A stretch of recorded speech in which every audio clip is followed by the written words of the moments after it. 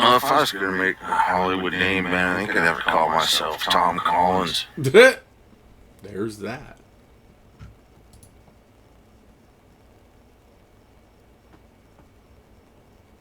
I thought that was his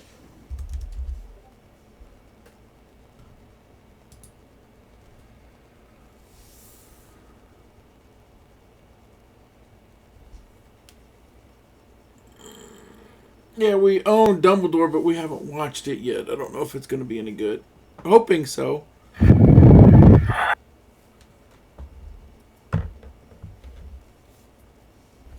and I rented that new Batman, but I haven't watched it yet either. It's one of those, oh, we'll get around to it when life and work kind of slow down a little. Hey, Brian, a lot of wind again. Yeah, it'll be off in a minute. Okay.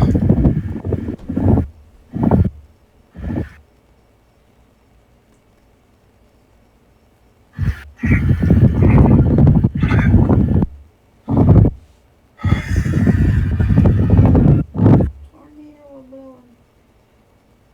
He's getting hit by a tornado. You bastard. Run for your lives. Tornadoes are coming. Ah.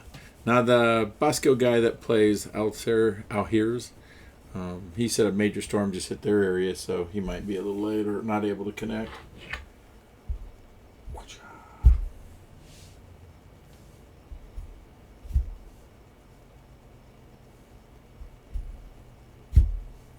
Tim's already logged in, but hasn't got into audio. He logged in a while ago to the game. Oh.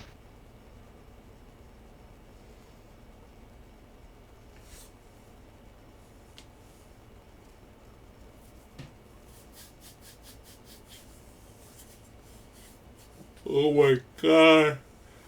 They put in 2 hotel ZDRLAs and exadated devices, and it's been a major fucking debacle. Because they chose to do it while we're upgrading like 45 10 gig FEC switches, routers. Mm-hmm.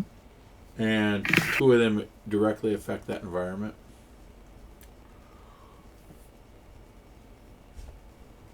Tons of non-fun. No. Your world finally calmed down? No. In fact, I had 3 groups email me last week and be like, hey, this Spyler's running really slow. One group, they were like, hey, we're in the Crick building, and we know we've had problems talking to Shoal before, but what's going on? We've given up on using our spreadsheet. We're back to pen and paper. Oh, shit. Wow. I was like, okay, I guess I'm not going to migrate any more files. Is it just choking the connection pipe between the 2 places? It's a whole combination. Apparently, so our system's sized for 3,000 users, but, copying files to it for ingest apparently must count as 1,000 users. Wow. Or 1,500 users or something. Right. So it's double the amount of users in a sense because it's doing all the copy activity as well. Yeah. And it's like, but what do you think users are doing? Right. Well, a lot of time they size these things for, people really only read a lot. They don't ingest a lot. They egress a lot. And that egression's easier to handle because it's a read activity versus a write. And write takes so much more system resources. So yeah, and when they do write, they save the file every few minutes or something. Right. Versus, hey, I'm streaming 1 million objects at you over the next 5 minutes. Exactly. So they had us upgrade the RAM in it to 256 gig. Huh?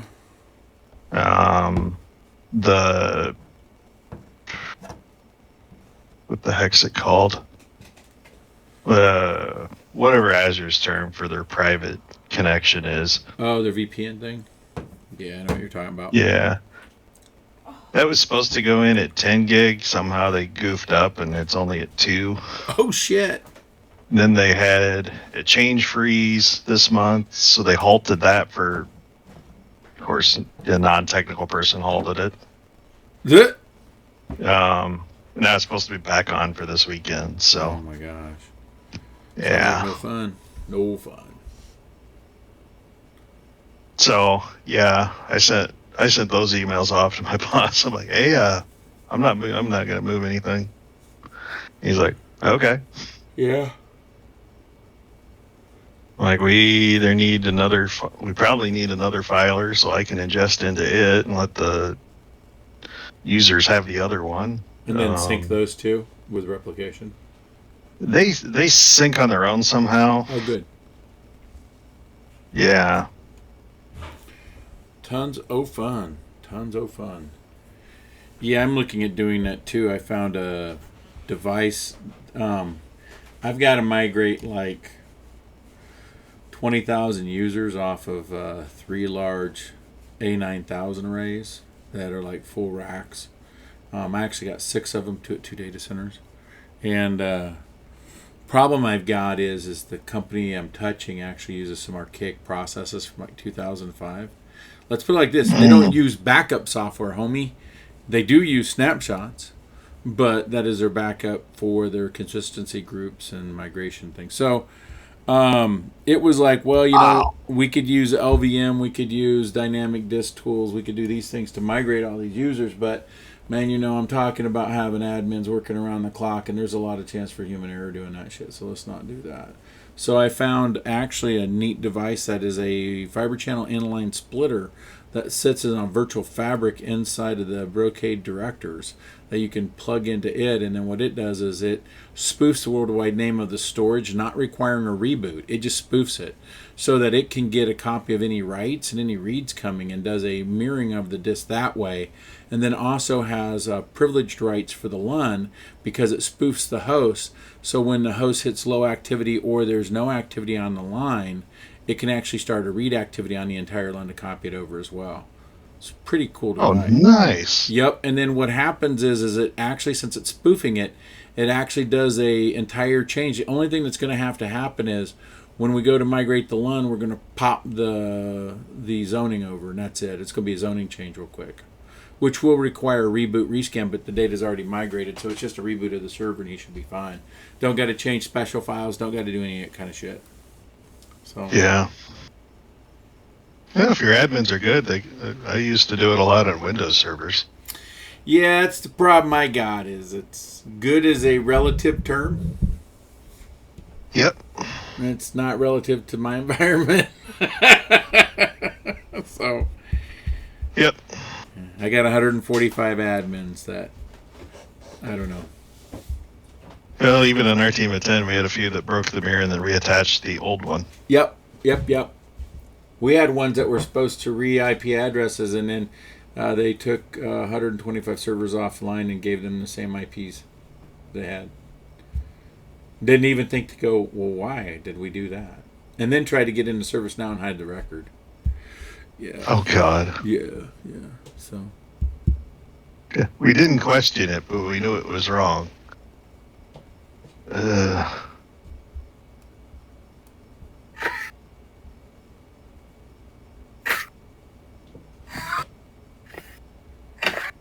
Interesting, we don't have any of the other extended players. I wonder if something happened. Didn't see anything in chat. Yeah. I don't know, maybe I pissed him off.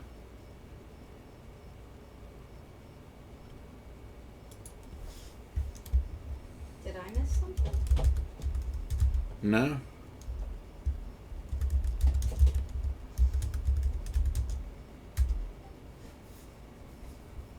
Damn kids. Yeah, I don't know.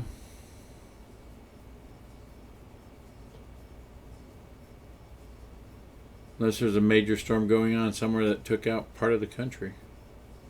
I didn't hear anything. Nobody gave me an email on it, so I'm going to say no.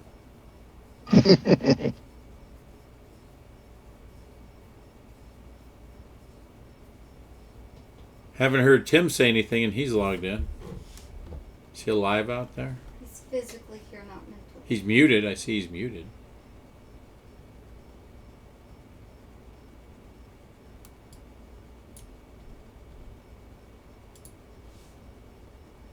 Maybe he's doing stealth. I don't know. I didn't get any personal messages from anybody.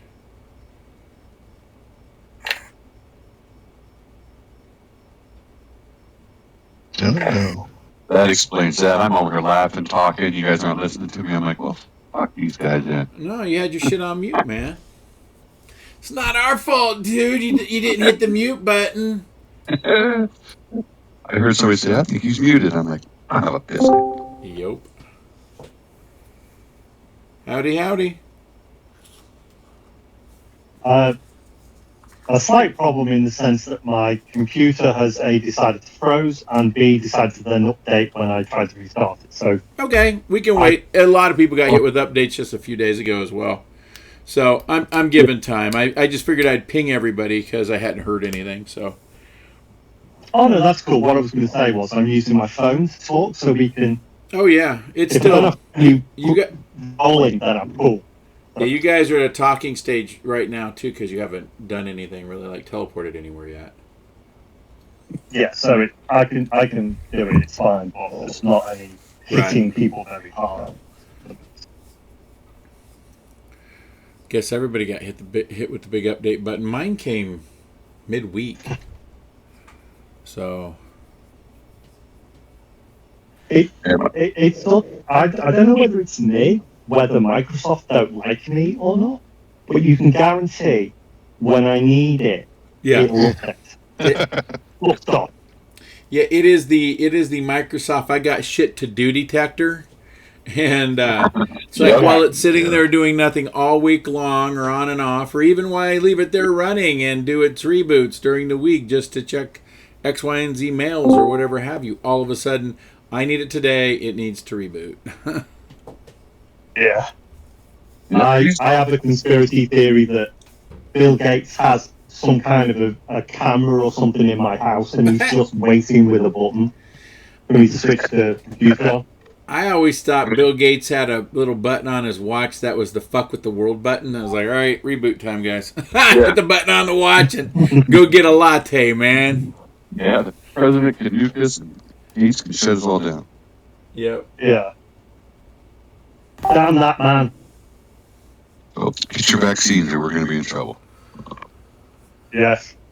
See, I thought it was I've had my vaccine, so according to all the conspiracy theorists, I've got a 3G. What's the name stuck in my veins now? From Bill Gates. So there we go. Update and restart, and by the time I get back, it's all good. Didn't that kill him, Pop? Isn't he a clone now? Probably. He's probably just undead. He's an alien.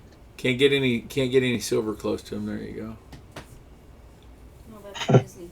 Oh hell yeah. Okay, we're gonna give the other guys a couple minutes, and I'm gonna make myself a glass of tea. I was gonna ask, were you able to get your spreadsheet adjusted for Lee, so that you got a buff that kind of represents your monstrous physique? I think I've done it. Okay, that's all that matters. If I hit any issues with it, I'll just whisper you and let you know. It's no big deal. Working with the buffs in the system is really freaking rough, so I totally get that. In fact, I was just trying to bring up some of my token packs that I bought, so I had some extra artwork, and I've just been watching the hourglass spin on this damn thing. So I did want to let you guys know I have completed Kitty, Darmus, parts of Sorrel, Gojin in the Foundry VTT for a test. I'm still going to have to push it out a couple weeks because my workload got really high. We ended up getting a couple of ZDR LOAs and a couple of Exadata devices, and all of a sudden there's a reason that we need to upgrade about 1,000 ports in the network, which is kind of crap. But it's been keeping me kind of focused on that. So the test is going to be pushed out probably into July. And then what I'll do is I'm going to send everybody a link in chat that says this is where you signed up. I use a hoster called The Forge. The Forge turns around and has you create like just a free user account. And then once you've got an account at The Forge, what it'll do is it'll give you a link directly to my game, because I'll be able to give you that to you. And then when you go to sign in, you'll see your login names Like right now, I have like Sorrel as a login name and Kitty Bang. Whatever your avatar name is in Roll20, I have exported into that game, and that avatar name is what you'll use for your login to get access to your characters. So, and then that way you guys can poke around. I use it every other weekend, opposite weekend of our game for 5e game that I run. But when I'm done with that, I'm going to turn it off so you guys can poke around. Probably kick that link out next weekend after my 5e game. And that way you guys can look around. You'll be stuck on two scenes. The scenes in there are kind of like maps that we have. It'll be one of the old fight scenes that some of the party's familiar with in the Forge. The other one will be a kind of around town scene. Feel free to play with the characters, try their abilities, see what they do. If you're unhappy with any of the effects that they kick off with any of their spell effects, just send me a note in Discord and I'll make adjustments, because I can change coloration, I can change imagery. So the difference with this system is when you go to cast spells like Monstrous Physique or enlarging yourself, I have the ability for it to automatically, when you cast a spell, make your token bigger. Now, I don't got to go in and do anything. So, and I'm all for hands-off automation. So, all right. Okay. I'll be back in a second. Tea time. Yeah, it is tea time. Not there. Not there. Not there. Oh, there we are. Shit.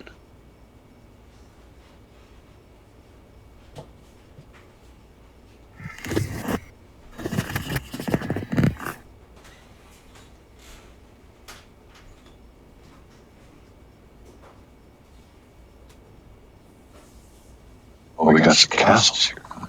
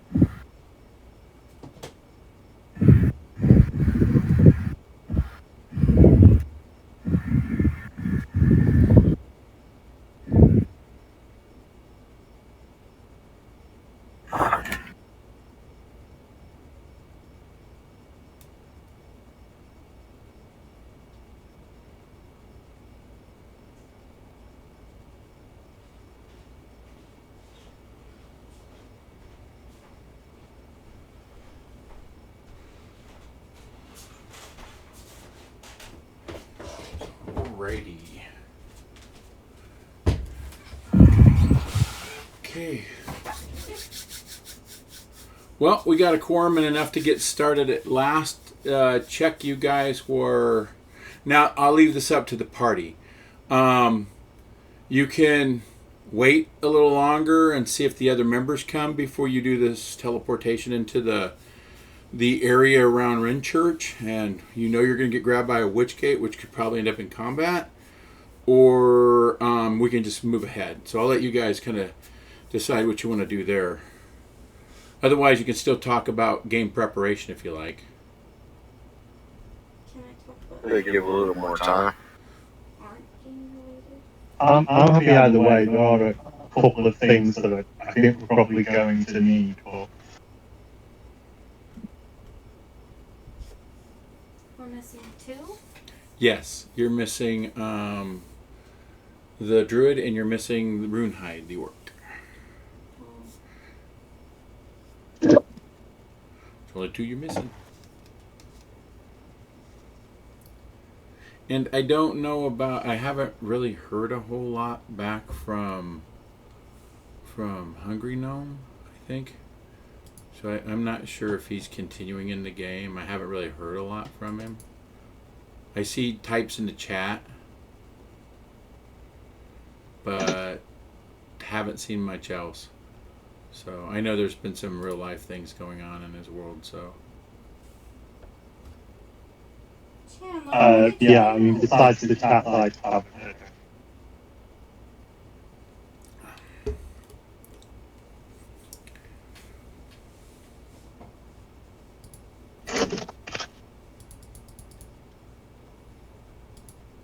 That's the orc clearing his nose. but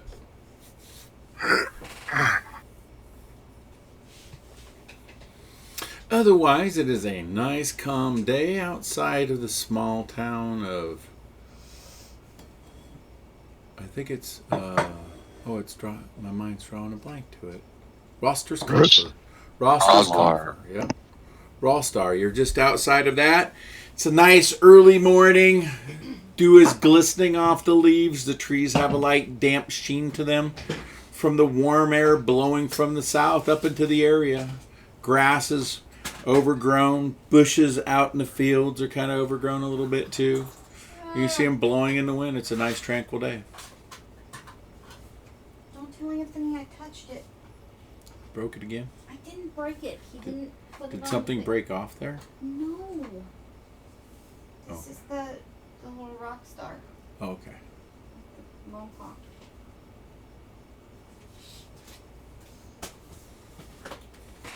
Don't tell him I touched it. I won't. I won't tell him.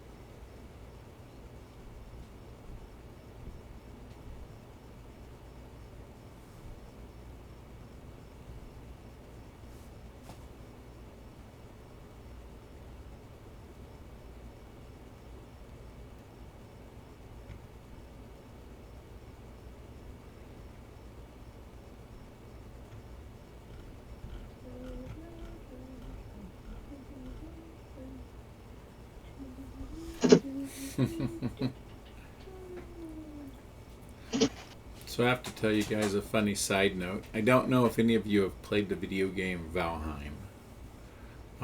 But in this game, long story short, you can cut down the trees for resources, things like that. It randomly generates a world with entire continents on it. The whole works like that. For some reason, our Kitty LeBang has decided to defoliate most of a forested continent and create an archive in a castle that literally, what has it got now? Maybe 300, 400 chests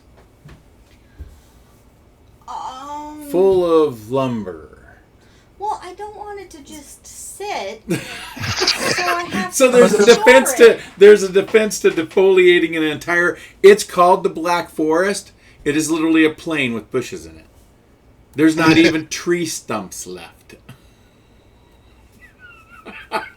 Well, okay. Nice. In my defense, there are these trolls that live in the Black Forest, and it's very hard to see them around all these trees. Even though they're 25 feet tall.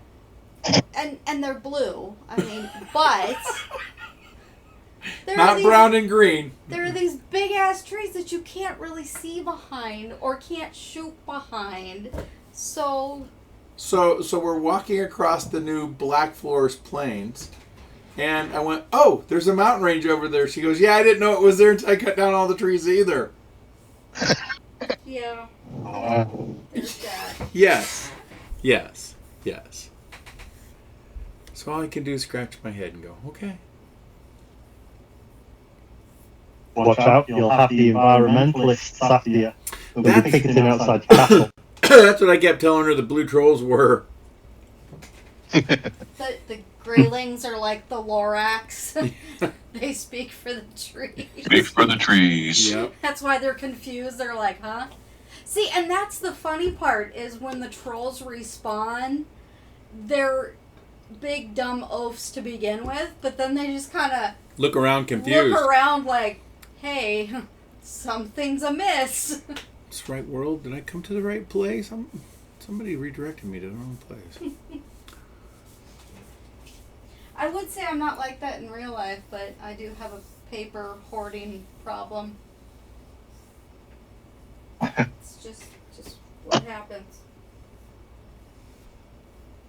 Solving the troll problem through habitat destruction. There you go.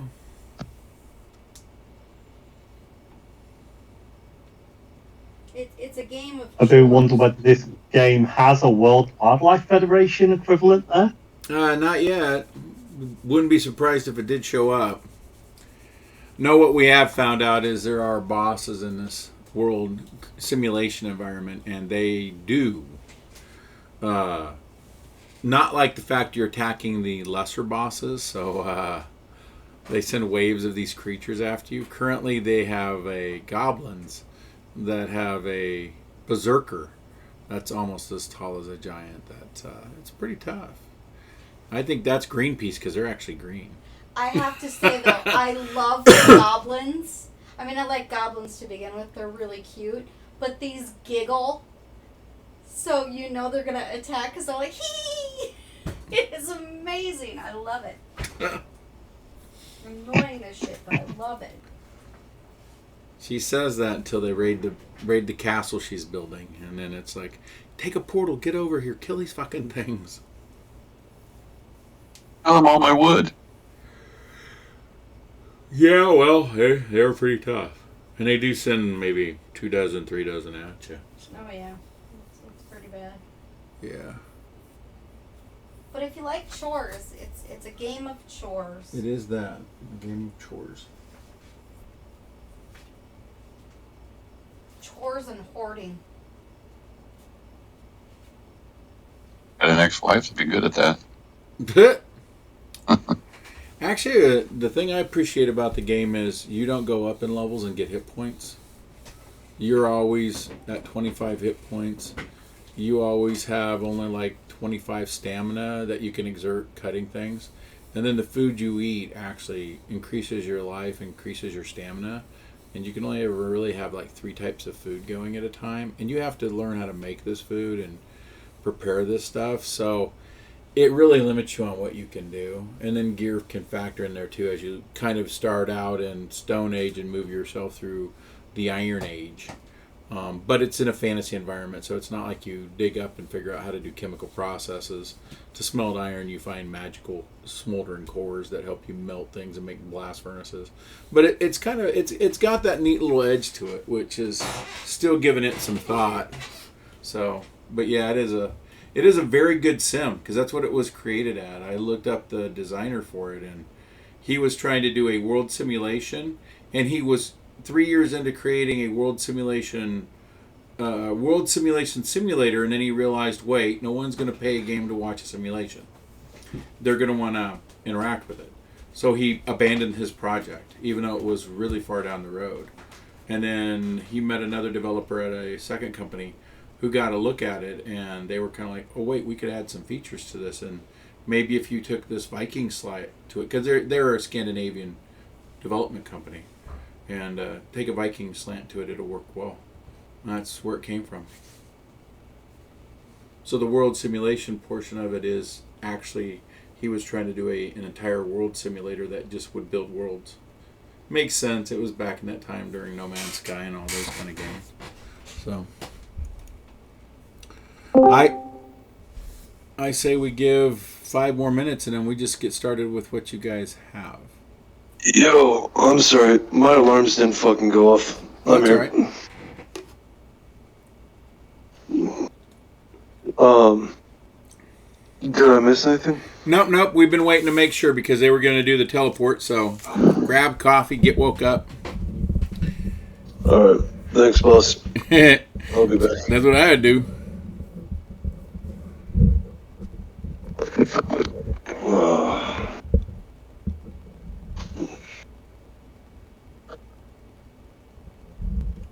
Okay, can anyone cast Death Ward? Because I think I'm going to need it.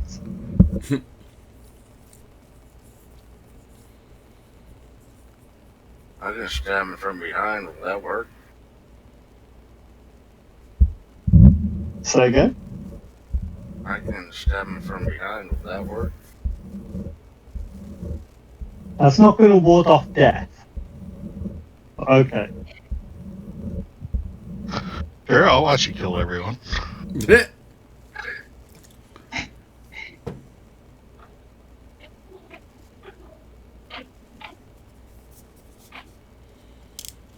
Doesn't sound like a caster in a group with it.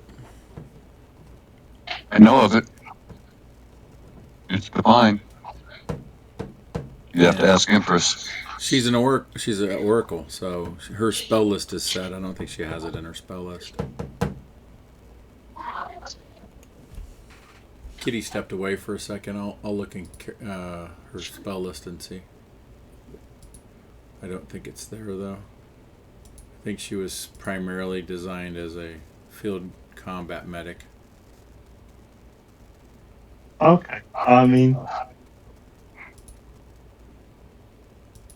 wow, check it out. This is crazy. I'm logging into a character in a game I'm already in, and it's asking me for my credentials. Gotta love it. Or not.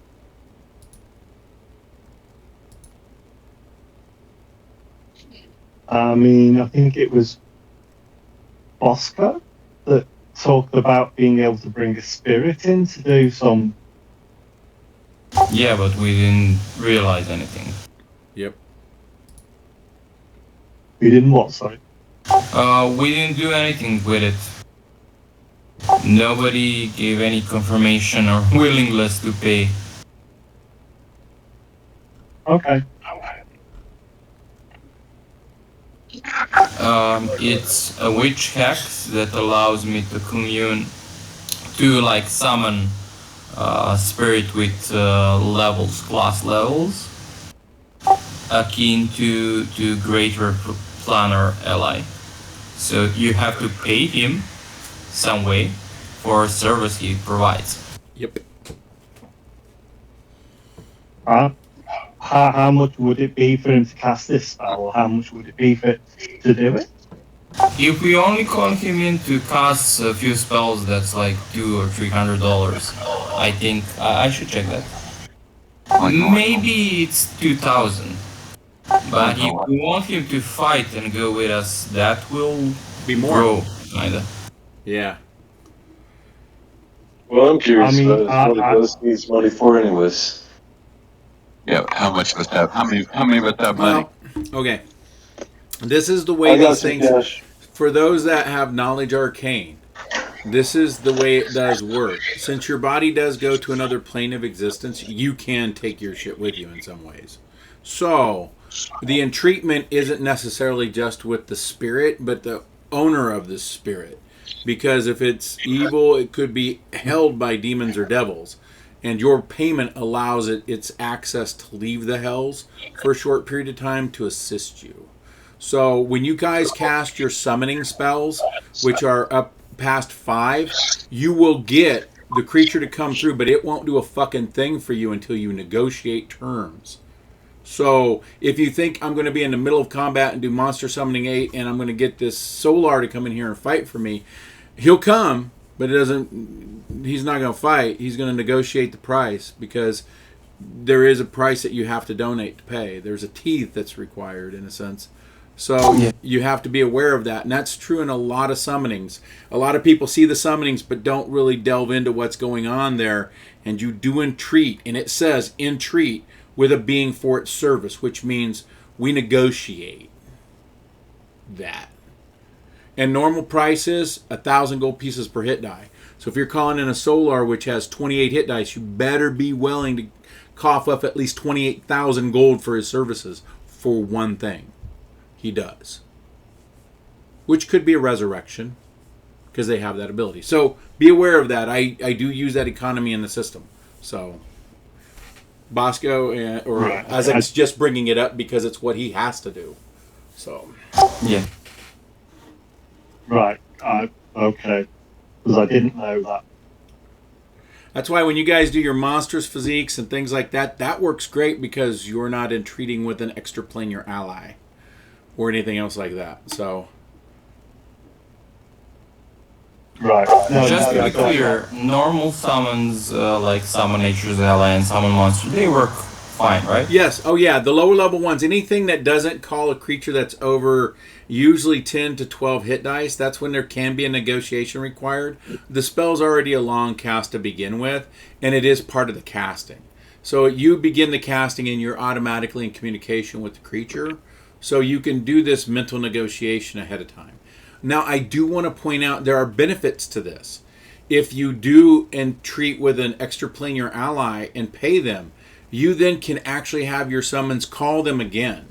If you do reward them more than they ask, they may do greater things. A great example is in one of my games, they used Monster Summoning 7 to actually entreat with a Solar who brought in his whole Planetar core that served him. They paid him over 150,000 gold pieces, and his team came in and helped defend a city that was trying to prevent a god from coming forward into this town. And it was birthing out Nacadamons left and right. So there was no way the party could be everywhere at once. They needed this entreatment. So there's an upside to it too. I don't just say, oh, it's going to cost 28,000. You get this guy. He does a wish for you. Poof, he's gone. You now made a contact, and your monster summoning, if you will want it to be, could say, summon Archangel Teriel. And you know that for 125,000, he'll also bring in 10 Planetars, 4 Devas, and 2 Astral Devas with him. So you even get more than the spell originally granted because you did this negotiation. Huh. Good to know. Does that mean that we could theoretically snipe the enemy team's talent, so to speak? Absolutely, if they're using summoned creatures, you bet your ass. That's the whole reason I did that. So if you do research and find out they're using summoned allies, they have names, you can do a summoning, your monster summoning 8, 9, whatever it might be, that can hit that level creature, and you can summon and barter with them too. And bet your ass a demon or devil will cut a deal if the price is right. There's no loyalty there. It's all about what's in it for me. Now, for some creatures, there's a payment that good characters would never give, you know? Whereas for some groups that are neutral, hey, yeah, I'll give you that Hamlet over there, you know? I'll do all the magical wards you need to grab it and summon it directly to hell and all the residents within it. Sure, no problem, you know? I'll go set that up for you, Dale. So you got to realize there are things that could be asked that aren't willing to be paid, right? Yeah, that's correct. That's correct. Okay, I didn't quite know this because I got for my body wrap a summon monster 8 skill ability spell, basically. Would it be okay if I change it? You can, or you can just do the monster summoning 8, and don't forget 8 allows you to do a lot of lesser things as well. So the benefit of the summon spells are if you're going for the really big creature, you can still summon it, and you can use the summoned creature to do that. And the summoned creature, now, I don't want to get these two things confused. I might have. Sometimes the contact other plane will allow you to do the monster summoning too. So in your monster summoning, you summon a creature by the book, what's in there, that will do whatever you need it to do for that period of time, and then it vanishes. That does not mean its whole power rapport is up to you, and it's a slave creature. Does that make sense? So in other words, let's say I do monster summoning 7 and I get a dragon, right? It doesn't mean I can say, dragon, take me to your horde and give me your horde. Does that make sense? Yeah. Okay, but I could turn around and say, attack those guys and eradicate them, and that monster summoning spell, whatever the material component, that's good enough to get this image of this dragon over here that will do that ability for me and do that. Now, if I needed more dragons, could I entreat with this dragon? Yes. Could I actually turn around and learn the name of a dragon and specifically summon with my monster summoning a specific known dragon? Yes. In those scenarios, you want to use the entreat with clause inside the spell so that maybe you can get other benefits or a working negotiation with them going for how you summon them and what they'll do for you. Does that make sense? Because, like, a good example is not all dragons have spellcasting ability. But you might come across a dragon that's actually a 12th level wizard. That's pretty damn handy to have.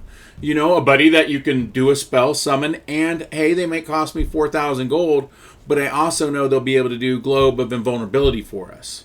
You know? And since they're doing a Globe of Invulnerability that covers them, they have such a large wingspan, it's basically a spell shield for us as we go into the encampment. See where I'm going? Okay.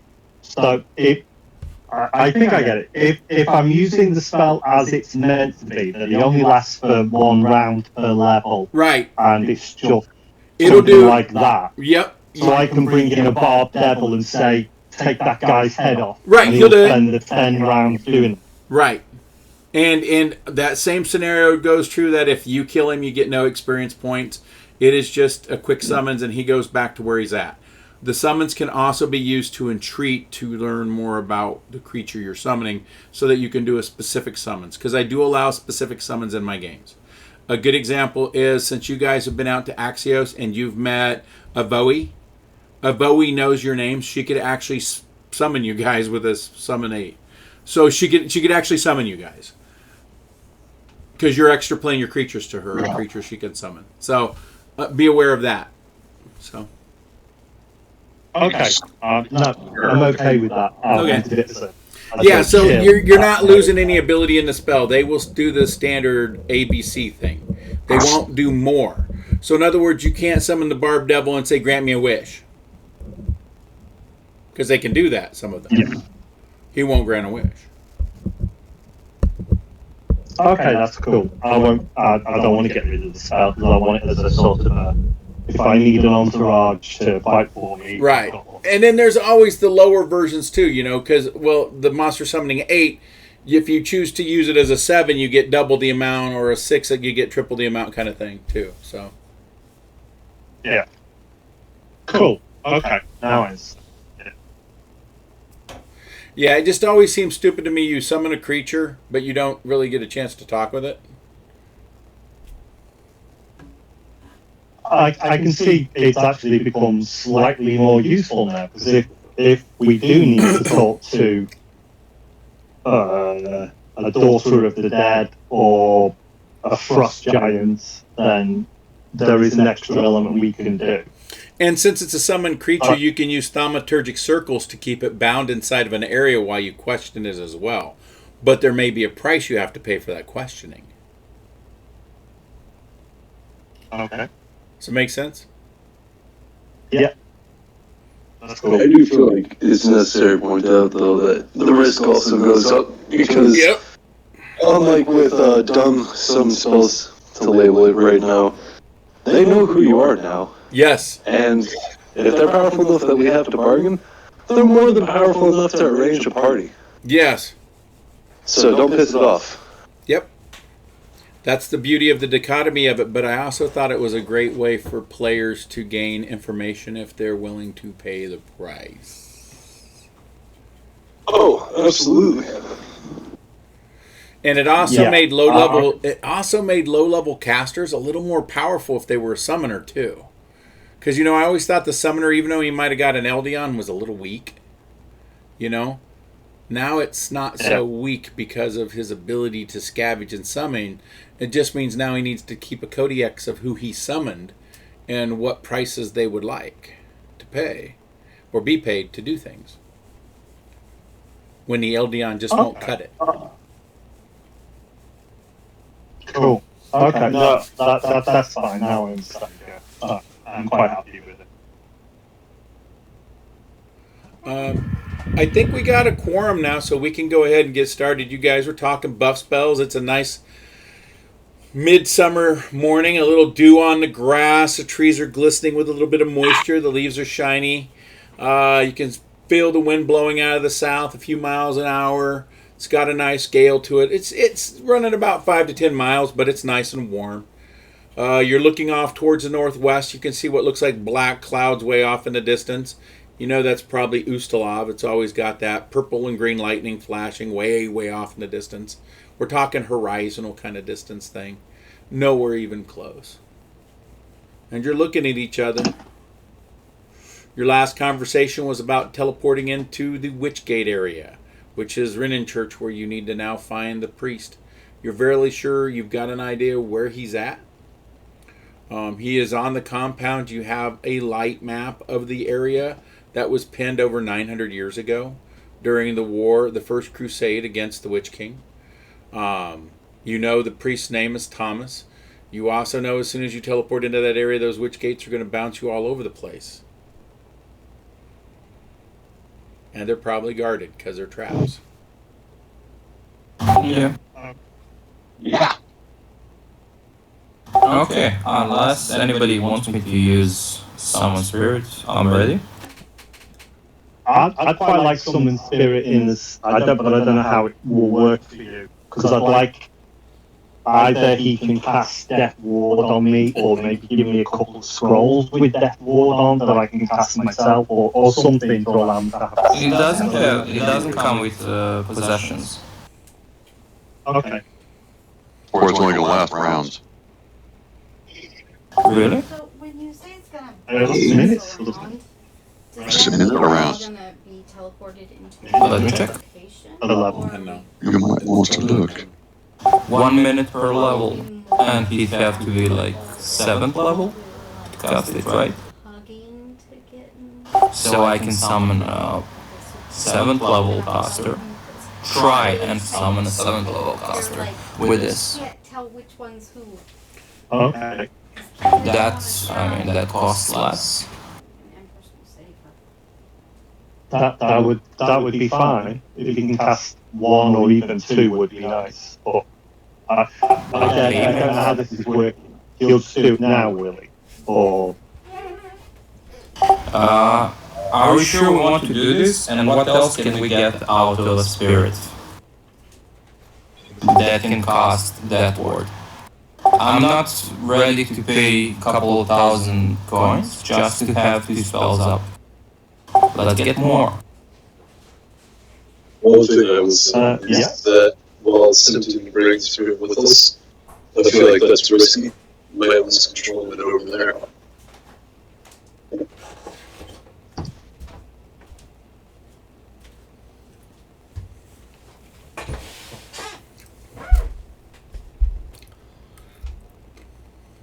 Our honor should be delivered today. Empress and Kitty are hugging each other.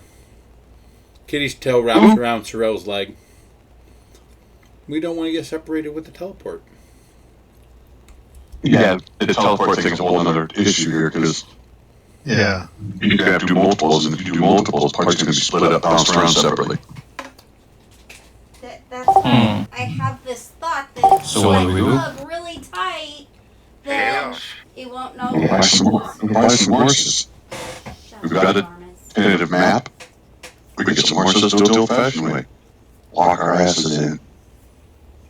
But then we would have to find the gates. We've got a map. We've got a tentative map to the place we need to go. Where the witch gate's at, we don't know. They're not on any maps. Nobody knows. But we got a map where we tentatively need to go, so we could find the location we need to go to. We might come across the witch gate on the way. But to bring him out, then we're going to need a witch gate. But if we can get to where we need to go, be where he's at, we could set up camps or whatever, and maybe even a couple spots that you can teleport to. So once we do get a witch gate down and we can teleport to the area, we can move back and forth freely. Go back to the spot, get the priest out, and get that out.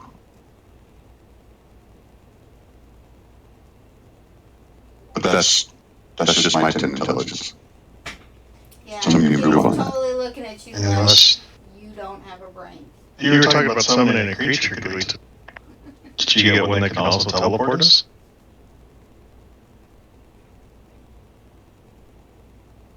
Or at least some of the group, and I'll take the other half. I didn't teleport. Yeah, you don't want to do 2 teleports. Yeah, we might end up separated. We could use something like a gate spell or a teleportation circle and tie each other up. Fuck. Words. Tie each person to each other. So that way we won't get separated. Okay. Sorry, common's not my first language. It's difficult to focus sometimes. Understandable. Okay, like, totally, I do not want to be tied to any of you. She's hugging Empress. Because Empress is a girl and she smells like flowers. Boys don't It smell would like be- flowers. Just It would be a length of rope around your waist, and then around the waist of a party member, so on and so forth. Same trick as going through a smoke-filled building. I clean myself a prestidigitation every day. I don't know what you're worried about. Oh, see, I just keep thinking of, whenever you hug a teenage boy, then you start smelling like teenage boy funk. So I can only imagine what a bunch of dirty guys smell like. See, that was mom logic thrown in there. Wow. Yeah? Did you put on underarm deodorant today, Defense? No hugs till you do. have to understand. I am short, so their armpits are like right next to my face. It is so gross. Okay, anyway, sorry. I need all the Asmirs in the party to actually roll a will saving throw. Is that Empress? Yes, Empress is an Asmir too. What am I doing? Rolling a wisdom. Roll. Will save. Yep, will save. What, you want a will save or a wisdom roll? Who should be casting these Asmers, right? Is that defense? Yeah. Will save. Okay. I think so. Yeah, Sorrel and Empress. Okay. Oh, and Lee Sin's also a Asmir too. Lee and Sorrel. You're the only ones that see this. Empress, you started to see it, but I'm going to describe what happens. You see halos. You see your halo come out bright, even if you don't have one.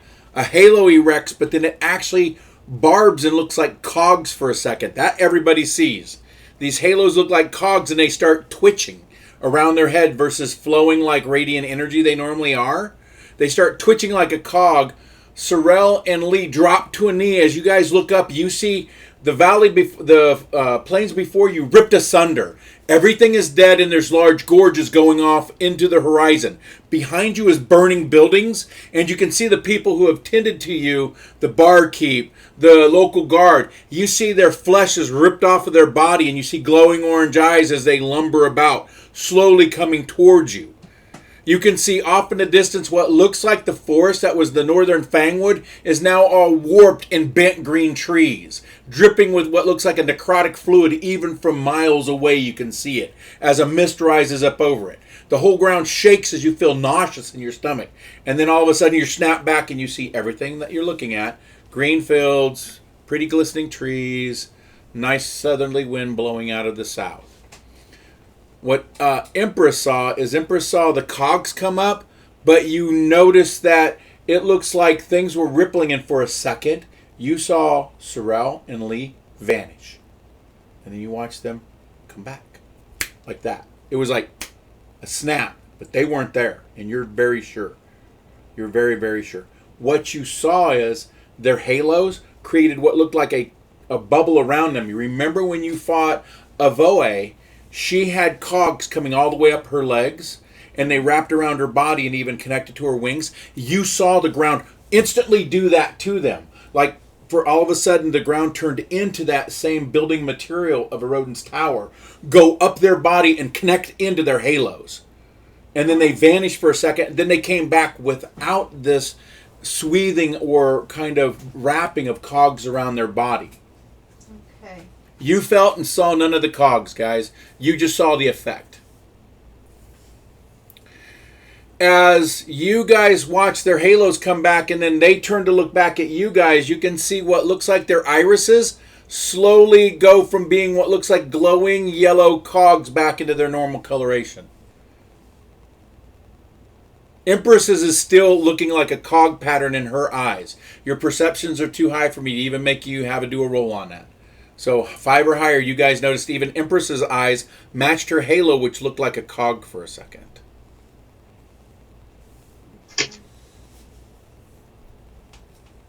Well, that's interesting. You guys did not see the cogs come over their body. You guys didn't see any of that. You didn't see anything. Their halos tweaked out for a second, and then all of a sudden they were dropping to a knee and then standing back up and looking around. So visibly to everybody else, nothing happened to them, but their halos looked like cogs for a second. What the hell just happened? And I look around at the others. Side effects of the time warp, I guess. Yeah, I don't know if I saw the future. You saw a crater where you were standing. And you had before, when you first landed, saw an explosion at this town. So this vision to your intelligent minds would reaffirm an explosion happens here. Because now you've seen it in 2 different visions from 2 different perspectives now. One was away from this town and now was standing in it, and it did look like it was ground zero for a major explosion. But whatever explosion hit it, destroyed part of the buildings, but reanimated everybody it killed. Damn. So it's the Death Knight. You can actually say no. It doesn't look like that to you. There was something else going on. This energy, the color pattern, it is not like the same things you see swathed in the Council Libertine member. It is a necrotic green, but it doesn't give you that feel. You're sure this is something else. This is something else to a point that you think it has something more to do with. Obviously, it has to do with something that went on in a rodent's tower. Okay.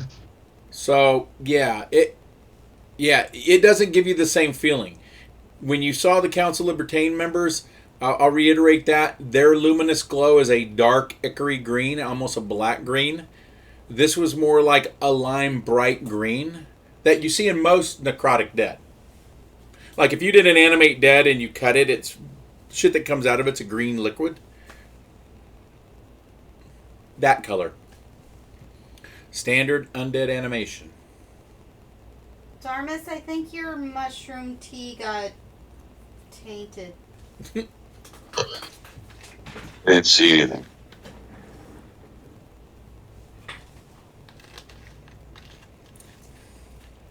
And I warned him, don't drink the tea. I'll explain to everyone else what we saw, basically. So anybody's got knowledge geography. Empress has, or Kitty has almost all knowledge. Yes. That is for sure. No. Geography. Oh, I'm pretty damn good at it. Let me get See here. And anybody that's got knowledge dungeoneering. Well, once well. Roll 20 starts responding again. Yeah, that's why I'm working on the other one, guys. Knowledge. Geography. Okay. I clicked it. Oh, fuck. Damn bang. Okay. You guys, Lee Sin and Sorog describe what they saw. Oh, report it to Microsoft. Just fucking close it. I would say, Azek, looking at this area, you realize that it's probably heavily fed by what would be considered an underground aquifer, a water or riverway. Especially by how green and Sorry, lush. Isaac, what? Yeah, an aquifer, an underground lake. You feel as though that's what would actually feed this area's plant life, probably where the wells are coming from, because it is so lush and green. You and Kitty both kind of chatting with each other by what they kind of pointed out. It sounds like the great fissures and gorge they saw opened up was something made the water explode in this area. So if there's a lake underground, which you believe there is by the telltale signs of the terrain, the geography of the land, it's good for wells. There's lots of wells here. That could be part of what caused the damage they saw. The necrotic energy, though, that doesn't make any sense. That's kind of like somebody figured out how to do like a raised dead fireball thing, you know? But you're sure by what they described, the damage would be anywhere there's water would cause that problem. Now, that coincides with any knowledge religion checks. If anybody's got higher than 15 ranks in knowledge religion, they don't even have to make a roll. Water is a major source for stopping a good majority of undead. They can't cross water, including vampires. In fact, vampires take damage if they're in water at times. One of my ideas for the city that's about to get attacked by undead was wholly endless water cannons. So that would make a certain amount of sense for me. Because you can get decanters of endless water if you kept pumping out holy water or just water. Been used in a few of my games. Holy water. Yep, it's been used a few of my games. It was a necessity for a couple campaigns. Holy water cannons. Yeah. Okay. You guys are still looking at each other, so teleporting. Yeah, Large how group. the spirit works. So.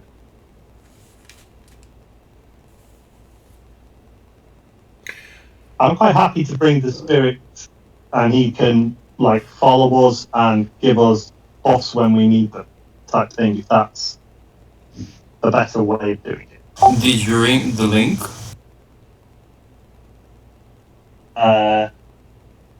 No. Is that on Discord? Is it? Yeah. And yeah, I can do teleportation circle, so I guess that would work. Well, I'm fine using a spirit to pre-buff. I'm not entirely convinced bringing something dead into those lands is a good, safe plan. We've got Anywhere 8 else? hours. We got 8 hours before we're going anywhere. Why? The incense. I have to ask a question. Who is holding on to the tablet / scroll? That's a good question. I thought they Ravel. I don't know. No, I thought Empress had it. Okay. Last. Where do you have it at? I told you it was in my bag. Okay. And it's a normal bag. Okay. It is in a normal bag. Tim, religion.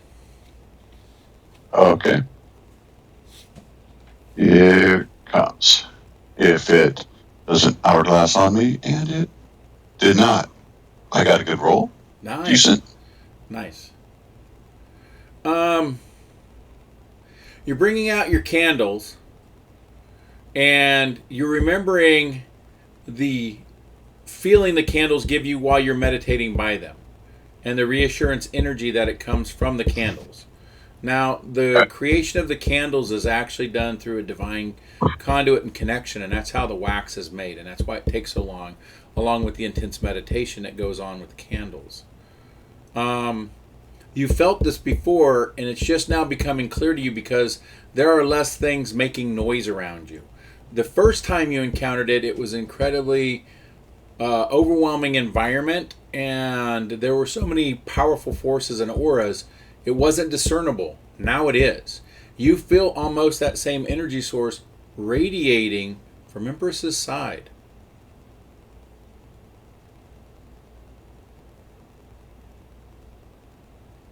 And it's dawning on you, with everything that's happened, you guys have not looked at what was forged. You've looked at it. You went, hey, look, cool. It's a piece of paper, rolled it up, and put it in a bag. Yep. We got what we needed, and we were dismissed. Yeah. Of the tower. Yeah. So. Yeah. So that somebody could do its dirty deeds. Done dirt cheap. I guess let's look at Empress and see. Empress, you might want to pull that roll out. Don't touch me, Darmus. I can feel the power of it from here, matching that of the candles. And they're not even lit. We may want to pull it out. Look at it, see what it is before we go try and teleport around with it. Okay, as you pull it out, you can see the radiant golden energy flowing off of it in like little squeeze and waves that flow around it. Okay. You can feel it invigorating you, and so can Darmus. In fact, it emanates a light in about a 10-foot radius around itself, just glowing. So it has its own luminous aura. Okay, I'm still going to hand it to Sorrel. Okay. As soon as you hand it to Sorrel, it goes dark. Hey, that's kind of fancy. It's meant for divine. Mm-hmm. Okay. So I'll stretch my hand out. I'll hand it back. I'll open it. Remember I said it swathed in what looks like angelic sigils, but not forming really any words. Yeah. Now that it's held out, there's not the lighting in the room because remember it was rotating its lighting. You guys are able to actually examine it. Both you and Darmus, seeing the scroll, can actually now do a knowledge religion on it. Because it is rippling by some fairly standard celestial sigils that are common in most prayer books. Especially those that are for good. Yeah, what better than last time? Kitty still hugging, so She gonna look too. she's gonna look too. Okay, she got a little better. Yeah, you're seeing that. It's actually written in such a way. The words that pop up are of community and service. These kind of fall into the domains that Arodin used to cover. He covered civilization. He covered law. That would be expected since this was something that was forged by him, that you would see these rippling energies here. What you're seeing, though, is you're seeing the way that it's emanating this. It's actually generating its own aura, its own divine aura. While this divine aura is out, this scroll is acting like a candle of evocation. An invocation. Oh, nice. It is also, now that you're exposing yourself to it religiously, it's providing the law domain while you're holding on to it as well. So if you don't have the domain of law, while it's in your presence, you can invoke the spells from the domain of law freely. At the level of priest you are. That's fancy. A priest. That only affects the priestess side, or is it? No, anybody who can touch domains and gain abilities from them, even an inquisitor could do that, or a war priest. If you can access a domain, it gives access to an extra domain while it's in your presence. Known as paladin.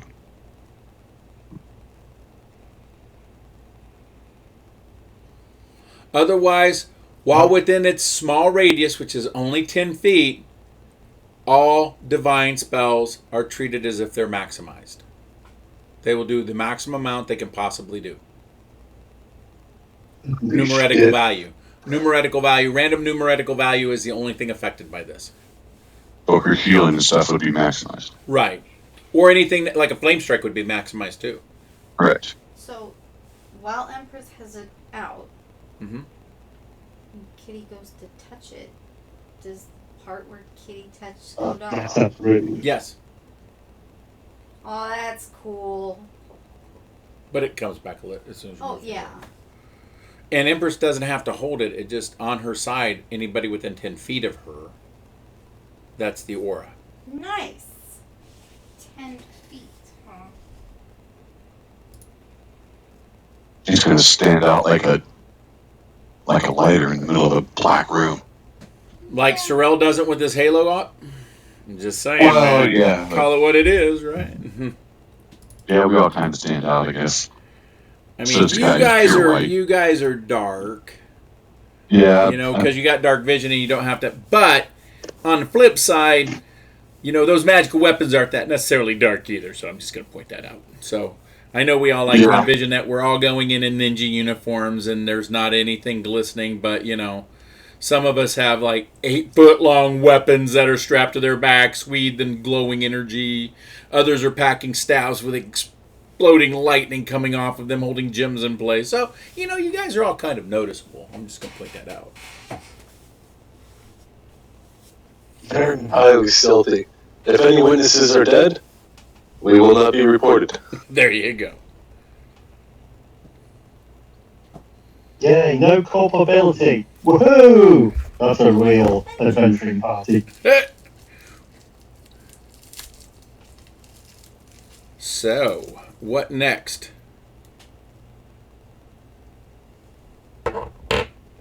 If no one else wants anything, I'd like to go back and buy a couple of scrolls. So if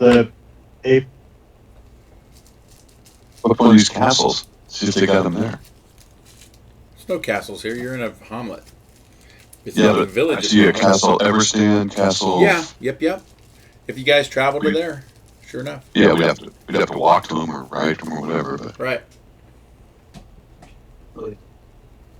Sorrel, or anybody in the party, do you have the ability to teleport an object to a specific person? Not sure. I mean, I have Wild Arcana, so if there's a spell, I Can guess. we roll Knowledge Arcane to check if there's a spell? Even one we don't know. In the world, I mean. Yes, I you mean- can. I can also roll arcane on that. I was just hoping that somebody had one. It's not a big enough deal to go out and buy a spell for it, but if it does exist in the party already, it would be nice. This is kind of where it's at. which spell are we talking about? Sorry. Therefore, is this up? So who wanted to knowledge arcane on a spell that or thing that could teleport other things to you? I just wanted to check if we don't have it, like, Oh, go ahead and do you roll. know Yeah, roll. one? No, roll, I'll tell you. Is it okay if I also roll? Yeah, anybody with knowledge arcane. I will give them the ability to know because it is something that does exist in my world. So I'm going to roll unboosted. okay.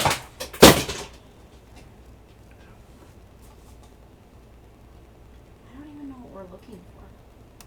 So how can she roll a roll if she doesn't know what she's rolling? I also have Wild Arcana I could.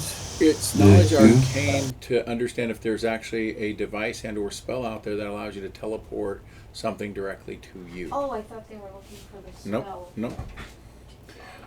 Anybody that gets higher than a 40, yes, there is only one device in my world that allows you to teleport something unwillingly to yourself, and it requires two things to actually make it function.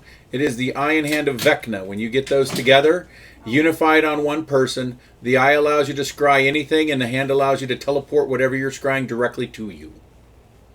That is the only way in my game. Yeah. They are 2 old artifacts of a dead lizard or wizard lich. Don't we have that? No, you guys don't have the Iron Hand of Vecna. Well, I totally. Well, I'm not trying to. Oh, sorry, Spotify went off. I'm not trying to actually teleport something unwillingly to us. I'm trying to get something out of my possession into a more fortified position, just in case I die. As long as you know the location, you could cast teleport on something, yes. Okay. If you guys don't mind, I'd like to teleport the scroll that we got from the tower into Belgzad, specifically the capital city, just because I feel like it would be really bad if the Whispering Tyrant got those runes. No, we need. Yeah. I don't think you're going to teleport that thing for one, but we need to scroll for when we get to priest. No, my scroll. Different scroll. His scroll of his knowledge that he's been copying. I don't want them to get my research notes.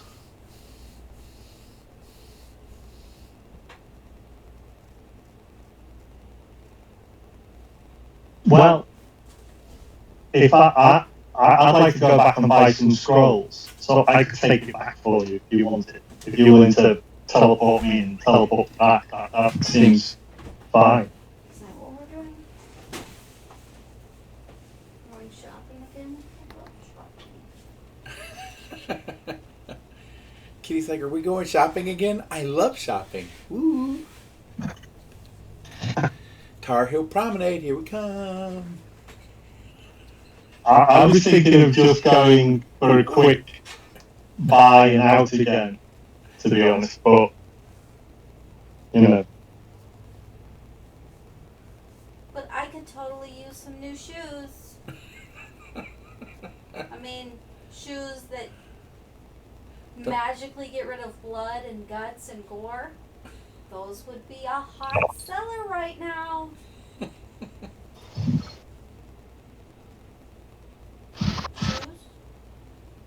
Okay. What? The option is there. I would like to get these, so we could go for a bit of a look around and see what else is. But I really want these scrolls with the Death Ward on because I think they're going to be a way to cast it because I think they're going to be really useful against this guy.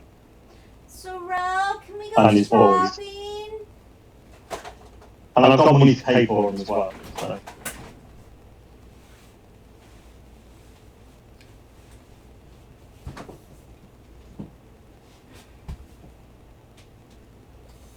I broke it. It's gone. Everything's gonna be so mad at me. I've got 5,000 gold pieces worth of diamond dust. So I think I can, sell that a bit of that off and buy a couple of scrolls I want.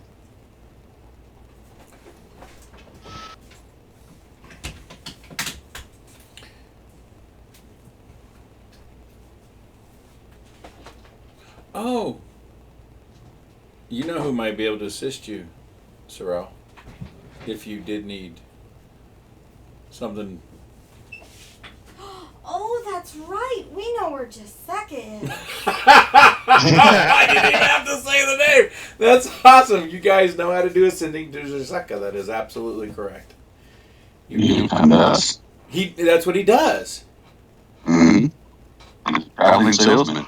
Yes, he is. Yeah. He has, Door-to-door salesman. he has his extra dimensional Okay. lair that he keeps all of his magical wares in that he sells. Absolutely. I'm liking this guy already. He was actually a player in our group that was a vigilante that had an extra dimensional lair, but instead of actually being a vigilante, he was actually a salesman.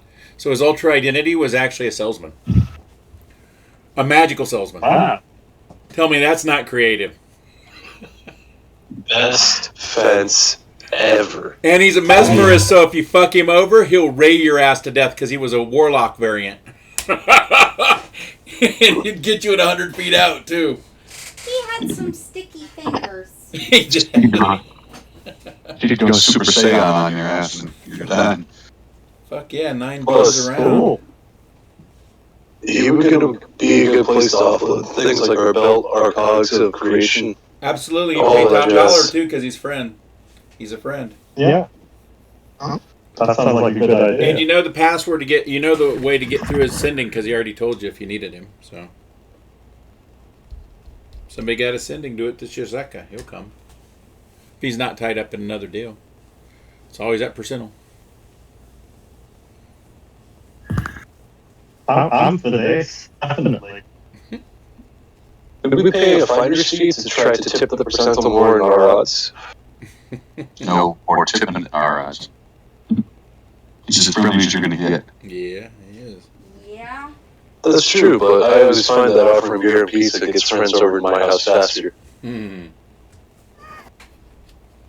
Yeah, not Jessica. He's No.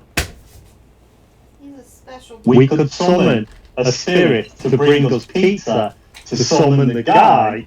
Oh no, this is getting too confusing. Yeah.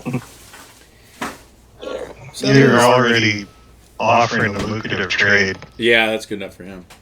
Somebody doing a summoning to him then? Yeah, I'll do a sending. Okay. How do you word it? $, cha-ching. He's there.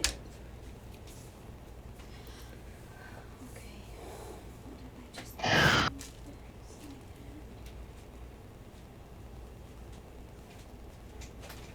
Let's see, we're just east of Rothwater. Bet you've never seen one of We're them open to before. trade. Okay, you get done with the sending. Literally less than 6 seconds goes by, and there is a flash of light. What you guys see is a small halfling. He's small for even halfling size. He has rainbow-colored clothing on. He wears a blue cloak, red sweater. That underneath that is a green shirt. Goes down to green leather pants that go to purple curl bell-toed shoes. They actually do a double spiral. He wears a hat. It's kind of cricked to the side. It's a stovepipe hat, but it's bent in the middle. Otherwise, besides that, he wears a pair of what's obviously very intricate dragon leather gauntlets. They seem to crackle with a little bit of flame that ripples over their surfaces. Otherwise, he's wearing spectacles. And then on the stovetop hat, turned to the side, is what looks like a tiki mask. Good afternoon. Well, it's not afternoon here. Yes, how can I help you, Sarel? You said there was some trade for us to do? Yeah? Yes. It's been a long time no see. I heard you at the Tar Heel Promenade. Promenade said that you were there doing some business and you guys didn't come upstairs and say hi. What is it you don't come say hi to Jessica? I'm serious now. This is bullshit. We went through a blighted forest and you don't come by and say hi. You're busy. Kitty! I heard you did a performance and I had just got done leaving Kuramaga. That is total bullshit. What's bullshit is you didn't come. Yeah, I didn't know. You didn't tell me. You guys were in town. You didn't swing by. I see how it is. You are hurting Zuseka's feelings. You're my Zuseka has great feelings in it. It hurts right here on the inside when you guys don't say hi. You know? We could have had a beer, some hugs. You know? But hey, either way, I know you called me for business. You got Orc with you and another angel. That's kind of cool. And what the fuck? Okay. And some other dude back there in a hat. Cool hat, dude. I dig it. It's really rocking the form there, man. So we need to do some trade. Yeah. You guys see him reach into a bag on his side and he pulls out what looks like a door. He puts the door squarely on the ground. He goes, this is just so you guys can see it. He knocks on it a couple of times and opens it to a green field with a heel on it that has a bunch of kind of like snake oil salesman carts or Vishani carts if you're familiar with Ravenloft. These kind of really covered wagons circling the top of it with a fire going on it and a whole bunch of beasts around it as well. He goes, come on into my shop. Shut the door behind you, please. Everybody go in? Okay. Yeah, I'll go in. Yeah, I'm going. Oh, yeah. Absolutely. As he goes, I blame you for that, Sorrel. He points over at the side, you see a little tree? It's kind of bent. He goes, since we were in that blighted fucking forest, that tree just won't straighten up. I think it had something to do with the blight, but it's not blighted, I checked. Well, I'm glad it's not blighted. Okay, you guys get up to the top of the hill where there's these 5 wagons, all done in a circle, around a large bonfire, bunch of very nice chairs sitting around the fire. All of them seem opened up. You see swords and armor and weapons and scroll tubes and potion bottles dangling from the sides of all of these carts. He goes, what is it that you need today? First, what is it you want sold to me? I like that first. What new things did you find? I heard in the Tar Heel that, and I had to grease some heavy palms from this.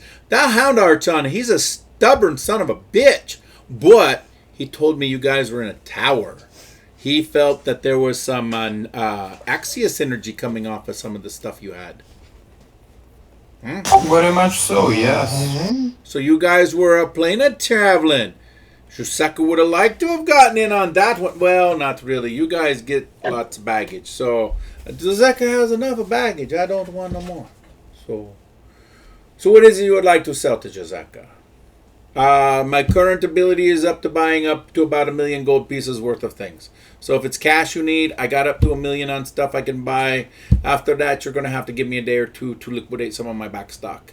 But only a day or two to get another 1 million or more. Well, I got something interesting, but not that costly. Okay. I pull out those cogs. Oh, you see him drop down some glasses. And he's looking over them as you see rainbow patterns flicker over the glasses. Anybody that's got a knowledge arcane over 15 knows that his glasses have arcane sight on it. You got to give me a moment on this. You guys see him grab the top of his stovepipe hat and pull down as the tiki mask whisks around. You watch the tiki mask form to his face as it makes his whole head look like it's a tiki head. As he's actually looking at the cog itself, and you watch rippled patterns of energy go all over his face and around as you hear him go, what else can I use these for?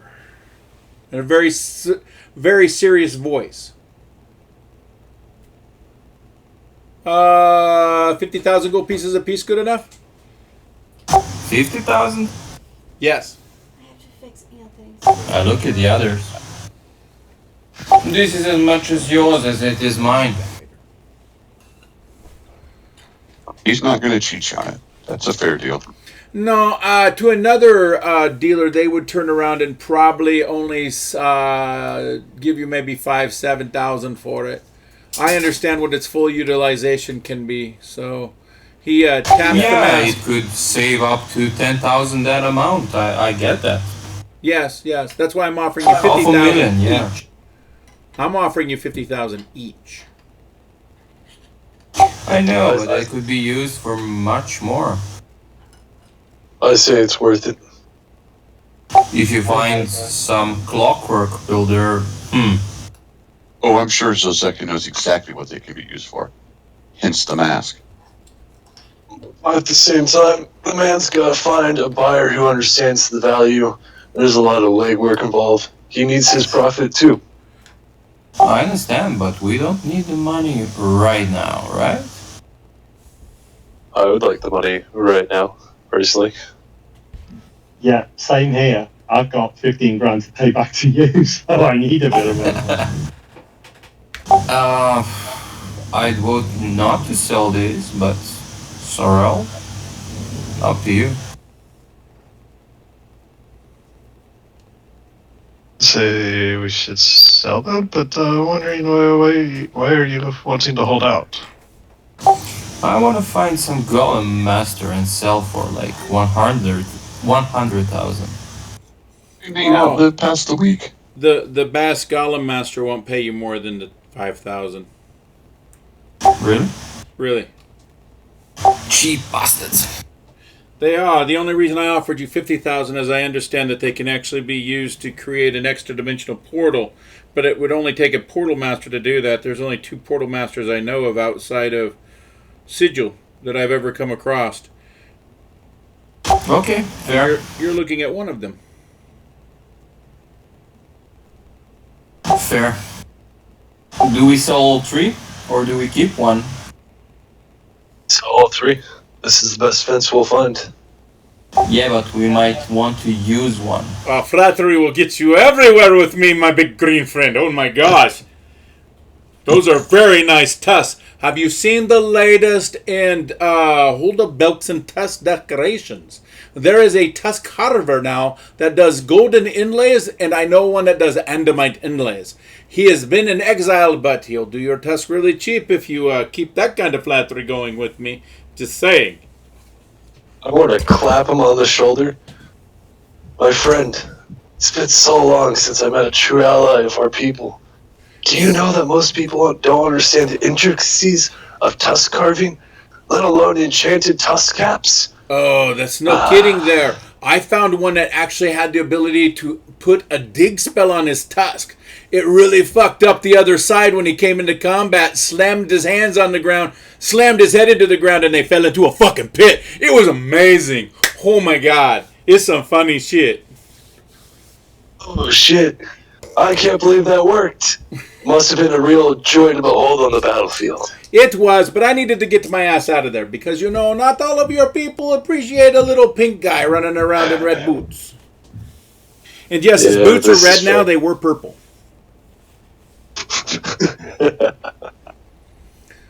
Actually, do you happen to have any tusk caps for sale right now? Oh, are you looking for ones that do specific powers or just enchantment ones that help you hit with them?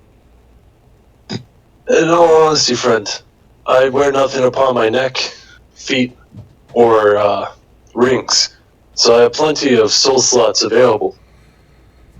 I'm interested in what you have to offer, because you have such fine taste. Right now, what I've got available is only second circle tusk caps. They don't do anything special. You know there's things going on right now, so all of my good backstock was bought up with the impending war going. So, because Bolkson knows what's going on in Vigil, and they're afraid those undead are going to be rolling their way sometime soon. You know how that goes. Absolutely. All the warband leaders have got that. All my drums are gone too. I had a backstock of drums for a little while, but those are all gone too. War drums and fear drums, man. So good to know that we're gearing up for such a major party, though. So, is there something else you needed specifically from me, Zarel? Did you just need the cash because you needed to sell the Coggy things, or is there something more? Why is Osaka out here back in the northern Fangwood? It is not a nice place. We need death wards. The scroll? Scrolls, items that grant the ability. Just scrolls. It's not really a really predominant thing in items. I mean, you can get like the scarabs, but those are really hard to find so close to Vigil and with the shit that's been going on. You know, right now, this Libertinian Council moving across the land is really backstock. Any of the negative energy protection stuff, that stuff flew off the shelves like crazy. It was mad. I do have some Death Ward scrolls, though. They were pinned by a 10th level caster. I've got like 3 of those if you want. Would that help? Yes. Yes. Yeah, that's fine. Yeah. Cool. He goes, gets the 3 scrolls. He gives them to you, Sorrel, for old time's sake, buddy. If you're needing Death Ward scrolls, you're probably going into the Badlands, and that's really dangerous right now. There's been some stirring. My contacts have said there's been some movement. He said, with the door shut, we're safe in here. Had a rider reported to one of my contacts that had recently gone to Ustalov. He had passed through a forested area, and he found that there was the white horse. The emaciated white horse was out there. He stayed far away from it because he knew the markings on the side of it, the diabolic things that were written on its flesh. He understood who it was. I don't. Pestilence was in the forest. Oh, fuck. So, things are moving. Yeah. Not that they don't move when you guys are around. You know, sometimes I wondered if you guys were the center of the vortex, you know. The rest of it kind of swirls around you and gets sucked into you. That's why I left. you know. But is there more? I'm trying to tell people the world revolves around That's me, very but visual. nobody listens. Well, I know the world revolves around you, Kitty. Saying. Do you need any other items? We've got a belt, haven't we? If no one wants it, we can try and sell that. Well, you know where we're going. You got any thoughts?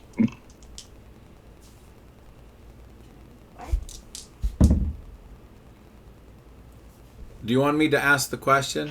You guys, I'll do it for the week, you know. Is that what you want to know? What's the most dangerous thing besides obviously who's up there that you're going to encounter by these ward gates? Yeah. Last time you asked the question, we had to leave quickly. Would you mind if we do that at the end of the business deal? Sure. No, it wasn't him that we asked the question to. Nope. That was too I remember our friend meditated. Yeah, but and the shit popped off. This is not same. Yeah. This is Siseka.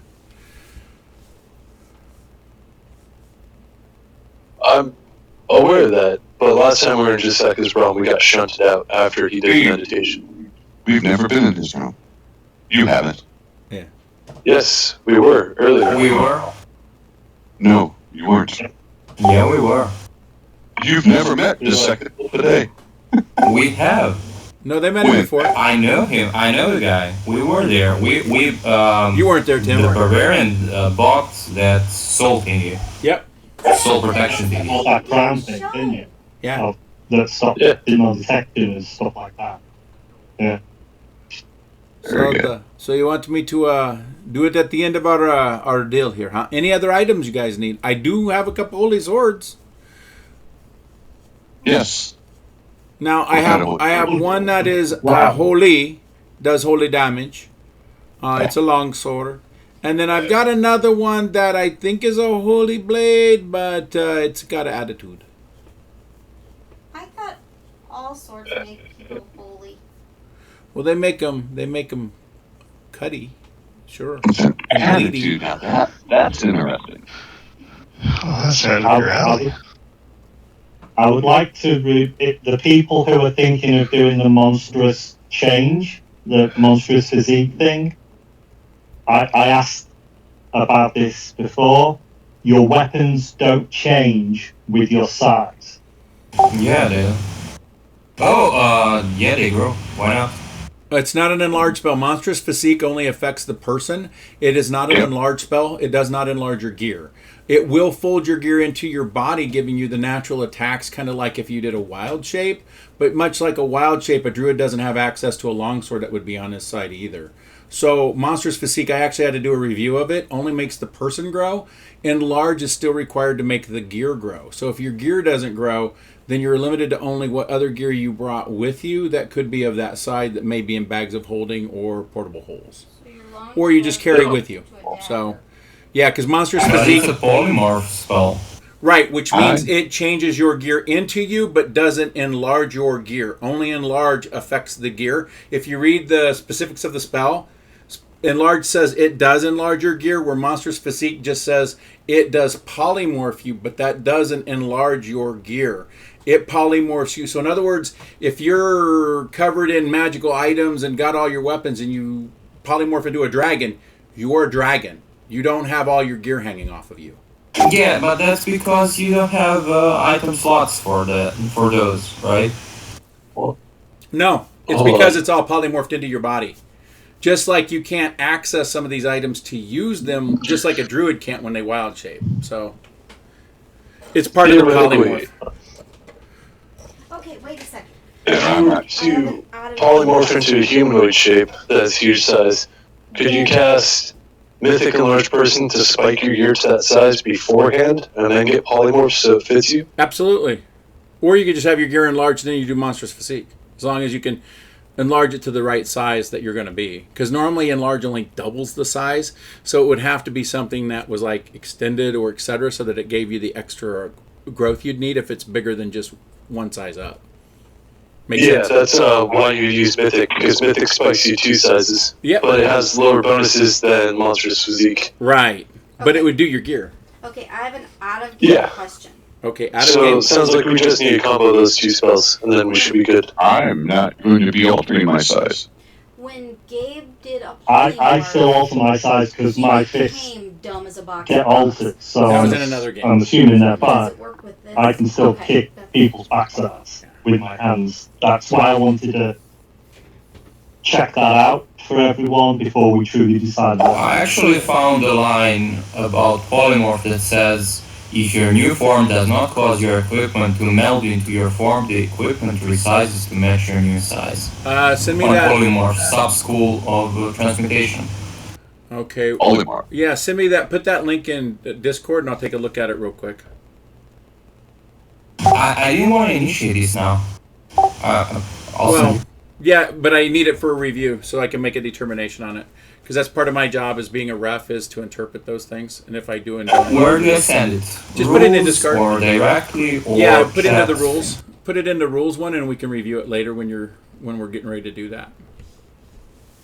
Normally, what so you guys know, is if we get into a rule snafu, I'll usually give it a 5-minute review. We'll make a decision, and then we throw it into the rules forum where we can chat about it. Because some of the rules have gaps to them, and if they do, we have to determine if we're going to allow it to affect the game globally. Because just because you can do it doesn't mean I won't use it for the monsters. So if you want me to do a monster's physique on top of a Tarrasque that happens to be wielding, a town-sized Vorpal sword, we can see what that looks like. It could happen. So the thing is if you want to, though, polymorph that creature over there that's attacking you with a Vorpal sword into a frog, does that mean his Vorpal sword drops on the ground? If I polymorph you into a bunny, can I just run up and grab all your stuff and run away? So think about that too. So there's reasons some people want the polymorph to take all their stuff. There's other reasons why you don't want it to. So, but cool. Cool. Yep, like I said, I know 6 versions of these spells, so it's easy to get confused, and I will review.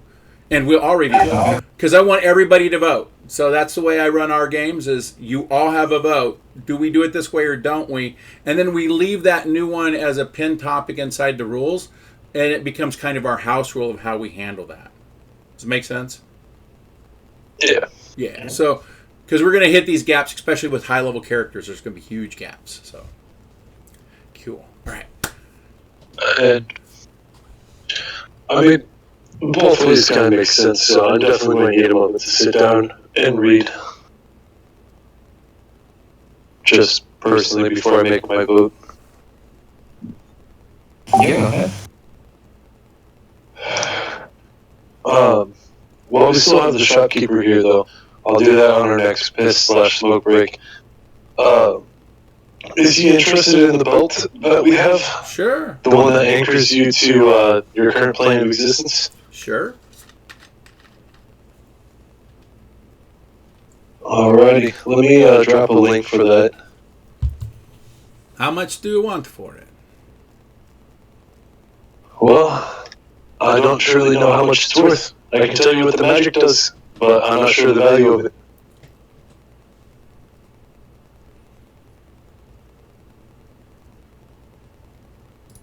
I know it should be pretty pricey, especially since workmanship like this hasn't been seen in quite some time. Firewood. I will give you 100,000 gold for it. Does this sound fair to the party? Come again, sorry. 100,000 gold. For what? No. Or the belt? Oh, selling. Yeah. By the way, how many party members do we have? 9 or 10? Jesus, 10. With Empress and Yep. NPCs? Mm-hmm. So 10? Right? We got 10 party members. It makes dividing loot easier. Yep. 7. We got like 7. Yeah. Are we all happy with the 100,000? Because I'm quite happy with that 100,000, which means we would have 250,000 altogether, which is then going to be divided by how many people. We got 8. We got 8 party members. This And Yeah, the price for the belt I think is fine. yeah,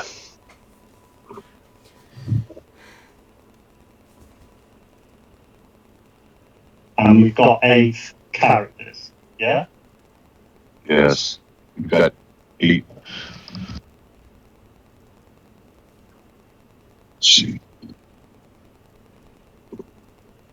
I just punched it into a calculator. Current shares, if we sell all 3 cogs and the belt, it would be 31,250 per party member. I'm happy with that. And Can you type it down? yeah, I'll copy and paste it. Yes. Copy. Now, do you have anything that could help me shrug off spells a little bit better? I have a feeling a couple are coming my way. You mean like something of spell resistance? Is that what you're asking for? I have a couple of rings that are like that. Spell resistance is nice, but we both know that the more skilled the caster, the better they are at finding holes. I'm looking for something reinforced by concept. Or self-identity. Yeah, that's the word in common. I'm looking for something reinforced by self-identity. Ah, you want to Or to protect make me your a bit noggin, faster I at dodging. see. You want to protect your noggin, right? Eh? Uh-huh. Absolutely. I have a ring, but it's only got, it does store spells. It'll store 2 spells that'll last for 24 hours, and I imagine anybody in this group, especially Sorel, could help you out with the re-fulfillment of that spell. It is a Ring of Mind Blank. It has 2 charges as a Ring of Spell Storing. So 2 Mind Blanks could be put in there. There's nothing better. If you've never been across that spell, it's unless somebody can rip all the magic off of your body, in which case you're fucked anyhow, because your items aren't going to work either, right? I'm just saying, you know. So that's one of the better. So I'm not sure if I'd be able to utilize that. oh no, this So one you you can. guys, No, this Yes, one you can. This one is a spell storing. So as long as you know the magic word, it works. You want to know what the Well, magic word is? It's Jasaka. well, that's the problem, sir, is that magic bounces off of me when I'm interested in the combat. Ah. Well, look at it like this. Correct me if I'm wrong. That's only when you're like in the heat of battle, right? That is correct, sir. So it lasts for an entire day. Do it when you're scratching your nuts and taking a wee in the morning. You're not so pissed then, right? And it'll I like this one. and then it'll turn around and protect you until you're taking a wee and scratching your ass tomorrow morning. And you'll do it again, and then you have Sorel refill it for you, right, Sorel? Yes. And you know the magic word now too to say to it when you're getting ready to cast a spell, so it'll receive it. Hey, you know. Of course. Perfect. And about how much will this ring cost? To Sorel, it'll cost him 25,000 gold pieces. Alrighty. Because I stored I'd a like couple to of his spells in it, so they're already pre-propagated. Because I had that a while back, you know. He winks at you. Sticky fingers. Got. He did have sticky fingers and sticky spells. There you go. And the last thing I'd like to purchase is a little bit more of a service, if you will, but I'm sure it'll be beneficial for both of us. What's that? In return for being able to read it, I would appreciate it if you hold on to this scroll tube for a year and a day, and if it doesn't make it back, do you mind delivering it to insert general's name here, just in case that we should die? Oh, you guys wanted me to hold on to wheels? I do that shit for free, man. If you're keeping Sorel, has he kept you alive? Yes. Has he been helping you, kitty? Free of charge, man. They know how to call me if you need me to bring it back to you afterwards. So I'll just keep it with the carriage. And if anything, I don't hear from you guys after about 2 years, because I know how things work for you guys, then I'll deliver it to whoever you put the name on. Because the last time it was like a year and a half we were stuck in a fucking forest together. You make it sound like it was a bad experience. The dragon with all the fungus growing out of it was a really bad experience for me. The chick that was immune to elemental damage was a majorly bad experience for me. The fact that Joseka couldn't get into his carriage because it was an extra dimensional lock space was an embarrassingly bad thing for me. I couldn't even get my standard tissue out to wipe my butt from my bag of holding. It was fucking horrible. I had to use those leaves. They were like slimy and shit. Well, I enjoyed my time with you. Well, I enjoyed my time with you too, Kitty. It was the forest that was... And then those little fungal pixie things with the red boots. Oh my god, they were ugly.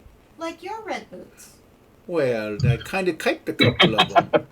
See? So, you know, yeah, we killed a few of the red. I like the red boots. Theirs were made of iron, though, remember? No. Red cap. Yes, because they tried to kick your ass.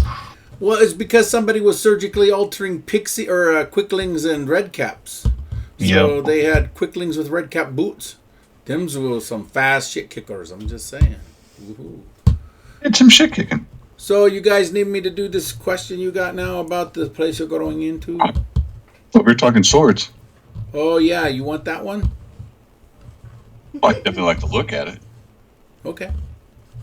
You see him walk over and brings out a chest. The chest is about the size of the sword.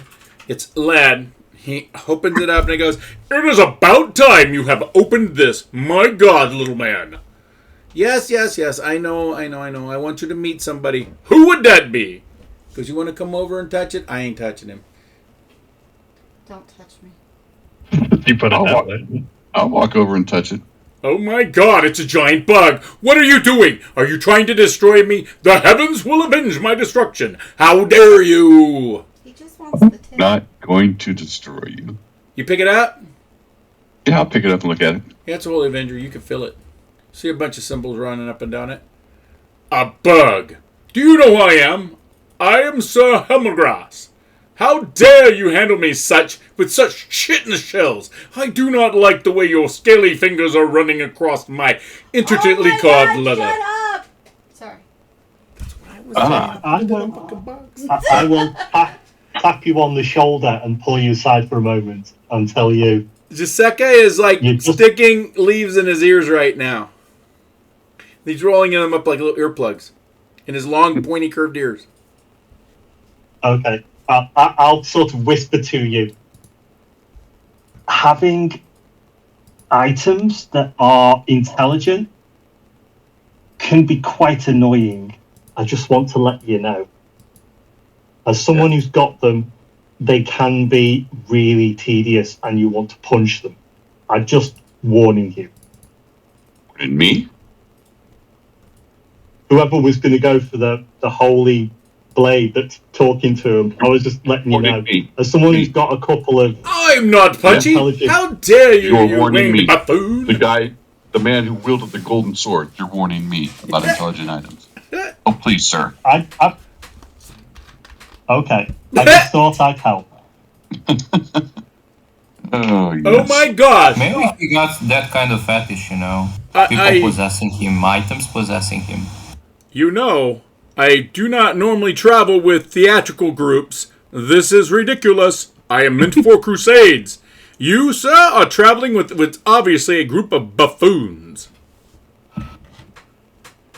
It reminds me of two hobbits. What's the price? What's the price of this gentleman? 175,000 coin. Really? You don't want to just give them to us? No. Nope. Not Seka. Come on now. He's a businessman.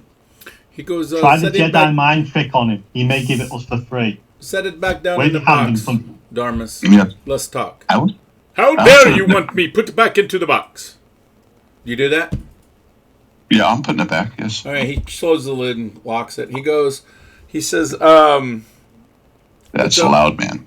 it's a Holy Avenger, but it's actually an Osirian spell stealing blade. What?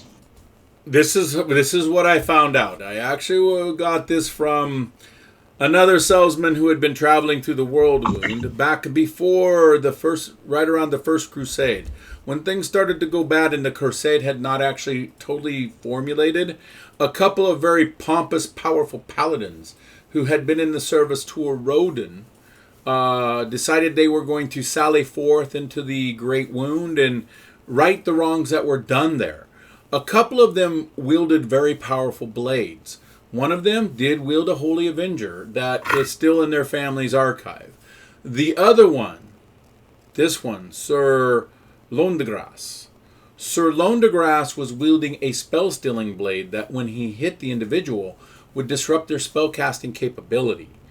It did so because it was draining magic. Well, he didn't realize in his lack of great intelligence that the blade was solely slucking his ability as well. And he found it harder and harder as he fought in the wound to be proficient. Eventually, upon his death, it was buried with him. It proceeded to not allow his soul to leave its body. There is Sir Leandras. It is a Holy Avenger, but it's got all of his knowledge and personality traits in it as well. It's been looked into. The soul cannot be severed from the old Asaurian blade because the blade has absorbed the personality. It's believed his soul has gone on to the afterworld. It didn't stop that from happening, but it did strip away all of the divine abilities that he had, and it kept those. So it's not really a Holy Avenger. It's more of a Holy Avenger / Paladin-ish thing. I know it does do lay on hands. So it drains the ability of the wielder? It did. I don't know if that's continued. That's why I wanted to talk to you without its... It doesn't like the fact that it's being called a soul-sucking blade. But it could be. Mm. You notice Juseka's demeanor changes a little bit? He goes, so you're going to have to determine, well, if you want to get this thing or not. So it's got its ups and downs, you know. You realize Juseka just had to change personalities to explain the blade to you. Yes. So, Darmus, if you want it, you know the price. If you don't want it, I can understand it. I'll leave it in the lead box. But I ain't touching this thing. I appreciate the candor. Do you want it or not? We got to come up with a lot of money. It ain't going anywhere anytime soon. So, let me know. Will. Any sword that eats magic, I'm more than happy to pitch in so you can have it. Oh, it would be... I think it would be a great help, but that's a lot of money. We got a lot of gear. I got a lot of gear in my bag, so I don't think I can add up to that much. The offer is always open. If anybody in the party wants anti-mage gear, I'm more than happy to help provide it. Good to know. Oh, You know, I need like 140,000 more. I can provide about 16, but that's all I'm good for. It is on the expensive side, isn't it? It's Well, I can lend you guys money if you need it. yeah. I don't can think do we it have, as well. I don't think we have enough in the party. no. How much did it cost? 175,000. Which Yeah, I got just, 50. which just out of game makes total sense because not only is it a Holy Avenger, which is a very major magic item, it's a unique Holy Avenger that is intelligent, that also has an incredibly rare side effect. So, That's so cool. That's actually kind of cheap for what it is. yeah. No, I'm thinking that's a fucking steal because I was expecting a price tag more along the lines of 250,000. Yeah. Because with that much rarity to it, it should damn near be a minor artifact. You get the discount because of its annoyance factor. That's what I figured. It was the selling point. Okay. So I sent you Well, a that card. and it's unknown whether or not it'll eat your soul if you use it too much. So that's also a pretty good discount. Yeah, but you gotta remember what we are. Oh, Fuck yeah. We should have more than enough magical power to fuel it.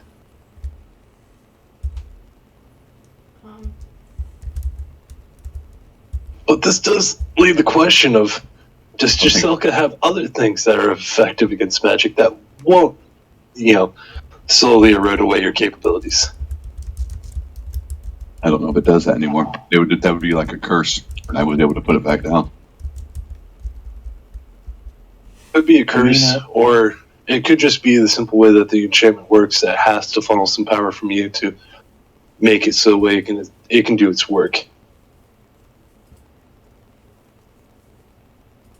I mean, both would be harmful, but it depends on whether or not it was coded with harmful intent or if it just was necessary. That's got to be perused more.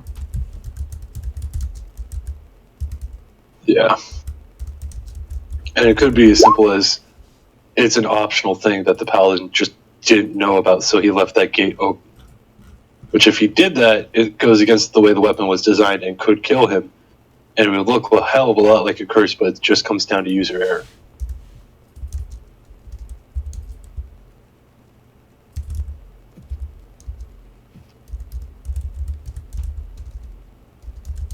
So, how much are we missing to get the fancy sword? Oh, all said and done, probably close to 100,000. Zasheka. Yes. Did I hear you? Did I hear the sword right? It has. I swear I heard you mention a rodent. Yes, Sir Leongrance was a paladin to a rodent. It was before the world wound was all exploded like it was and stuff. Things were starting to get nasty up there, and he heard that there was a rising evil. It could have been maybe that Whispering Tyrant dude and not the, the world wound thing. I get those dates kind of confused from time to time, It's all this fucked up shit that's happened on this planet. It's pretty bad, It was before the World War One. It would be the Whispering Tyrant. It's just the force we happen to be going into. Might have found our caster.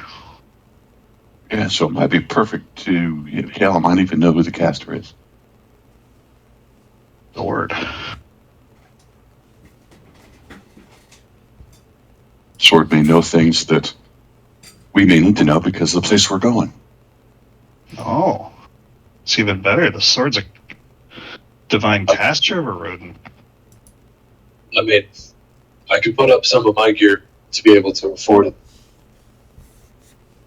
The main thing I got that I could put into the pot is about 16k in gold and my bracers of armor. I mean, obviously things are going to hit me no matter what. The bracers don't really help too much. Armis, what are we going in the forest to find? Priest to a rodent. What do we have in front of us? Paladin of a rodent. The sword possibly could be that. Could be. Yes. Yes. What is it you're wanting to know about the sword I got? Yes, we're wanting to know more about the sword you got. Do you know where we're going, don't you, Jessica? No, not a fucking clue. You guys didn't stop by Tar Heel Pomerade and talk to me. Last time I knew you guys were looking for a priest and you were like grounded out in vigil doing this long research project. Well, that's old books. Forgive me, Zasheka. You were in the midst of an intense trade. I could hear you. I wanted to say hello. Yeah, it's but okay. I didn't want to interrupt. They didn't want to pay me I was owed 500 pounds of non-quill andamite, and I was expecting the delivery that day. I was pretty pissed, Would have been in a good mood. I had forges waiting for me in Sandpoint. Those gas forges are expensive to retain. Those fucking dwarves don't cut you no breaks. They really don't. If Kitty will help me, I will make sure you have backstage pass to her next performance. Well, that's awesome. What do you want to know about the sword, though? I've done some intensive research on it. Do you want to know about the guy? Now, here's the problem with the sword. The problem with the sword is it did absorb the person. So the potential of what that person can do is more than what I could say a sword's powers are. So when I tried to do the identification, and I used a little bit of a kicker to that identification, using my mythic abilities, just like you all got Eldritch powers. Woo-hoo, I got them too. Yeah, I was able to discover the fact that his abilities are his to be asked. And it won't really pry into it. Just like I can't use an identify to go grab Sorrel and know every fucking thing about you and all that you can do.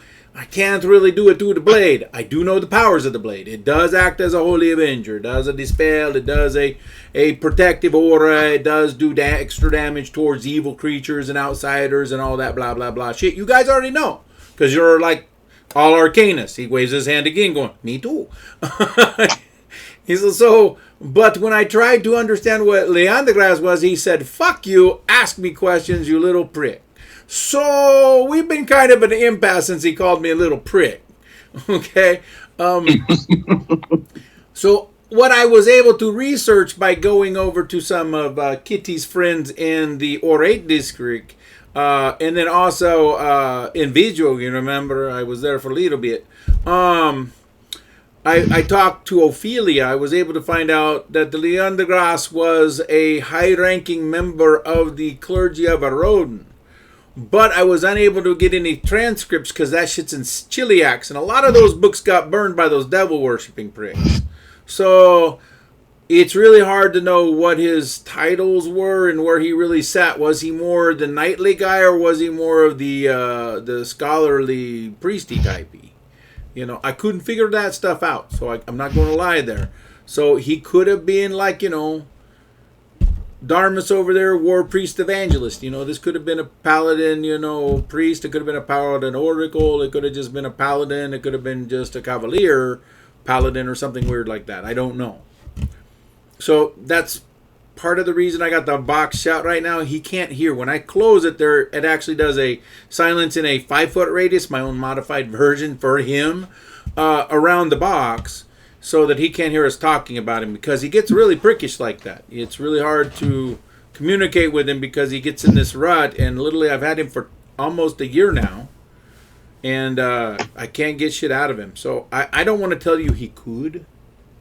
All I can tell you is maybe he could, but I can't really say. That's why I would say he's basically a holy avenger and stuff. You have a good party, dude. Have a good man. So there you go. That's what I know about Leandagras, man. Well, let me give you a quick rundown. What's been happening? Because you were in the forest with us. You remember that little You're talking jar. funny again, goddammit. You're trying to mimic my voice. You better fucking knock that shit off, Sorrel.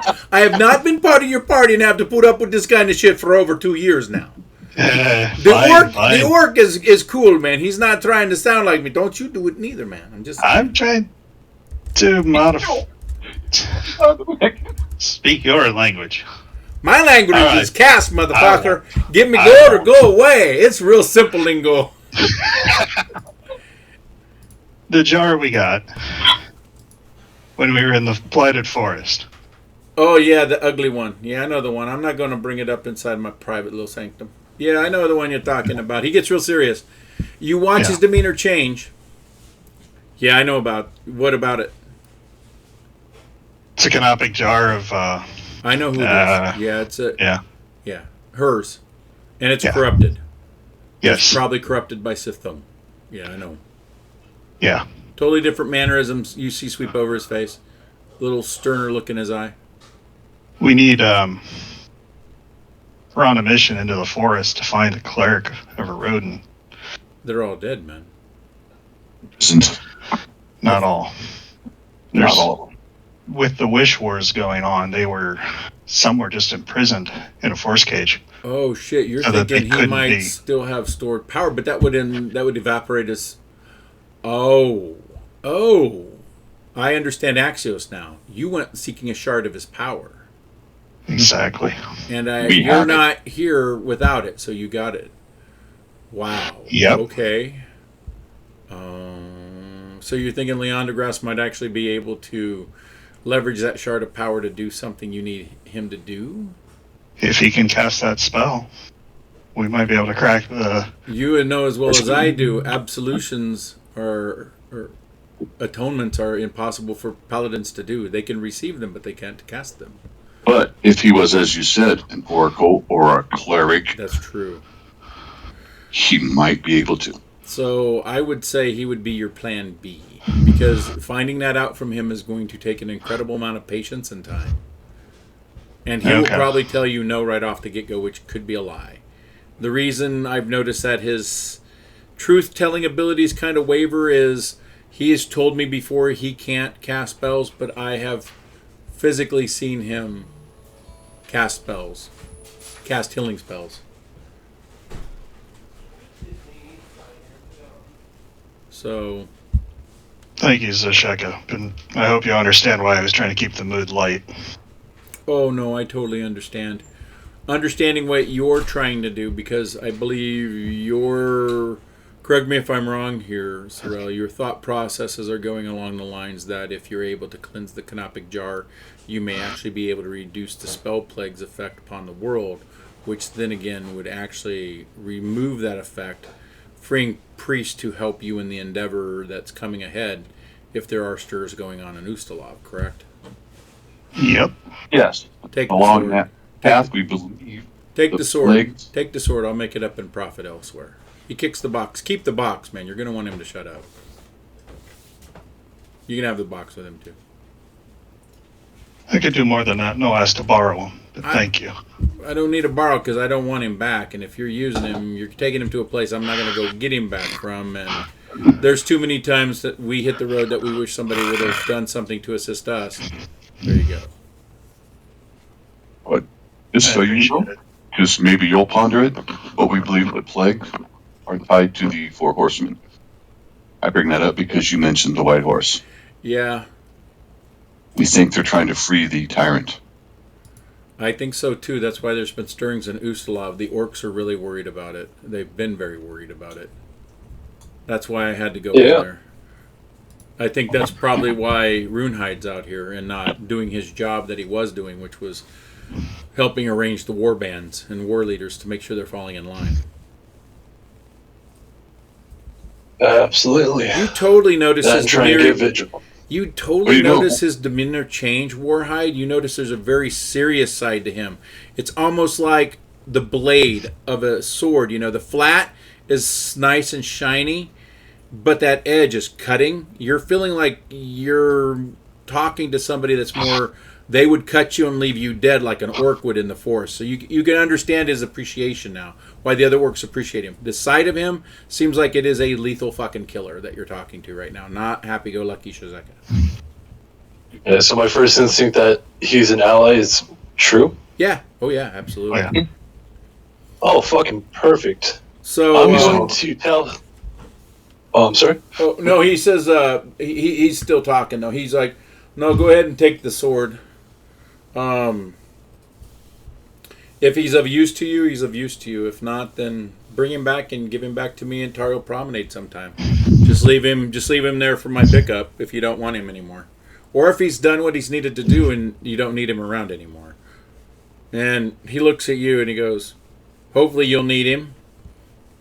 But if you don't, and he looks back to you, Sorrel, because it's not required. You know, he's got that look in his face like means Darmus isn't around anymore. Then you can just return him. Which is kind of harsh. But, you know, you guys are going into an area that's fairly lethal. So. Reality. Yep. Yeah. Franz didn't come back. You wouldn't happen to have any maps of the area we're going into, would he? No. Of all the people in the world that have them, he might. No, I anticipated that ask if you guys did call on me. I did do some looking while you guys were looking as well, and no. It's as if somebody wished them all away. Yeah. He says, guys, if you guys do go up against this, if he's out, if he's not locked up anymore, you guys do know that it was not a joke. All of my research said this thing, wielded dozens of wishes a day at his power level.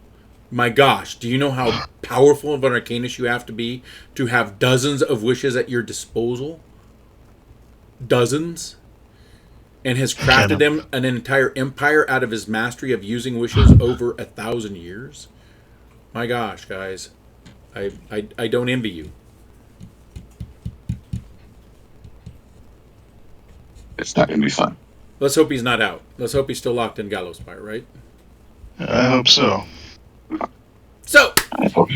you see Zuzeka put his hands together, cracks his knuckles, smile takes over his face, a little glitter comes back to his eyes, a little sparkle, and his boots go from black to red again.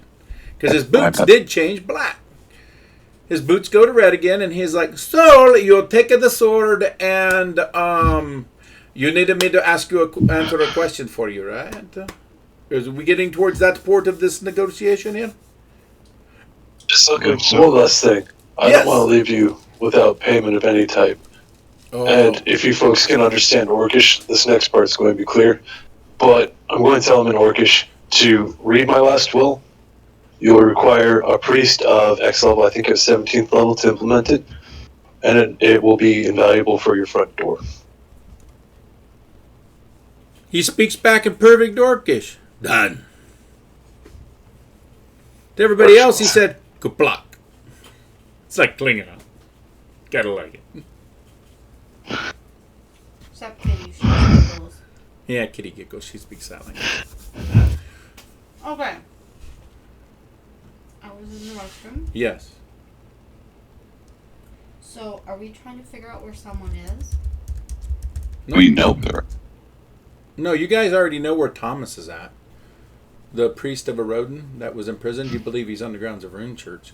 It was more finding out information about Leongras. He was a paladin that was like 900 years ago, served in Erodin. But you wanted to know if he was still alive. No, wanted to know more about his background. Oh, okay. So he would be a very high knowledge local. If somebody could get it, it would actually be up in the 50s without actually researching in there. Let's see if you got in the 50s and know about him. Fucking bang, girl. Damn. Ow. Oh, yeah. Kitty knows Kitty? everything. Kitty knows. Kitty knows. I can cast a spell to get +10 and then I can top it, yeah? Yeah. Well, I she have got a feeling it. that she doesn't need it. Yeah, she went bang on it. She didn't even crit either. Okay. That's why she's Kitty LeBang. Mm-hmm. Yeah, you know that he was inducted into the Order of the Regents. It could have been a ceremonial title, but it was also a title held by higher-ranking priests. Now, how high is still questionable. Normally, that is more of a canon ratio. You know, if you're looking at the priest order, not a pope or an archbishop or anything like that. He would be down right in that canon, and that canon group normally covers between... spell-wise, thinking arcane, because you're looking for a spellcaster, he would cover between the kind of cure moderate to possibly the atonement levels.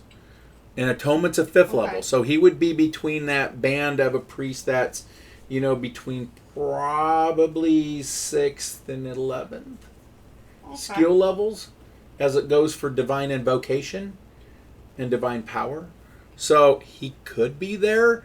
It also could have been just a ceremonial title because his family was incredibly wealthy. In fact, the blade he had was well known because it was actually used by Azadis during the war that they had with the Abelis. That's how old that blade was. It is actually a known item that was carried by one of the champions of the West, which you know that Azadi was a champion of the West.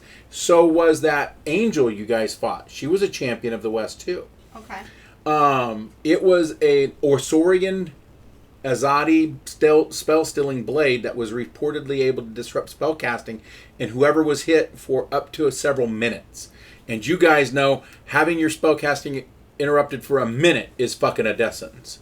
Okay. So it could do that, and that was its reputed...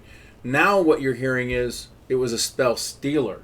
It didn't disrupt them. It was taking spells when it hit too to be reused. The sword we have. It may have sucked the entire spirit and energy of that divine person out. Yes. Okay.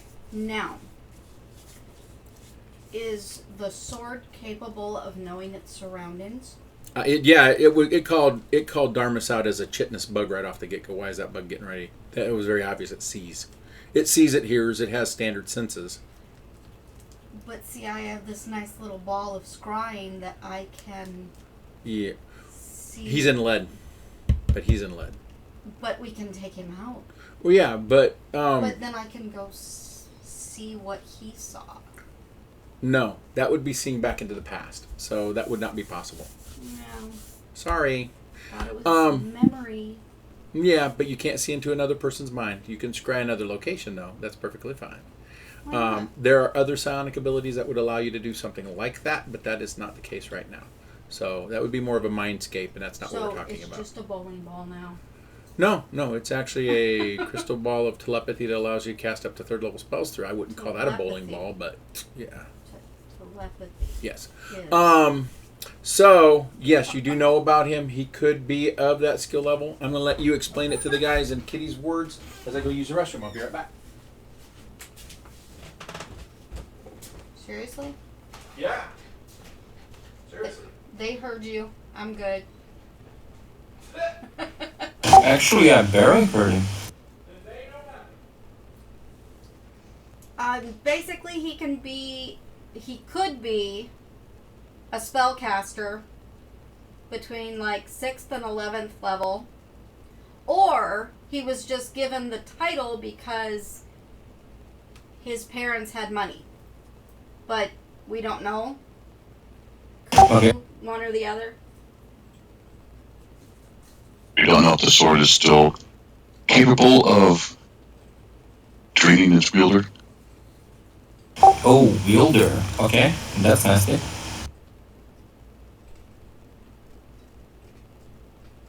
Because it's actually the personality of that individual is in the blade. Jack? And his abilities.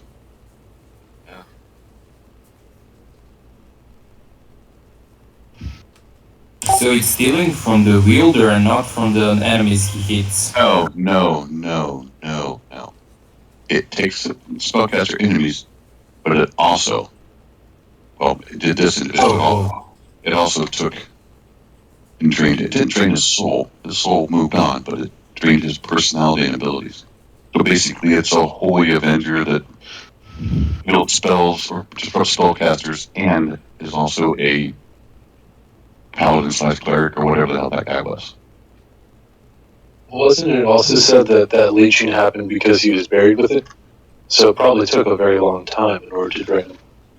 He said it became harder for him to wield it, which means it was probably taking his powers, his abilities. Okay. That to me would be like a curse.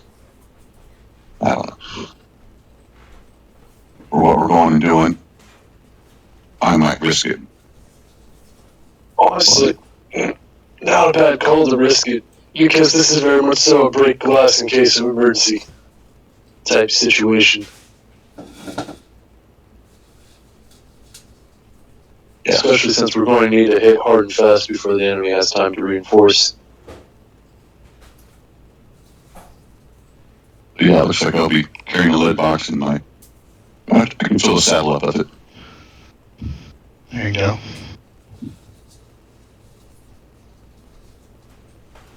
Yeah, I can summon a cleric that's actually that guy. It has to be a cleric of a rodent. If you're thinking about doing this spell, it has to be a priest or a rodent. Otherwise, I could have done it, or Empress could have done it. And it gets even a little bit more kinky than that, because in order to grab it, you'd have to know its name, but none have been walking around for a very, very long time. I can summon spirits who could know names. Oh, We we have have a name. We have a name. We have Kitty LeBang. She knows more than most spirits. We spent 6 months in Vigil researching. We have a name. A year. We have a very good idea of the location of where he's imprisoned. Yeah, you guys spent a year researching in Vigil. and you were able to find the records and reports of the commander that actually saw the incident take place, and you found the notes of where in Ren Church it actually took place at, to where you've narrowed it down to within about a 50-foot radius by a building, if any signs of that building are still there, you're pretty sure within that area, which covers the casting of the freedom spell. Which do you have that? I can cast it. There you go. In order to get there, well, we don't really know our way around the forest. There's no maps. Mm-hmm. We've got a little bit of, we know the area where the imprisoned priest is at, but we don't know where it's at within the forest. So, Would it locate spell? Locate No, person no. spell or something like that? all the way up to like locate object and all that stuff doesn't work within the forest. Mm-hmm. It's all wished away. Because the witch gates. Mm-hmm. You know, witch gates lock it down. He did that so They're people kind like of like a myself, dimensional anchor Sorrel, and the non-detection forces shield. of the Shining Crusade stuff couldn't get in there. And if they did get in there, they were effed. Which is why it's kind of scary to go in there, because we're going into a place that's specifically built to prevent us from getting in and going through. So, we don't know if the witch gates will lock down the freedom spell. They may not even let him cast it if we do get there. We know we have to take a witch gate out. Which one? We don't know. We have to bring one down in order to bring him out. Okay. So we have to find him and a witch gate, which we can't find either. So the way to do that is to try and teleport into the area, which will get bounced around to a witch gate. We don't know which one, and that's gonna trip the fire alarm. But at the same time, the great thing about a stupid plan like walking into the enemy's trap is that they never expect it. So as long as we get out of there alive, the areas around it should be slightly weaker. We take the witch gate down, then we can. Yeah. The forces can be brought in and out, yada yada. But I don't think humans ever came out of there. Well, that'd be the fun part, right? If it's the wrong witch gate, we then have to teleport, get sucked by the next witch gate, destroy it. We could be That's true, but taking out multiple witch gates before this is done. at the same time, nobody's made it out of the tower either, and we made it out there just fine and dandy. Mm-hmm. We made So it other out. people's... That's fair. I'd say anytime you make it out on your own 2 feet, you made it out fine and dandy. But other people's failures should not be used as a metric for our success. But now the only thing I think we got going for us, is the fact that we're in this weird time displacement thing because of the crap going on in the tower. So it may be that we can slip in past the defenses of these witch gates because they may not be able to lock on us because we're time shifted based, whatever the hell we're doing. When we You think we teleport, can utilize it? I think it happens when we teleport. When we came here, we saw that shit. And then we're snapped back. And something happened with you angelic beings and your halos shifted. So maybe, just maybe, if we have any luck and you're gonna go our way, maybe we can actually manipulate the teleport and negate me trying to lock on it, but it can't. It might say, "Boop," we may slip through. We might have to consider the fact that the teleportation wasn't what caused that, but the piercing of the veil between the 2 realms. Because Asmar are by their nature of 2 different realms. And when we teleported here, we came from another plane. It could have something to do with that more than the physical moving of locations. Well, we weren't teleport when their little halos flickered on them. That's just it, though, is that they're a combination of material and extraplanar. Ah, Mm. fuck. So that might be the reason why the Asmars had something happen to them, and we didn't. If you remember correctly, we were built by the architect for a specific thing. I thought you did. But we know who the architect is. We were made by that being to do what we did. We've already done it. So now he said, okay, deal's done. You've served your purpose. And he put out the word to everybody through the cosmos that we're now variants in time and whatever.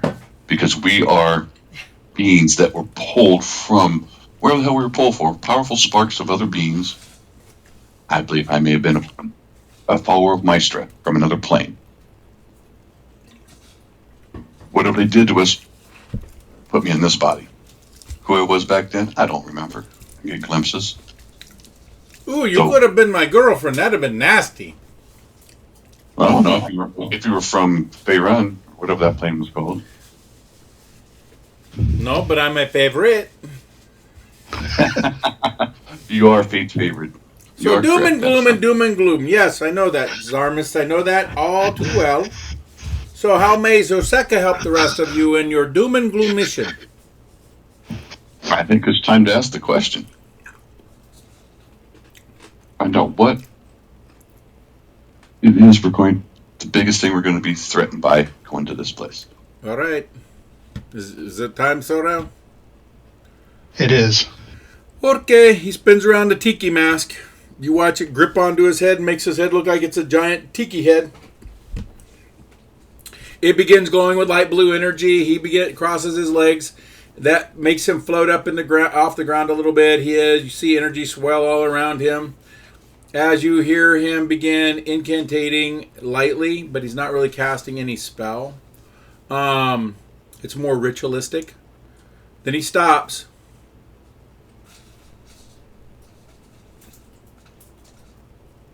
Oh. No. Karzag. Hinu Karzag. Karzag's minions? Oh. Giant blackness. Golden runes on flesh. Swords that cut through hillsides. Massive anger. Tusk of fury. 8 feet tall. Death. No. Slaves. Rune slaves. No. He drops to the ground. Oh my. Oh my. Oh my. I don't think I really wanted to know this, but I'm telling it to you anyhow. The Whispering Tyrant. Some of his magics were cutting edge, but they weren't powerful as Rune Lords. He spoke to Rune Lord Karzag, and they had a kind of deal. He entreated with Karzag for Rune Giants, and some of the knowledge he used in the forest and also in Gallowspire, and the outlying city of Akron. He looks, Sorel, there's Rune Giants in that forest. Rune Giants. Which are? Taga Giants that were put into a magical golem. These Taga Giants were infused with the necromantic energy. They were transformed through his powerful transformative magics into these gigantic guardians. They are some 35-40 feet tall. They wield the power of magic, but beyond that, they are skilled warriors. Most of them fight like, Franz. Do you remember him? Oh. But they fight like Franz did, with swords that are almost 30 feet fucking long. They stand 40 feet high. These Rune Giant spells bounce off of their hide. They were the protectorate of the Rune Lord, Karzak. Mm-hmm. They wield Andamite blades that are tons in weight. They don't age, they don't die, and they can dominate the mind of the Wicca. They enslaved other giant races to build the great monoliths like Karmaga. It was built by Karzag's minions. How they made the Witch Kings. If he was tapping into Rune Lord transformative magics as well, that means he had to have known. He did know. That's right. The legend that the Whispering Tyrant sought out Zoran, the Rune Lord of Necromancy, and pierced his prison that he had saved himself away in to steal some of his magics. It was said to be true that he did drain some of that Rune Lord of his necromantic energies. What was his name? Oh. Zoras. Oh. Rune Lord of Necromancy. His crypt is supposed to be in Ustalav. I was told that there was a Silver Crusade looking into that area, led by a knight by the name of Oparo. Yep, met her. No one has heard of them. I think they They left never some made it. year ago or so, something like that. They never made it out. They were going after something that our former leader was looking for. And we know that leader has a book The from that Codex. necromantic rune They lord. were looking the for Codex. parts of the Codex. Yes. And he was said to be in the area. No, there has been no sign of Uparo or Jericod or Radagast. It was said that someone did see, they thought the body of Pelgrave, but they weren't sure. It was animated. You do know that, right, guys? You go in there, you fail. You're the whole big chance that you're going to be fighting for the wrong side, and Shining Knights are going to try to destroy you as well. So think about that too as you go in there. That crown you gave me should protect me from getting turned, though, right? Unless they You master don't. your body and take those things off. You got any universal glue? I'll solve that problem real quick. Yes, I do. They have time on their side. That's all they need. No, that's true. Let's save the problem immediately so that way you guys can get out. You see Zozeka reach into his bag. Oh, here you go. You see him bring out a scroll, a sword, a wand, all kinds of weird shit he stuffs back in the bag, and then he hands it out. Have there been any reports that extra-dimensional bags don't work in that forest? That's not my extra-dimensional bag. Remember, No. man? I got my shit. It's my shit Right. bag. And No. Zozeka keeps a I'm talking lot about of shit in for the us bag. I'm talking about for us when we go into the forest. We'll be able to get shit off our bags. Oh, I hadn't heard nothing like that, but you never know. It's not like the blight. I don't know if it's a dimensional anchor that strong. I don't know. You do know Sistung was doing that because he was trying to grow a fungal garden, his plane on this plane. Yes. Another type of world wound. Like we need another one, right? One wound's not enough. We need two. Classic adventurer problem. How many wounds can I put on this body? Take a guess. Up into the bathroom. So, I pierced the veil for you. You know that means I gotta move. And you guys gotta go. I do. And I thank you for your help as always. Oh, no problem. Like always, word stays the same. If Zozeka ain't got it, he can get it. So always remember to come to Zozeka. Because Zozeka will come to you. He walks on out. You guys go down the hill. You hear the beast of burdens kind of groan a little bit. He pats one as he goes by. You see a bunny bounce in the field. He opens the door. You guys all walk out. He folds the door up and puts it back in his bag. You guys are standing Thank up. At that, he tips his hat, clicks his heels, and flash of light, rush air, he's gone. Metakorean Hopata. Well, yeah. You guys are standing out in the field with a lead box. Somebody's got it in their hands, I imagine. In the harness on my back. Okay. The lead box is? Yep. Okay. So I know for my... Oh, I'm sorry. Do we want to open it up and ask him? Here. Who knows?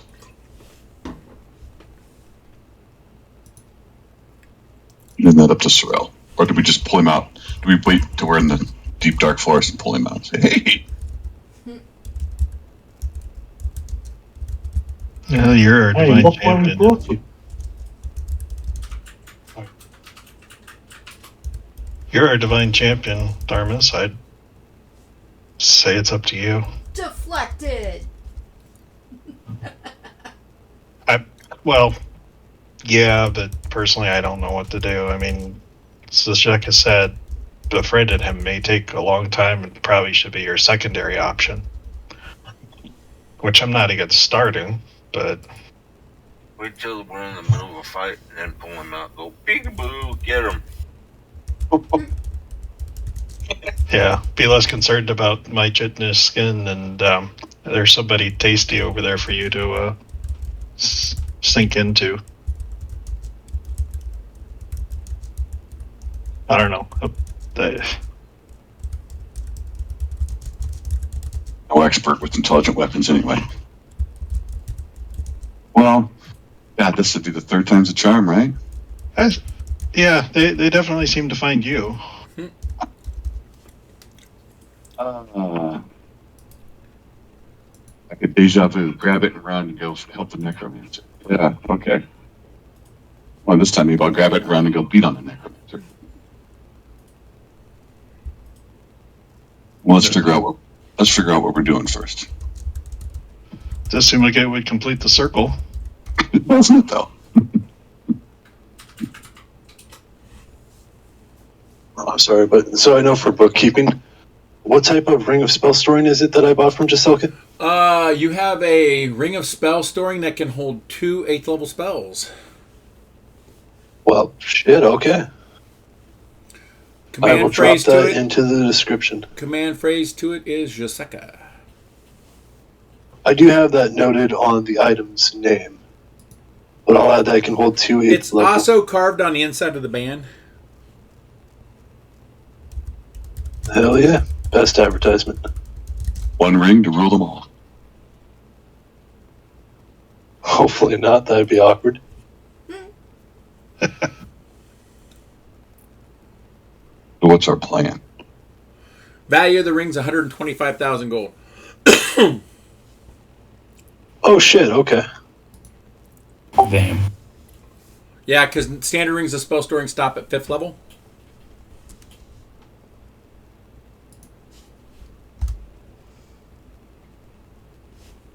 He's a very talented man. And a lot of... Yeah, Gabe wrote up a really good character. He did. I like that character. Yeah. I don't do him justice. He did Zazeka way better than I do, but I channel it kind of good, I think. I think. Yeah. Well enough to know who we're talking to. Yeah. I'm gonna do a sleight of hand, see if I can get it. No, because he sovereign glued it to his fingers. So I already did it? Yeah. Zazeka handed him the sovereign glue. Yeah. I was sovereign glued the crown, pretty much any gear that could be taken off of me, except for the soul sight goggles, that could go bad. But it would have been the gauntlets. Actually, yeah, fuck, I'm wearing gauntlets. The ring would be part of the gauntlet now. Yeah. He has glued himself together. Nice. Get some, ungluer. Yeah, right. Gotcha. Right on that. Duly noted. Some WD-40 or something, that loosens nuts. There you go. WD. Oh, big boy. You can loosen my nuts anytime. I knew that was coming. Oh, that was so telegraphed. Yep. Wow. Called Dwarven Teabag. Right. Oh, what do the knowledgeable people think we should do next? Next step? Wait, I see. There's only thing left to do. The circle? Get her done. Yeah. You might want to give one of those scrolls to... Who was asking for the Death Ward? Lee? That would be... Can you cast it yourself, or do you need someone to read it? You can read a scroll and you can cast it yourself, can't you? If you have read magic up, and then there's spell failure chances. Because it's more of a use magic device is what you're doing. So you have to do a use magic device to emulate the class, and then you do a use magic device to emulate the caster level to be able to do it correctly. So it's a couple rolls. It's all under UMD. Your use magic device ability. Skill. Or just give it to Empress and she reads it. That's true too, because she is a cleric. That's the easiest answer versus the elbow grease. I mean, it's in my use magic device. It's in my spell repertoire too. As a paladin, I can cast Death Ward. Once I become a little more powerful, charming. Oh, that's right. That's right. You're just ugly as a box of rocks and have no access to spells. It's fucking awesome. I've got some spells, but yeah. You're like you're kind of like the sorcerer who decided the guy that decided to generate a sorcerer with a 12 charisma and wonders why he can't cast any spells at 8th level. Oh my. Well, Dharma's ain't got much better. I'm just saying. Wow. Yeah. Oh dear. Darmus does not have charisma to spare. That's for damn sure. And intellect's a little shallow too. It is the beginning of the double digits, so you got the whole whopping 10 rocking there, man. I'm just saying. 80. I'm average. That's true. We should have tried to get you while we were there, like a headband of sexiness I to like pump up your charisma. I've got one, but you know how much you have to pump to go where I started from? Yeah, because he was in the negatives as a Trox. Bugs aren't pretty. Right. Okay. You could give me a headband of plus 10 and I might be able to crack into 15, 16. Wow. Okay. I thought mine was not very good at, I think it's 12, but I bow to the master. 7. So next step. Yeah, I got a 7 too. we found the dump stat for everybody. It was charisma. There's the dump stat showing its ugly face. I don't need to be charismatic. No. Leave that to the bard. She's pretty. We're the bouncers. Yeah. She's got charisma for all of us. There you go. Smart people don't have to be, pretty. As legendary in my hometown for my beauty and force of will with a charisma of 13. Fear me. Who needs diplomacy when you've got a very large sword? That's what I say. Well, I thought that's what the diplomacy. sword was. I've never met it. That's why you guys brought me along. Might make right. You have a lot of might make right characters. Yeah.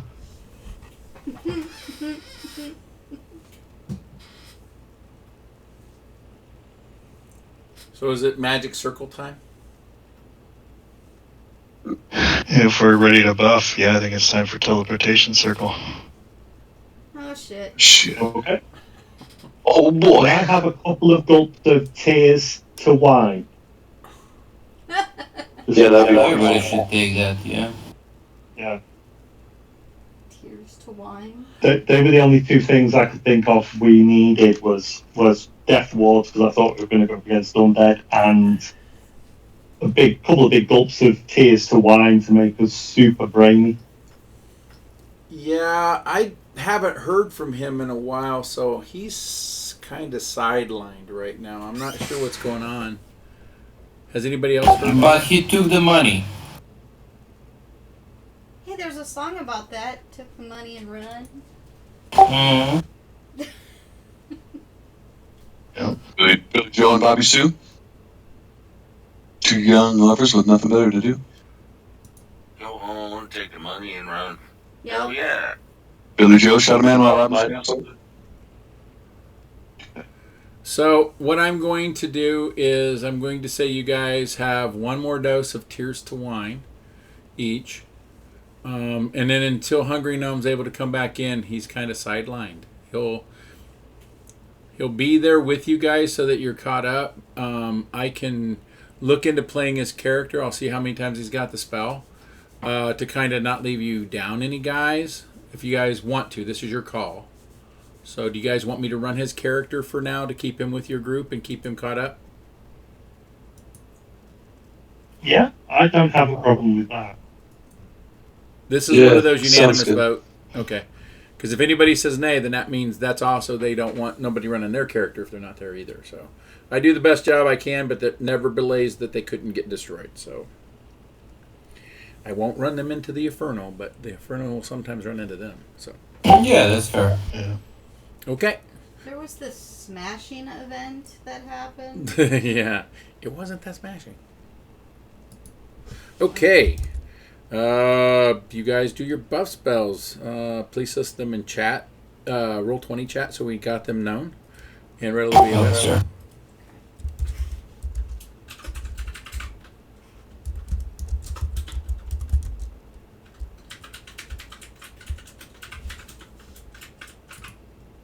Do you want us to put the buff spells that we have on ourselves, or the ones that we cast for the group? Both. Just list them out if you can. That way we got a list in our log that everybody can parse back through if they need to. It's going to take me a second to type out the various different buffs I have on myself. Okay. Just because this character is a bit fluid.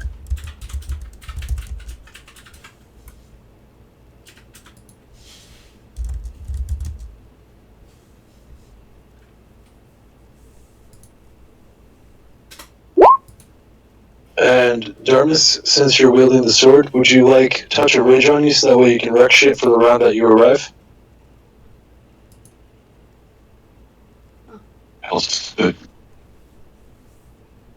I'm sorry, my connection broke up there. What did you say? That's exactly what I said. Touch of rage? I don't know what that is. It It is gives you major buffs to will save and combat prowess, like strength and such. It gives you a plus 10 bonus to your attack rolls, your damage rolls, and your will saves. But it only lasts for one round.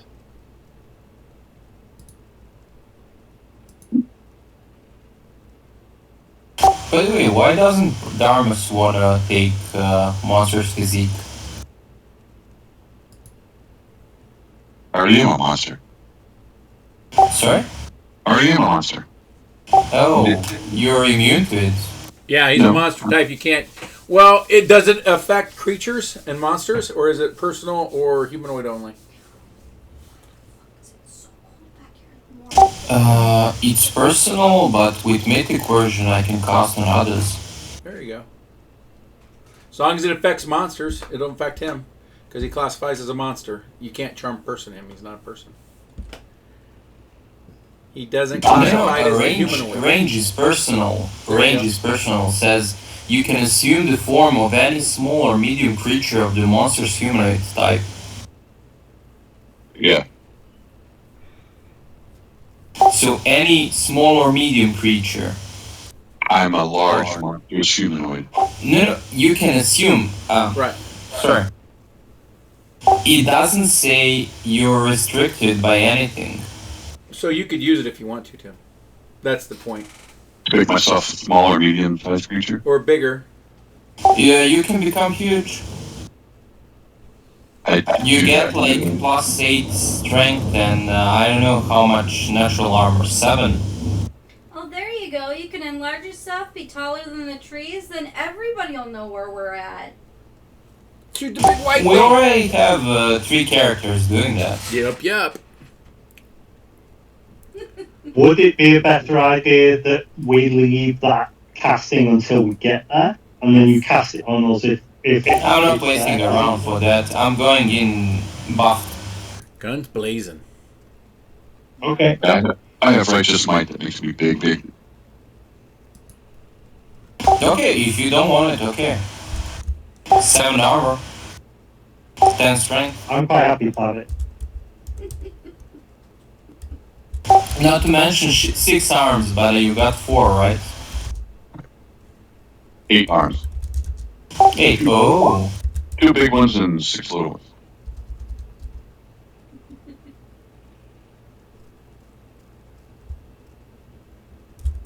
We're going to get changed into, is it Sorials?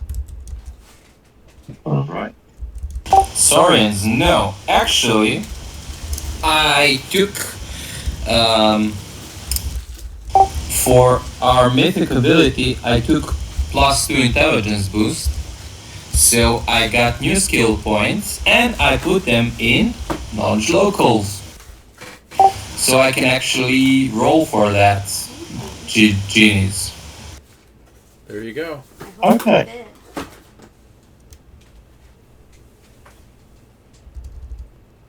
Now about that, DC.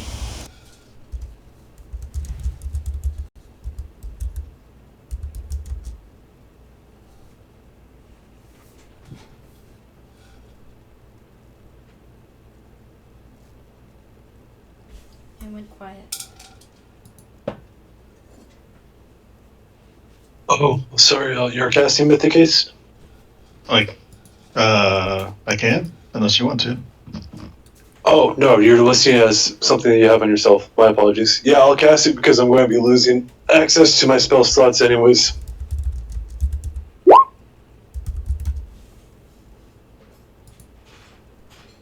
Okay. That works.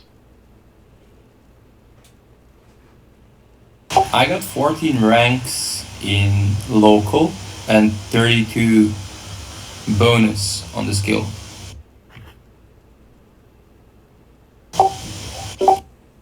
For Giginis. Yeah, you know Do about I know it. them? Yes. Okay, cool. Then 3 big blue giants. We are. Cool. And if we choose to not have our gear melt with us, do the tattoos stay on me?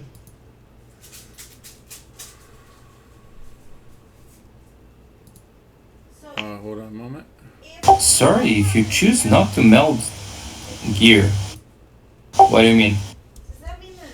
I mean, like, our gear, if it doesn't get folded into our form, I need to know for the tattoos because they do affect my saves.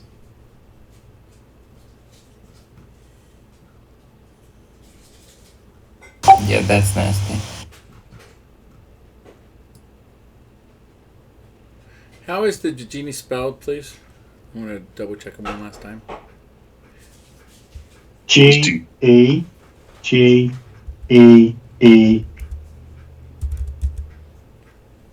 I think That spells it not.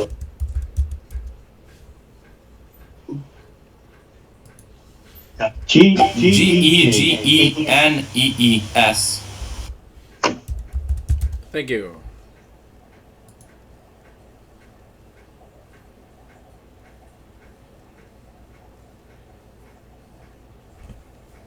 Cool, cool. It's big, it's blue. It got 6 arms. That's it. Double check, they are huge size, right? Yes, huge humanoid giant. Hell yeah.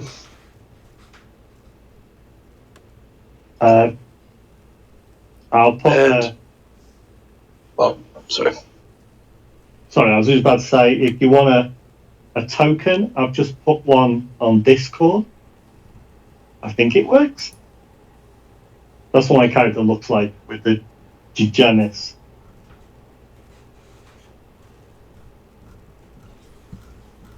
I guess we all look like that. Sort of. Yeah, I guess. And just to confirm, GM, do the tattoos transfer over? Because that does affect my saves. Yeah. Because it doesn't meld into your body. It only melds into your body if you are part like a magical beast or something else of that. There's an entire list of the creatures that they actually fold into their body regardless of your choice. You don't get a choice. By the way the polymorph kind of works, it says that if you transform into an animal, dragon, elemental, magical beast, plant, or vermin, all of your guild melds into your body. Period. That ends with a period. So you're monstrous humanoid, that stuff doesn't fold into your body by the way the polymorph is written, so you're fine. Your tattoos would be outside your skin, anything else like that. If it was a magical beast, then it would have all your gear would have folded inside you. You don't get a choice, you need external gear. Okay. And also, as far as the enlarging of the items, does that require a cast of Mythic Enlarge Person, or is it good to go? Good to go. Okay. Do we still need to vote on that, or is that final? No, this is the ruling for the game right now. We'll take care of that outside of game, and we'll be able to talk about it. But even the way it's written right now, my ruling on it right now is that since you're humanoids, your gear grows as it says it can. And right now, the snap ruling on it is as long as it's not a elemental creature, a dragon, an animal, a magical beast, a plant, a vermin, your gear is there as well, and it gets enlarged. So, So giant form and monstrous humanoids form, monstrous physique, or maybe even undead form, those are okay. As long as it's none of the ones already listed, yes. As long as it's not animal, dragon, elemental, etc. Right. And worst case scenario, if we decide in the other direction, I do have enough spell slots for enlarge person for the Okay. retcon. No, In case it that is seems necessary. like the way they wrote the polymorph, rereading the version of it right now, that's online, which has some errata in it. It kind of does help you out because it says if the new form does not cause the equipment to meld into your form, your equipment resizes to match your new size. So what they did is they said this list of things, they meld. You don't get a fucking choice. You choose dragon, your stuff's gone, you can't even activate it. You choose this size of it, it does resize so that you can use it. So what they've kind of done is the way it's kind of worded, it says as long as you stay within your kind of like humanoidal forms, you can use your humanoidal stuff and it will grow. If you go full on monster, then no, you don't got that stuff anymore. Fairly simple analogy of it. For balancing. So you want to be a dragon, you can be a dragon, you just don't have access to your magic hat. You do what dragon can do. Right, and it's not wear a magic hat. Hey, if So- that was Is a there any dragon, item why that would can I have actually a hat? work? No, you need those clasps, right? Yep. Druid things. The wild shaped ones, yep. Those are required. Okay. I think there's also some specific armor enchantments for like druids of Gorm that Wow. allows their barding to transform with them, but Wow. those are rare as hell. Yeah. And costly. Let me know when you guys are ready. I'm ready whenever everybody else is. I thought we were ready. The plan for me is as soon as my feet hit the ground, I'm going to rage, but that's the Okay. only buff I don't have on currently. What about I don't know plans? if anybody else needs heroism or something. Kitty, please roll an 8-sided dice and then a percentile dice back to back. Okay. Carry wanna be- what, sorry? 8 Okay. dice and a percentile, which is I asked if somebody needs heroism. And do that the for 100. What is it? I'm do? okay. Okay. and then do it again. This will be for Empress. I don't know what heroism does. Do you mind telling me? +2 moral to attack and damage and skills. And saves, I think. Let me check.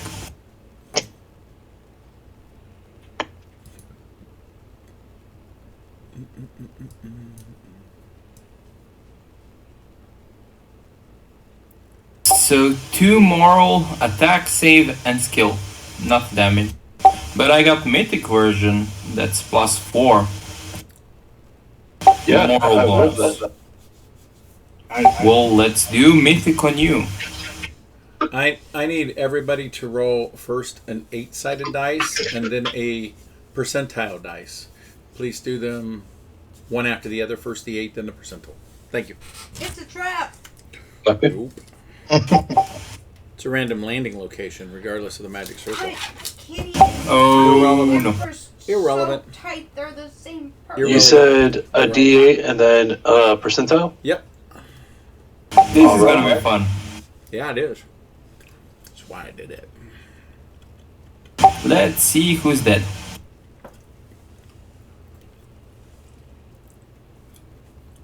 All right. Let's see who's dead. Lovely. Okay. So, Yep. well, that's kind of cool. That's right about where you were at. I already put you there accidentally. Cool. 9, 4. Okay. Well, that's handy. Like a notebook. Dandy. Yep. Okay. 3:45. Oh, that's interesting.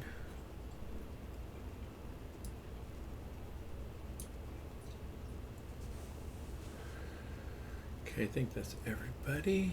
Runehide, yep. Oh, I got to roll for him as well. He got a 8 and then a percentile. I already ruled. Did you see my rules in chat? Yes. What are we rolling? Yep. What are we rolling? Okay. Roll an 8-sided dice and then a percentile dice, please. Okay. I'll need So Brian you- to do that too when he gets back from the bathroom. Is that Who does that for the Empress? She did. Oh, hers Kitty already. did already, right? Mm-hmm. Yep. We- Kitty and Empress and Kitty are. Kitty Just and Empress. after we go through, as we go through the circle, or before we go. After you go through. Okay. Okay, before we go, I'm going to cast the teleportation circle, but I'm going to tell Empress and Darmus to wait 1 second. Okay. 764. I did move that one. Oh, and do we have the hexes up on us? Of course. Always. Perfect. But remember, after your first use of them, it's only 3 rounds, unless I'm around. Okay.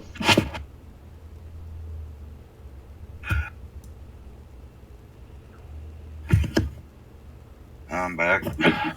I need you to roll an 8-sided dice, Brian, and then a percentile dice. So here's percentile. Hit my rolls.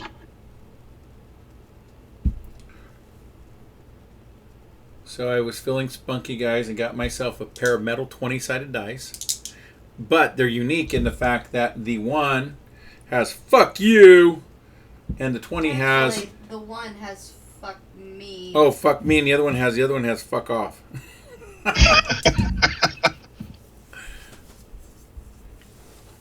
I like it. Okay, there we go. Brian's got his done too. Ooh, wow, he is like right the fuck there. Very cool. Okay. Why did 10? Why not the 100? Oh, He did 2 of 38, them. okay. Yeah, he did 2. So 38. Old school. Yep. Okay, everybody else goes to the portal. You guys are getting ready to step in. Yep. Was there something you wanted to do, Sorrel? Before I change Yep. Mythic time stop on Darmus, Empress, and myself. Okay. Going down in shadows right when I see him when we get there. Okay, what are you doing during the Mythic time stop? Seeing what happens? Yeah. Well, I'm going to cast it and go through the portal. Okay. Okay. I am cracking the box open before we go through. Pulling out the sword as we step into the portal. Diglocka. Okay. You may have a reaction, but it's not going to be... You want me to roll the duration? Yes. Thanks for the other knife, Bob. It's kick-ass, too. Oh, cool. I'm glad you dug those Damascus blades, man. Now I can stab deep and slit throat. Kick-ass. Is the grain pattern cool on the carbon still, bro? Oh, yeah. Sweet. If you're going to have your throat cut, it might as well be done by something that looks totally cool. It was hard finding that knife smith in Australia, dude. Was it? Yeah. Yeah, some of those ones that do that shit, man, they're backlogged. Yeah, the holders are llama skin too. Llama. Ding dong. Okay, you come through as the spell goes off, correct, Chandler? Were you holding it to cast it as you go through, or casting it at the other side where you go through and seeing if everybody else could move? Nope. Casting it, then going through the teleportation circle. Okay, you're the only one that can move. As you step up to the teleportational circle, nothing happens. Because time is stopped. Huh. Oh, that was on. Ouch.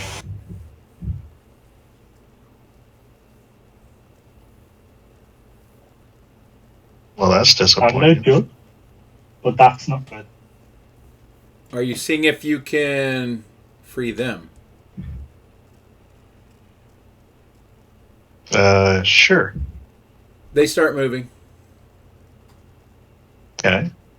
So now you have freed 2 other people inside of your time stop, even though time is still stopped within the bubble. You're sure you can do that now?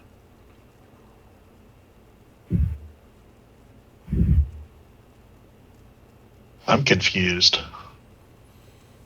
Are you hoping to cure something?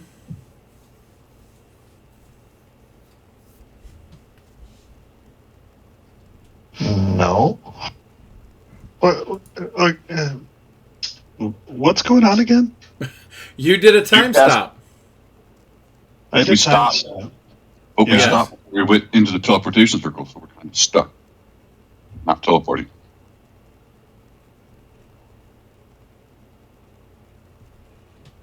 We're not stuck. Time stop. No, Not you he's guys. trying to fix something, and I'm asking how would you determine if it's fixed if the time stop is still up?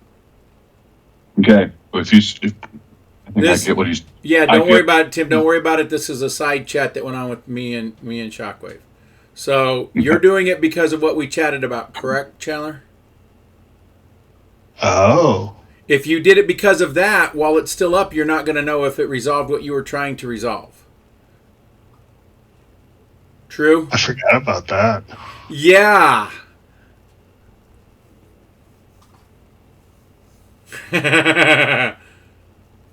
The hell did I even ask now? Right.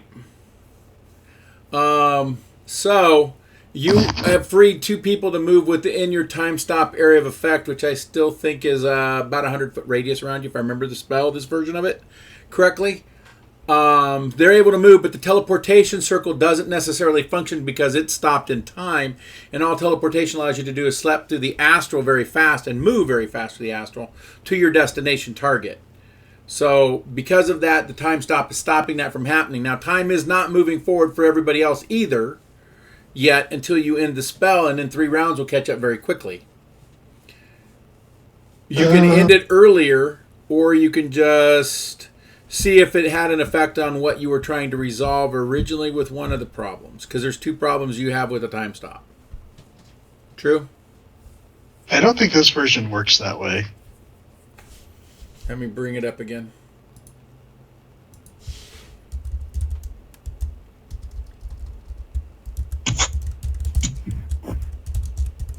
So in this version, I thought all you got was so many rounds of activity that you're able to move and then time catches up with you.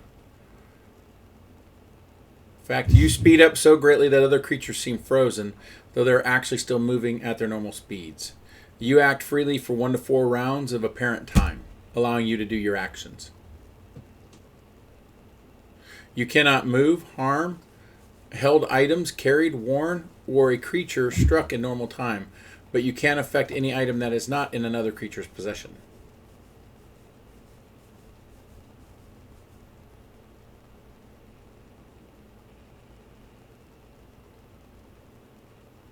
So you're going faster. Yeah. So I was gonna cast it step through the portal, and then, I mean, if that was a Oh, then it would only Around affect or you. whatever, Hold on. That's right. This version is only personal now. Okay. My Yeah. bad. Then Kitty and those guys would be unaffected. well, the mythic version lets me get half or fewer of my tier. Oh, as long as they're within 25 feet plus 5 for 2 caster levels. Okay. So there is the range to it. So they'll come through and they'll have 1 die 4. Okay, so you guys just roll 1 die 4 plus 1. That's how many extra rounds you'll have when you come through, while everybody else is still moving in normal speed. So it's a super haste. Which ones? Darmus and Empress. Darmus, Empress, and Sorrel. So you guys hit. I'll give a description. We'll start right there with an initiative roll. You guys can do that right now I'll transport you to the other realm first so you guys see what's going on.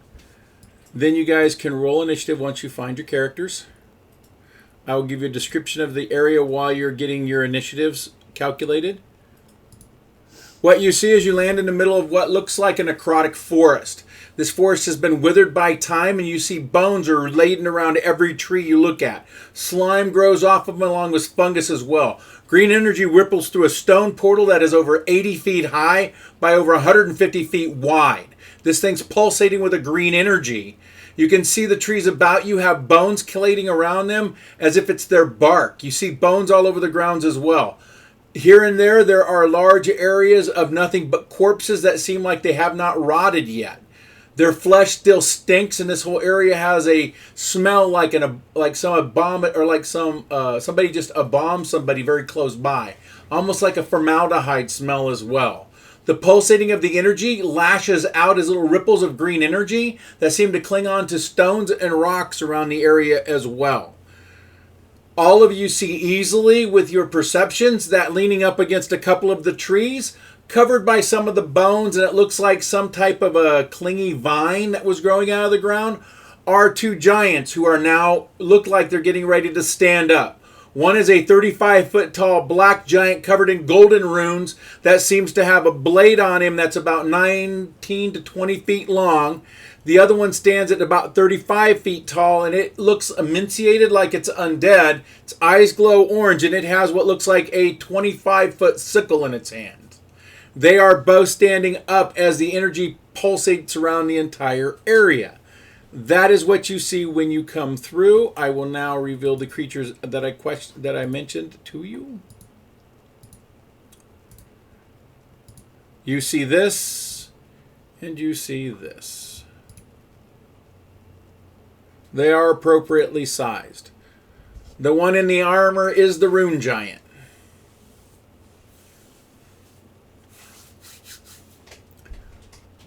Northeast is the rune giant.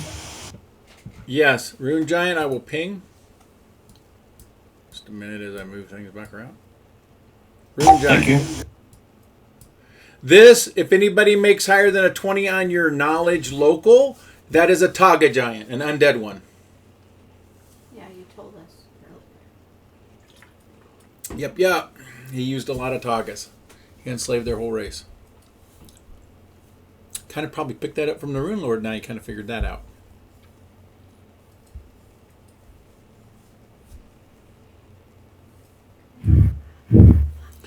The Taga is huge, tall. So is the Rune Giant. That means with the weapons they're wielding, they probably got a 30-foot reach all the way around them. Those of us who are huge size match their reach.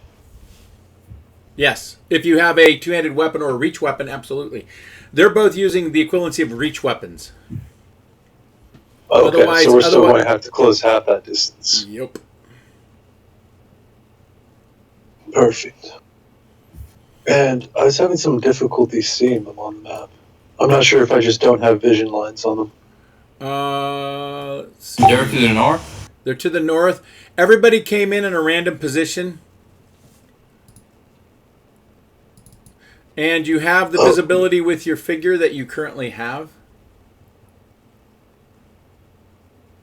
Did somebody draw out another token? What does that mean? I just saw another token out there.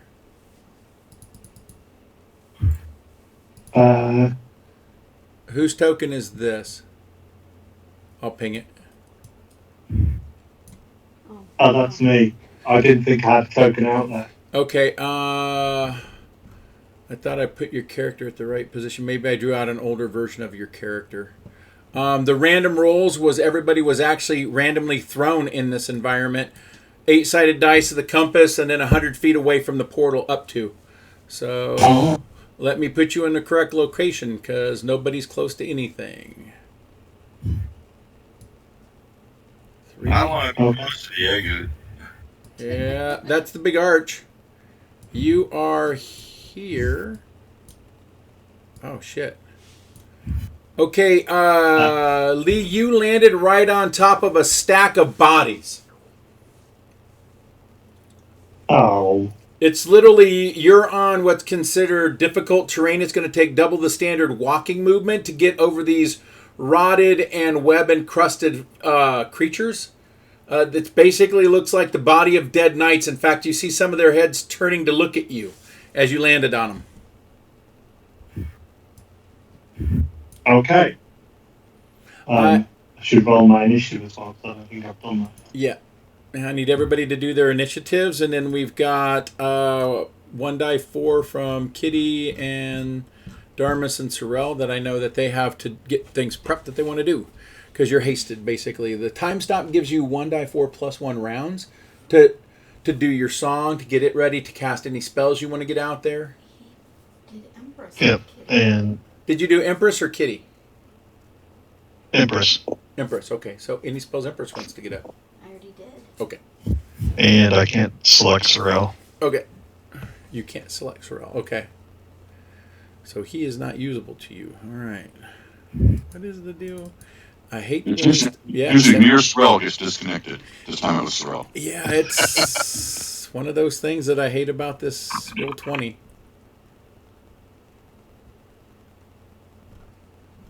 Fixing it right now.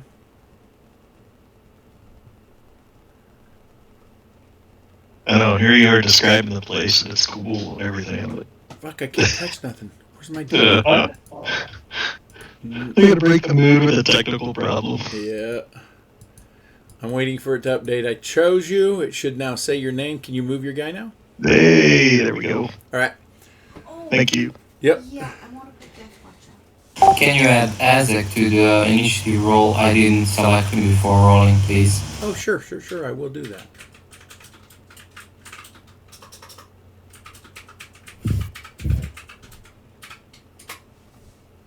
Uh, 22. Okay, 22.8.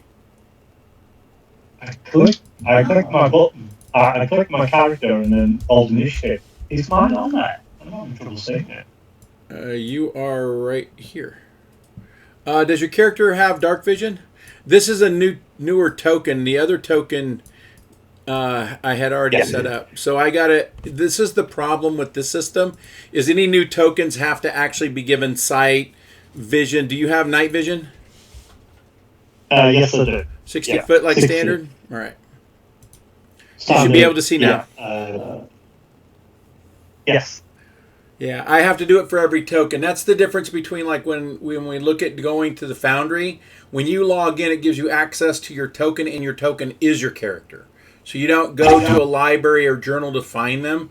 You actually see your image, double click on it, and your entire character, which you have legal access to because you signed in correctly by permissions, you can actually look at, edit, make changes to, move, do things with. So That's awesome. yeah, it is amazing. It's really good. I dig it that way. Okay, but we're here right now. I will do the turn order real Sorry, quick. do you need to change the size of my bit as well? Because You're a huge. huge creature. Yeah. Why, thank you. So huge. Yeah, all those with monstrous physique have low light vision and dark vision. Just so you know. I bought mine also use that. So. Okay, and Darmus, are you huge as well, or you're just large? I'm my normal size. Okay, cool. All right. Right. And Azek, are you huge? Yeah, I'm huge. Alrighty, there we go. Thanks. Yep.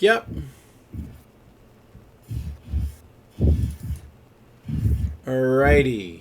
Round one. I will go ahead and do the sort by standard, and then I'll skip by everybody else because these will be the time stop rounds. Did you guys roll your 1die4s? Oh, shit. D4 plus 1, yep. I have 3 rounds. All right. We each roll them or just Chandler roll it for all of it? You roll your own. Kitty got 4. Yeah. Oh, Oh, plus 1, 5. For Empress. yeah. I got what, 3? Yes. Yep. So I'll just talk to you guys versus doing these rounds because they don't actually affect the other guys. Round one, what is Sorrel doing? Well, he's glad he didn't come out on top of the giant. I'm going to attempt Mage's Disjunction on the arch right in front of me. Okay. Oh, Let's see, I've never cast this spell before, so I got a lot. Look.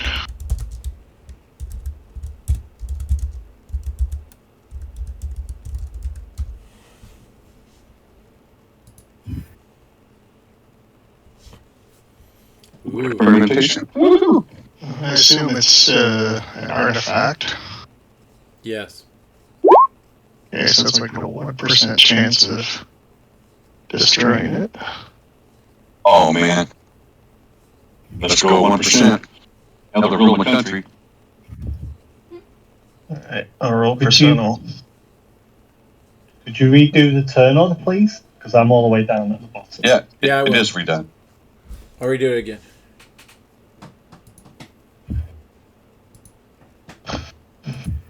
Nope.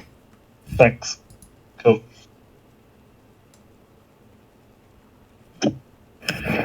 Did not destroy. Radius. 40-foot radius burst, huh? Wow. Okay. Well, I'm using it as for one magic item. Okay.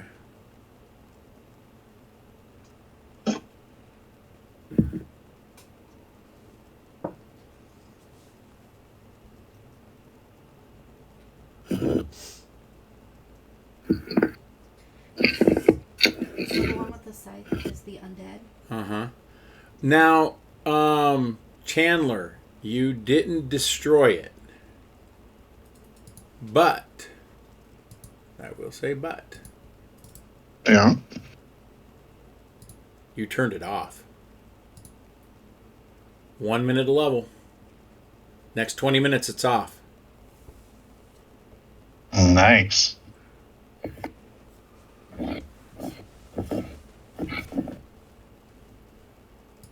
Which we don't know. We don't know what they do. So Okay. Right, well, we have some ideas. That was round one for you. Round one for Darmus. What are you doing? I'm looking at and see all the. I can't see but 1, 2 other people. But no, do I see that? I don't have line of sight to them, but that means I can't see these other giants or anything, can I?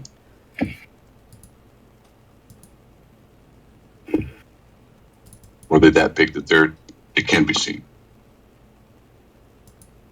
Oh, they're big enough they can be seen. I can't see anybody, the other party members. I've got dark vision. You can only see what's in your area. The other creatures are tall enough that you're seeing them over the withered trees. The bigger characters, you're seeing those too. There's shadows out there. There's shadows in the darkness. I'm looking for 2 specific. I see 1.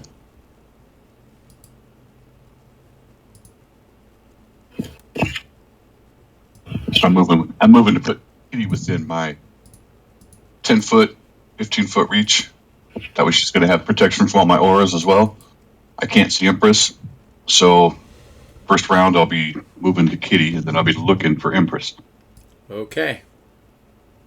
I don't know if I have to roll perception or whatever to try and spot Empress, because she's probably glowing like a beacon as well. No, Empress doesn't glow. Okay. Sorrel does when his halo's out, which is all the time normally.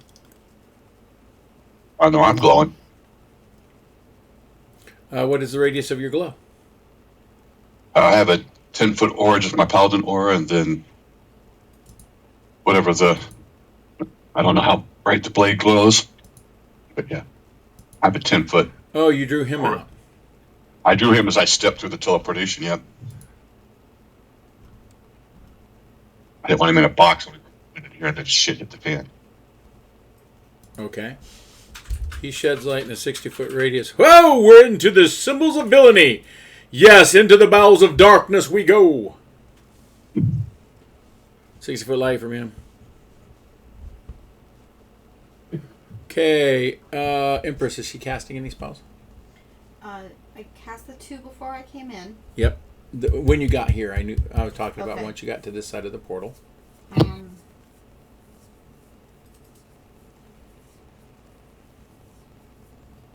I don't understand how that is a spell if you What? have to touch it.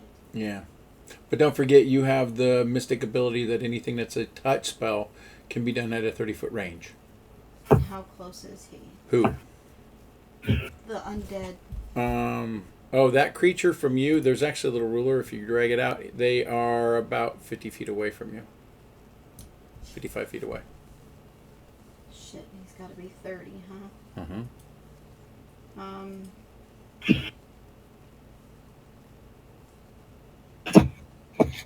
Okay, then I think the first thing I want to do is cast Banishment on him. Okay. And see if that does anything. Gut reaction.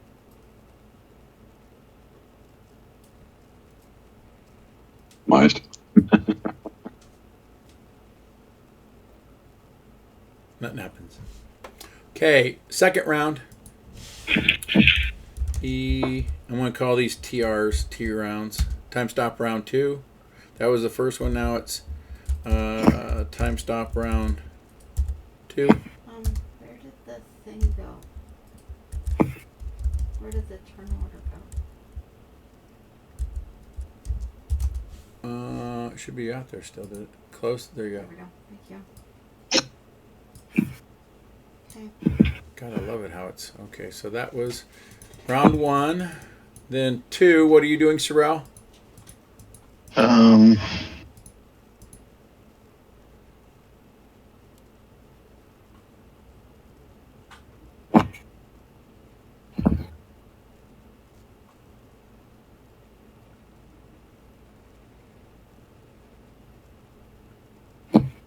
Let me see.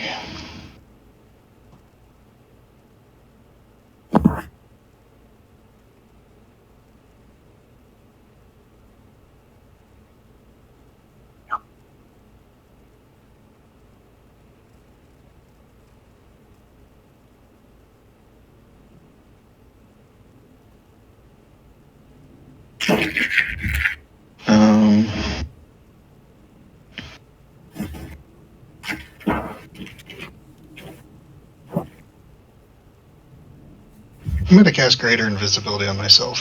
Okay. That's my turn. Darmus? Well, I was trying to find Empress, but I don't see her or hear her, so...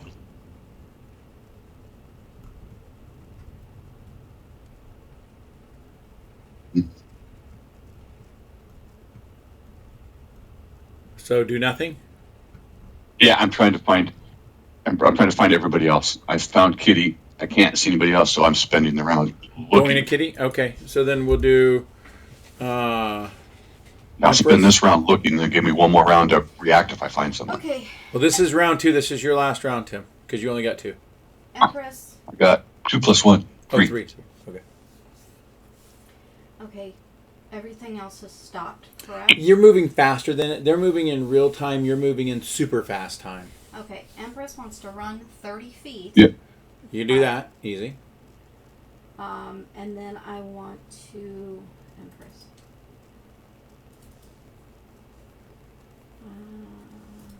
Where's the other one?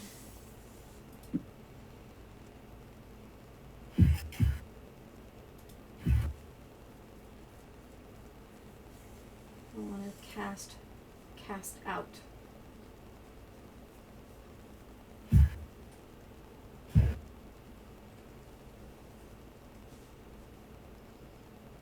So it disrupts any magic controlling it. And it takes 2d8 of damage per caster. Okay.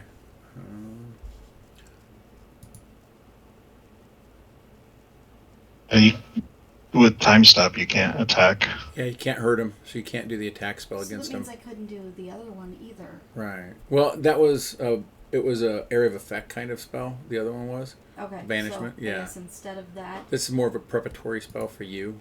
Doesn't really. You can move things that are on the ground, but nothing in somebody's hand or hurt them in any way. okay. Well, then what am I supposed to be doing? Okay. You can cast and hold. A heal, like if you wanted to, hold on to a heal.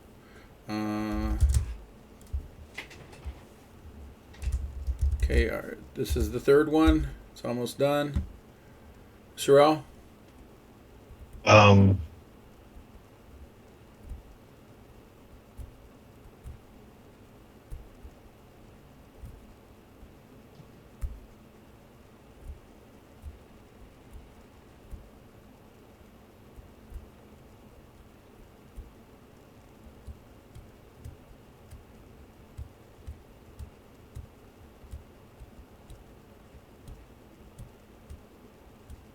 this an arch I can go under? Correct. No energy in the middle of it.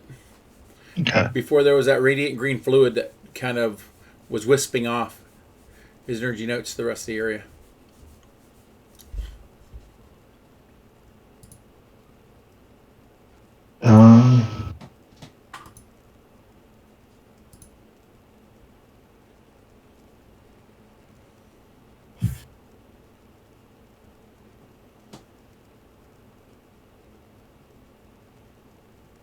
I don't have a way to.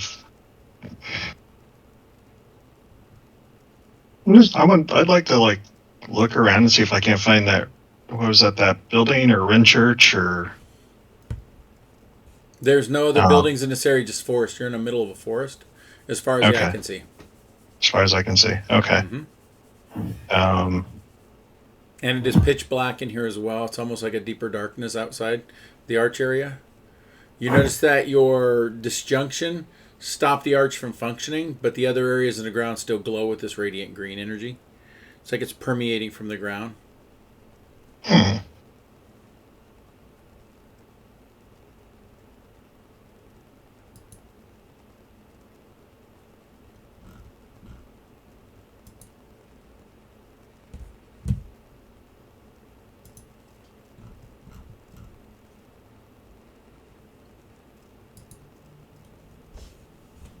I'll try to dispel magic on the ground then.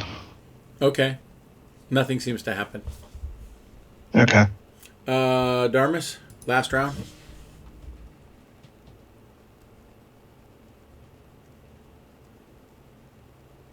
I'm basically I've got to move now because gave me Mythic Haste, so I'm running through the arch up towards the one big guy I can see. Okay. I just did a move, just a 70 moved up.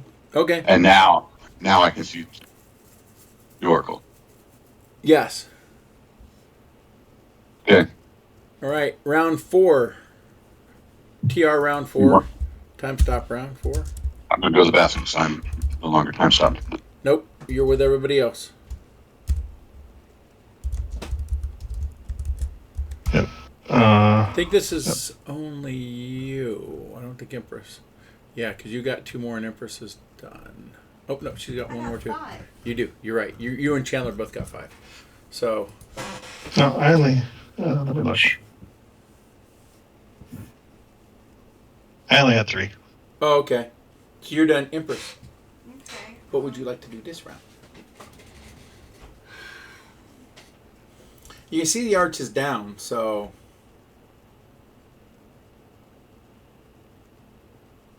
That would give one the assumption that its power is not functioning to cause the dimensional anchor.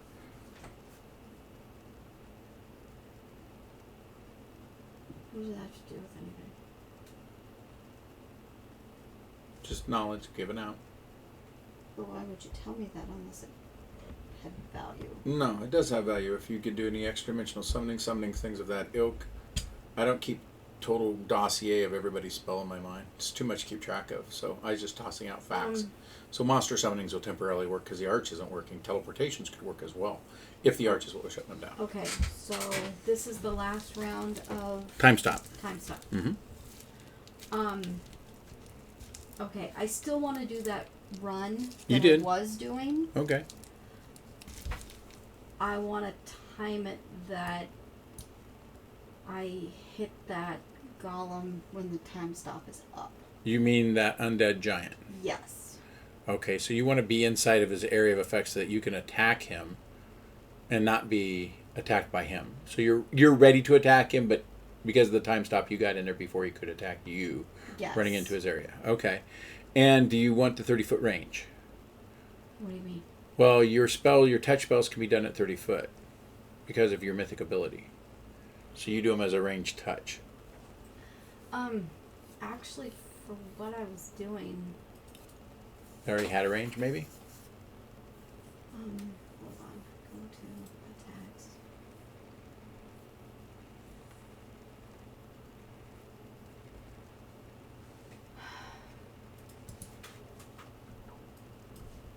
You ask me questions.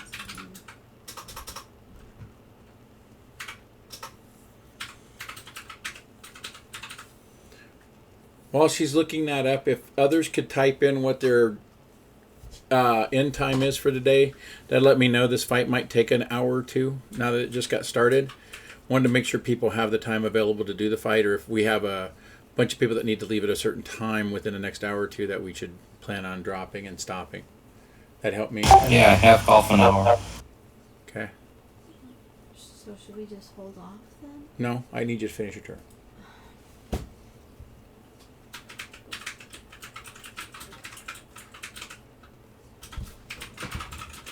I mean, I'll be heating up my dinner, so. Okay.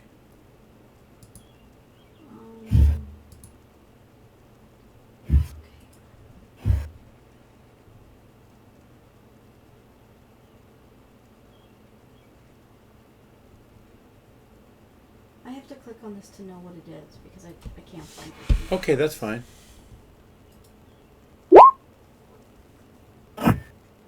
Ooh, that sounded the police.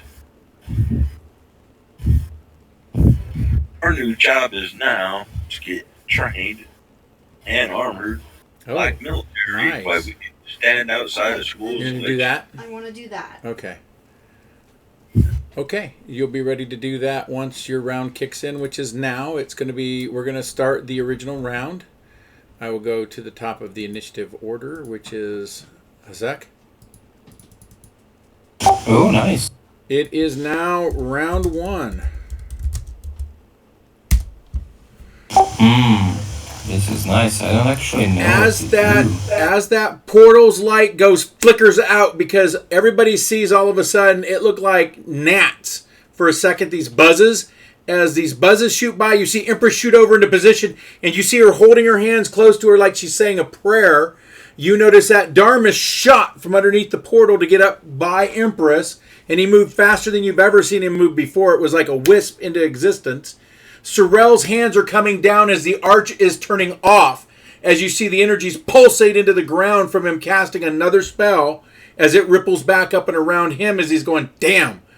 At that, you notice the giants are shaking off as they do a flick, and you watch one of them bring his weapon around, and he holds it close to his chest. As he does that, anybody that needs to can do a knowledge, history, or local to know what type of fighting stance he just put himself into. Wait, fighting stance? He's doing a fighting stance like a trained fighter. Like a class. You're right. So local. Yep, knowledge local. Ah. Anybody gets higher than anybody who gets higher than a 25 knows he just went into a two-handed fighter stance. He is actually prepping himself for what looks like a backswing. What's hilarious is I don't have the skills to know this one at all. That was the Rune Giant. The Rune Giant went into a two-handed warrior fighting stance known as backswing. Okay. I'll fuck somebody up. What backswing states is a two-handed fighter that fights like that doubles his strength damage on every blow for his full attack. Oh boy. And his arms are already the size of trees. Yeah, that's gonna hurt. Yeah. Okay. There we go. What are you doing, Isaac? Let me cook something up. I'm looking at a hex I wanna cast, but I'm not sure if it can affect him. He's undead. Not the Rune Giant, is it? Oh, that's Rune nice. Giants are Okay. undead. They're immortal, magically altered giants. They do have a powerful spell resistance. Mm-hmm.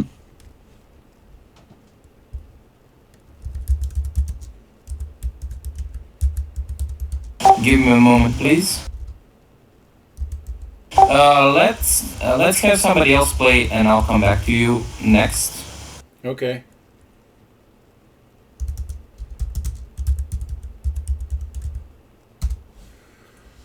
Okay, Lee.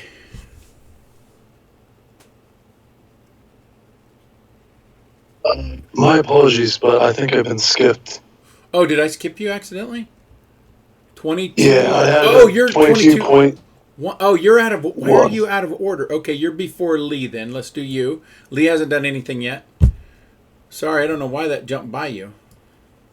Oh no, it's all good. Shit happens. Okay, so what are you doing, Runehide? Is that large thing in the trees to my north right-hand side? Is that what looks like one of the undead giants? Undead giant is over here. If this For some reason, I'm not able to see your pings. Oh, you're not? How about now? Let me change my coloration. I'll turn it to green. Undead giant over here. Do you see a ping? I do not. Let me zoom out even more. Oh shit, okay. I think I see it now. Ping. Undead giant over here. Rune giant over here. Yeah, it's a big map. Big guys. And can I go underneath the archway with my Absolutely. size, or would I have to go over it? Nope. Underneath is fine. There's no energy patterns between it. There's a green lightish glow in the ground, but that's easy to just step over. Okay. In that case, I'm going to pop my rage, expand my axe size, and go into Roblar's Gambit, which gives the enemies a +4 to hit and a +4 to damage, but does give me an opportunity attack whenever they swing at me. I'll be doing one full run and using the Mythic Haste extra, what's it called? Extra move. Right. So let me move on over.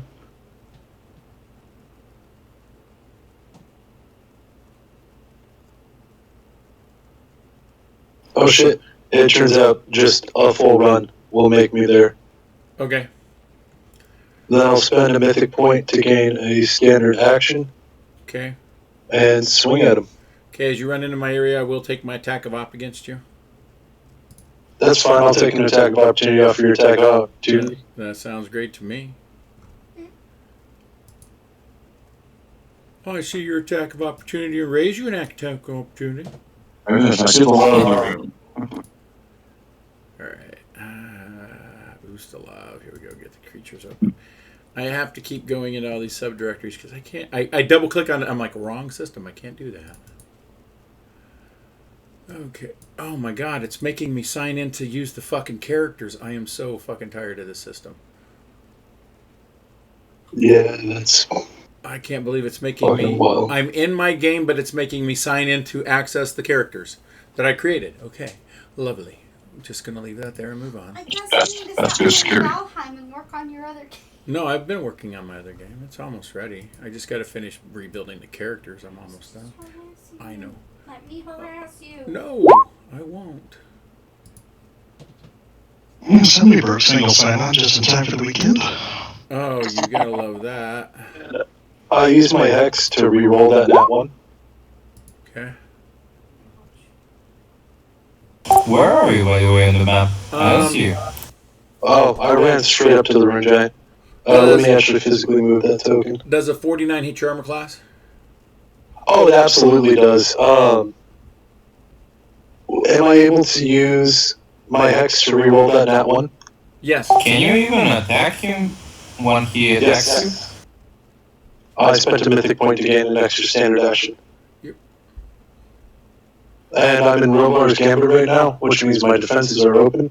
Yeah. So he can hit me easier and harder, but I can hit him back. you? I just meant he hit you when you were 30 feet away. Yes, he's using a reach weapon. Regulars do that, right? That's a good point. I forgot his reach was significantly longer. My reach is only 15 feet. Yeah, he had to run into my range. That's why I got the attack of op on him. My apologies. I forgot he had a reach weapon. And please, GM, reroll that attack to have a lower attack. Yeah, You got protective luck. All right. The first attack was a 49. The second attack was a 45. Does that hit? And that was a threat of critical. Okay. The confirmation on the critical was a 34. Does that confirm? It's a low roll. I do not believe that does not confirm. Was that factoring in the +4? 33. Sorry. I added it That wrong. Okay, you didn't get the critical damage, but you did get the primary, which was 45, which was a threat of a critical. And that did 76 damage. Alrighty. I do have DR5. If you want, I can private message you my AC so that way you know right off the bat if it hits. Okay, that's fine. That'll work too.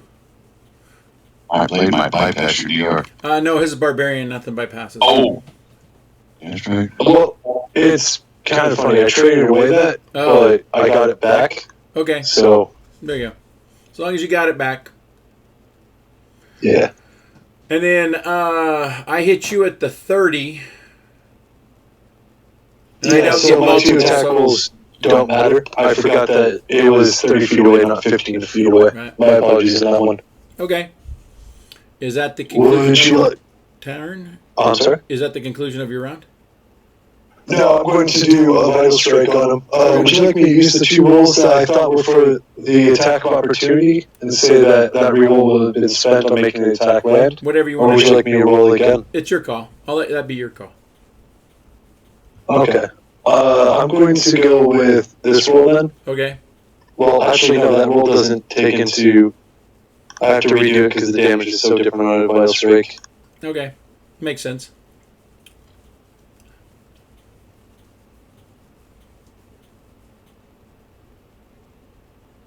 Roll one additional time because of that reroll thing. Yeah.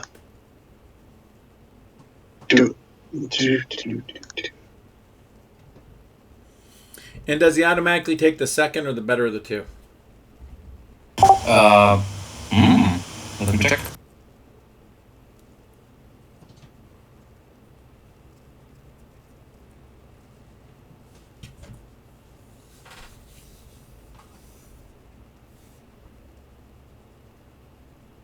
He may reroll any ability check, attack roll, strength roll, or skill check, taking the better result. He must decide to use this ability before the roll is made. That's why. Yep, so he has to choose then. He doesn't roll twice and choose the best one.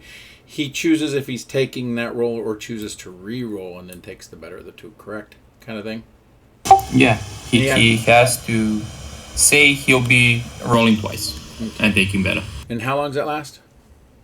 3 rounds. Okay, thank you. Perfect. Re-rolling them now with the proper vital strike values. Okie dokie. So attack roll number 1, attack roll number 2. Number 2 is a threat crit. Does he take critical damage? No. Okay. Shame. So, yeah. Don't worry, I got revive once a day. Does that 60 hit, however? Yeah, I'm looking at the dice here and trying to understand the amount of magnitude of that many dice. Yeah. It's because the weapon started off as a 46, spiked up to huge, and then there's enchantments on it that increase its effective size. Okay. So it's a huge weapon. It's a huge weapon, and then Vital Strike, I have the greater one, so I roll 4 sets of dice. Okay. How many in the end? In the end? 48. Yay.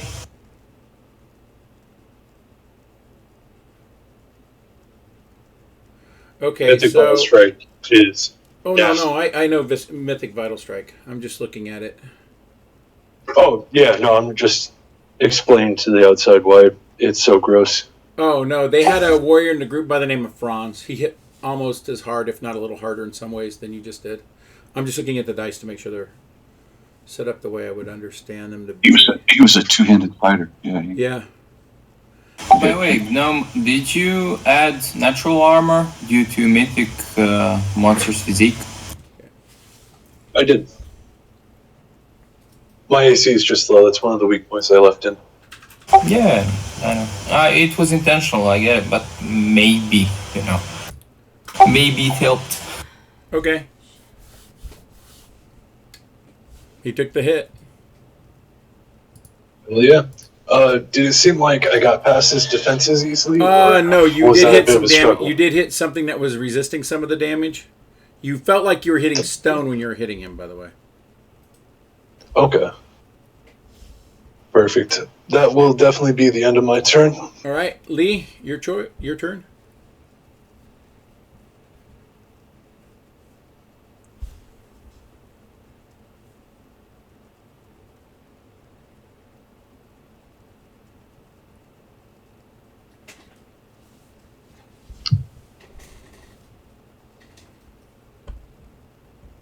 If you don't mind, I can take my turn. I mean, I just wanted to Sure. move one initiative down. Oh, okay. So I will permanently reduce yours down to 22. To even.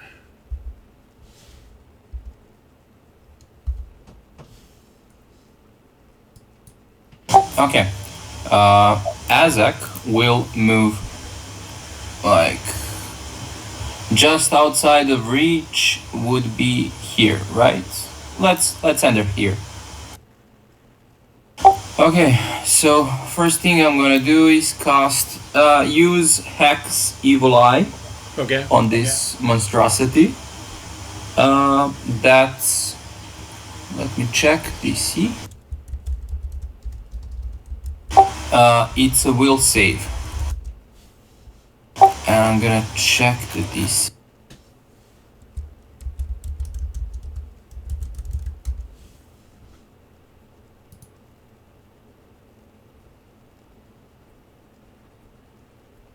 .30 will.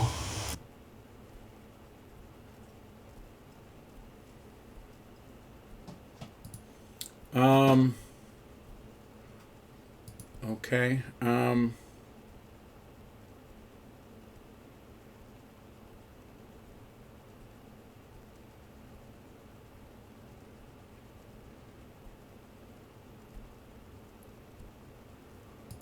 What level is the hex? What level Spell effect. is the hex? Yes. It's a common hex. Thank you.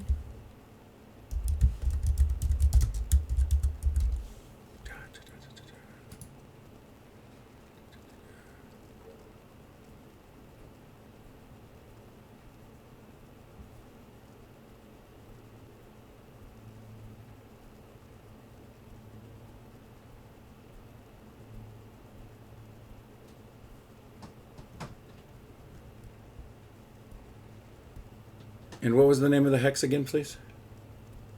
Evil Eye. I can link it.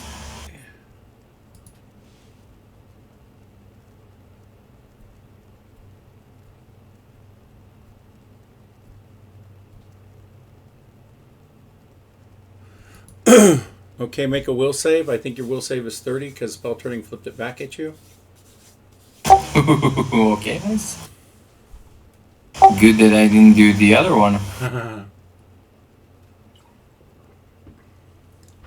Do I know what he did? Can I? He didn't do recognize anything. it? You watch the runes on his skin flash into existence. He has gold tattooed runes all over his body. That's the name of the rune giants.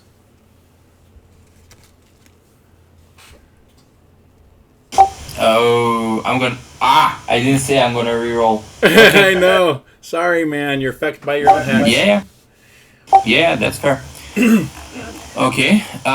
So rune giant. I rolled knowledge local. Can I have more info on them?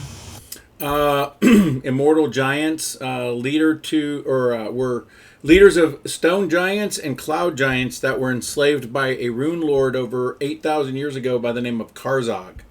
These rune lords were originally wizards that were taught by the Azadi how to do magic. They were one of the first humanoids to gain magic outside of the Azadi race.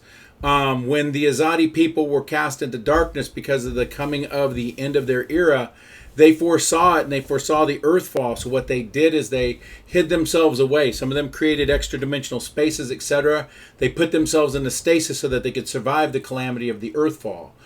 These rune lords, though, ruled over most of what they called Thassalon, which was almost all of this planet, for over 10,000 years. They ruled unapproachably. Each one of these broke down into a specific school. These schools were transmutation, abjuration, evocation, necromancy, things of that divination, etc. These specifically served the rune lord of transformation and abjuration, which was Kurzog. Kurzog was still in existence, and by local history, he awoke less than a century ago, maybe about 25, 30 years ago, and heroes destroyed him, but it took a great effort to do it. But during his awakening, a lot of the rune giants reawoken as well. But now what you're finding out is rune giants didn't just serve Kurzog in the area where he was at in the city of Zinsalas. They were actually used in other areas so they can be found. Now, these rune giants, they are known to be created in an artifact crucible where the body of a stone giant and a Tog are put in, and then their flesh warped together. Using transformational magics known to the Rune Lord, he would do these flesh warpings because he is the creator of flesh warping magics in this world. There you go. That's a rune giant. Okay, but how many times can he use this? It is, how many times does he have spell turning up? It may be a natural ability to him.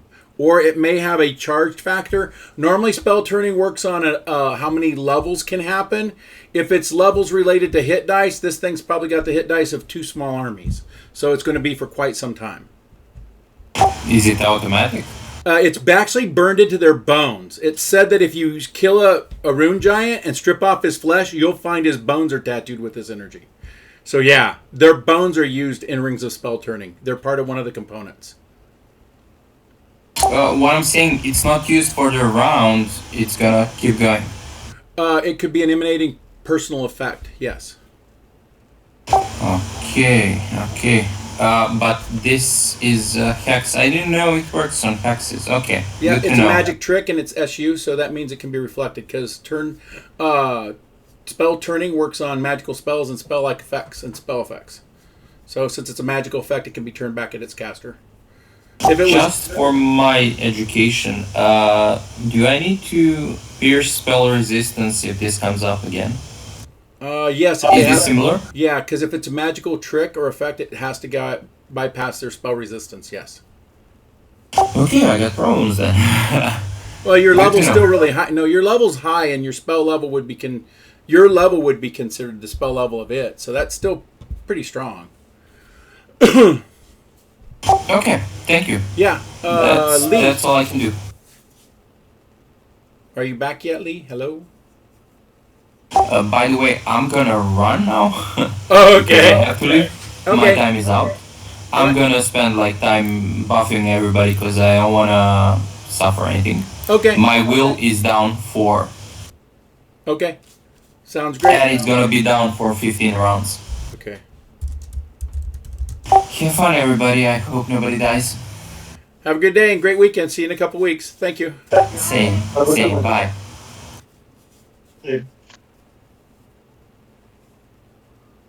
I know the takeaway. Which might have him off, didn't I? Nope. Silly on me. Leeson, your turn. Okay. Are we still going on with people disappearing, or? No, I think that was the only person that said they had to leave within half an hour, and one person's not enough to call the game unless you guys want to stop. Oh, right. Sorry, I didn't know what was happening. Okay. Yeah. Cool. Yeah, Okay, you might have missed it. I asked how much longer everybody has to be able to play for this combat scenario because it might take an hour or 2. And if there were some hard stop times, if they would post those into the Sound of Silence so we know if we should just keep going or stop. So far I had Brian, Sorrel, Dharma say that they're not busy for the next hour or 2. Kitty's the same for Empress and Kitty LeBang. Hey, So I might need to plug in my IV here soon. I'm okay for a couple of hours as well. Okay. I think I put it. then we can. And Runehide, did you have a hard stop? I posted it. I'm good to go for today. Okay. Woot. So we'll keep going. We're only down to 1. So Okay. I'd like to try and work out the vulnerabilities and all that of these creatures. So, what does that take an action, or is that automatic? You know, he makes a knowledge. knowledge check. Yeah, it doesn't take an action. Okay. And it would have been kind of the knowledges you guys got beforehand talking about rune giants and Taga giants. Okay. So,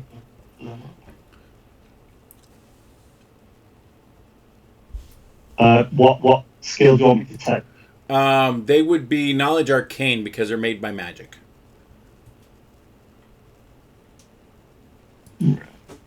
And I know Kitty kind of already knows about them because she made a roll too. Oh yeah, that's great. So you'll have a total of 4 questions you can ask about it. But I'll give you what was already kind of acknowledged about rune giants. Rune giants are an immortal gargantuan humanoid. They were primary servants to an ancient arcanist called a rune lord. He actually flesh warped these things into existence out of making them out of 2 other giants in an artifact crucible that is known as the Rune Forge. These things were unearthed about a decade ago or 2 decades ago by heroes. That's why this knowledge is now very prevalent. It was in Pathfinder stories.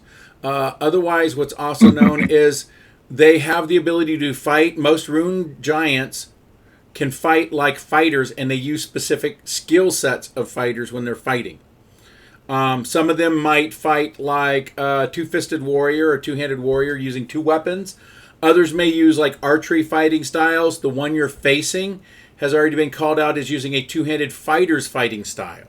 What that means is he gains the benefits and detriments of a 2-handed fighter classed character that he's fighting with. This one is in what's known as a backhanded swing. That means every blow he does on his full attacks will double his strength damage per blow. Okay? Not compounding, but just keep it doubled. Otherwise, besides that, what's also known is they have magical abilities. The magical abilities that are known so far that was spoken of is that they can command people, and normally they can see anything that's in front of them. They've always had the ability to not be beguiled. Okay? Otherwise, some of them have other abilities. Now you can ask other questions like whatever you'd like to know. That's what was already discussed. Right.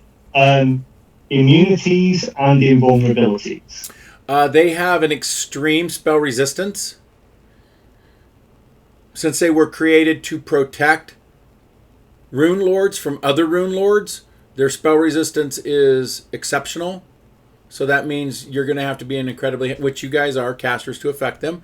Otherwise, they're immune to mind effect, cold, electricity, and fire.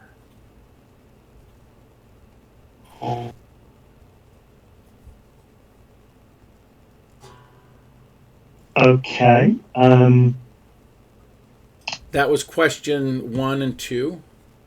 You have 2 more. Okay.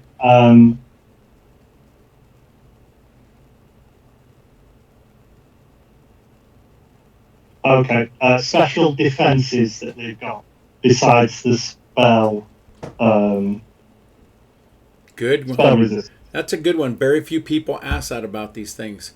The runes that are etched upon their body as a defensive reflex, they can actually cause them to do showers of sparks. Any rune facing any side of the giant that it wants to can emit it's almost as strong as a dragon's breath weapon worth of sparks of energy that fly from it in the form of fire and or electricity. It has been said that it's strong enough that it has liquefied an army of 100 men, or actually left them smoldering ashes. That expels out of them in a 30-foot cone. Okay. And I've got one more on this. So finally, is there a problem with their reach? If I get within their reach, will they still be able to hit me? Well, their reach is 30 feet with a reach weapon, but that's about it. Some reach weapons give you like a 5-foot area they can't hit. You get in too close, they can't hit with it. Right. Does he suffer from that? No, because of the two-handed weapon fighter. Okay. You're thinking that he's using something else to give him like a longer reach. Like, does he have that dead zone? No dead zone. Okay. Right. So my movement will be getting out of whatever the hell that is. because I don't like being there. Okay. Wasn't there a giant down here? No. So they're just both up there. Yes. Yep. I'll move a little bit further. So that's 30, 60. So move to that. Oh, guys, you know what I forgot to do? Yeah. As my standard action, I will cast the shield spell on myself. And as a quick action, get my diamond body going up. Is it that body or diamond soul or diamond, I don't know, shoes or something? Okay, cool.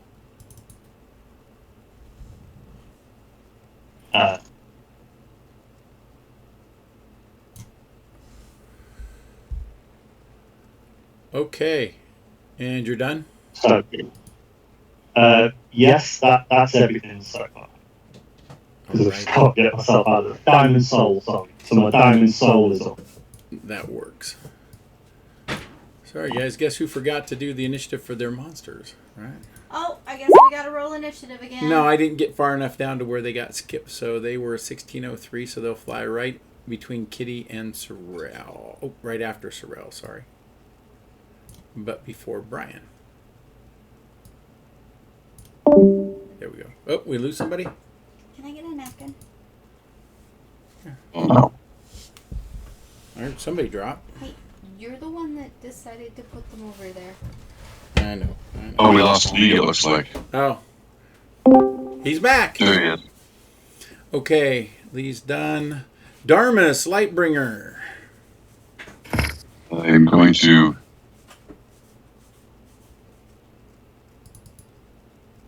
Yeah, moving up and send my Empress if that thing comes forward to swing at her. I'm going to attempt to block it. Okay. So I'm moving up to defend the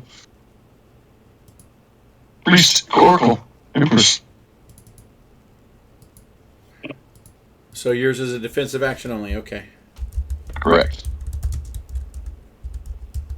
Come on, you fucking prick. Yeah, nobody else should use defending, just them, eh? Yeah.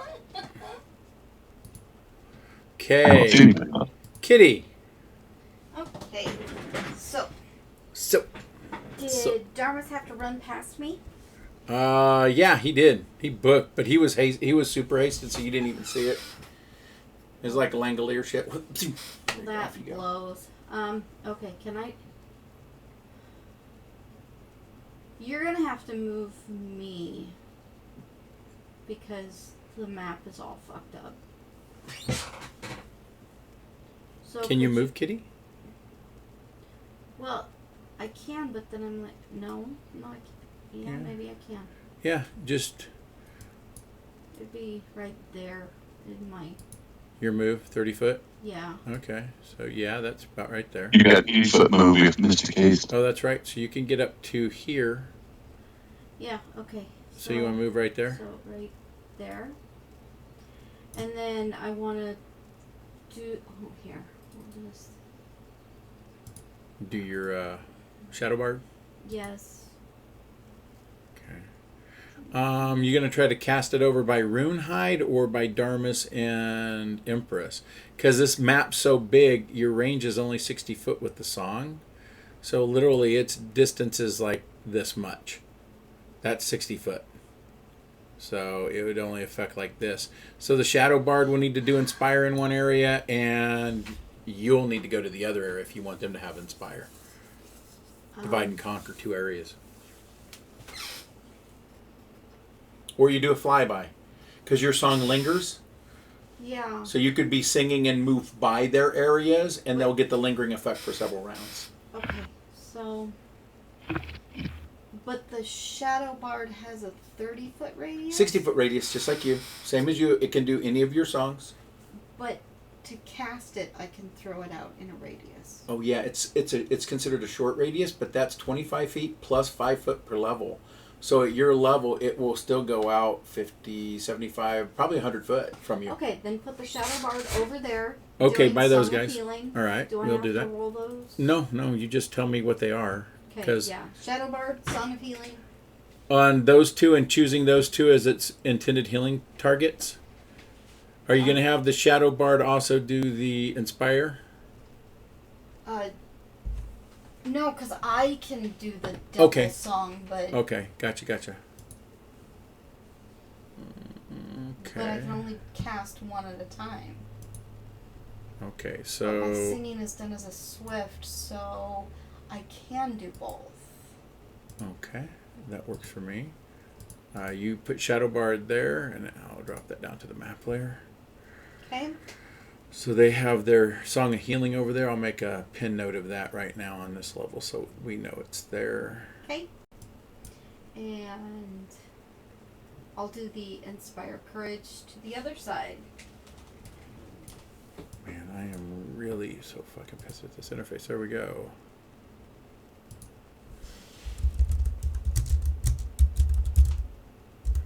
Boom, shakalaka.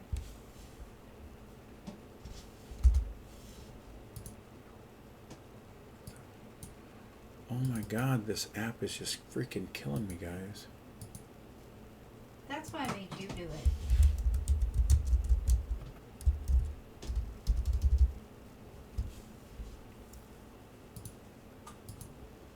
I haven't seen Foundry work, but one of the other lads I roleplay with uses it, and he thinks it's pretty decent.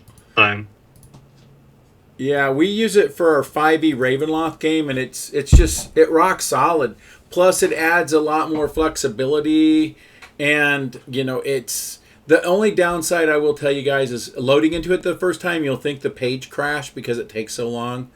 But it really just, it's loading everything, and then once it's loaded, it's rock solid. We play normally a 6 to 8 hour Ravenloft game. So when we do a session, it's no problems. I don't know if it's ever kicked Brian out. Did he ever kick you out? It did last time. I don't know if it was just me hitting the mouse button twice or what. Okay.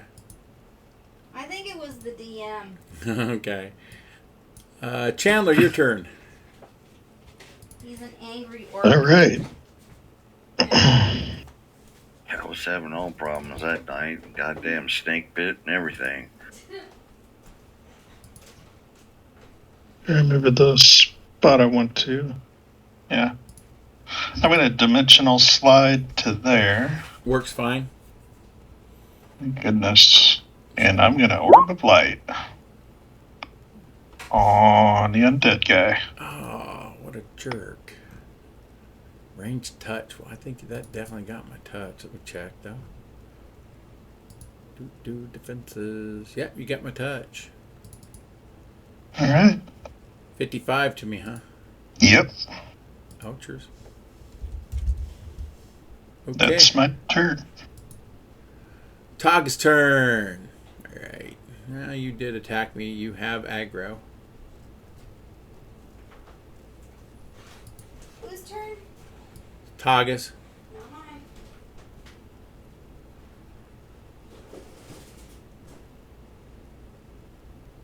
Got greater invisibility up, right? I do. I see you. Well, you wishful thinking. He charges you.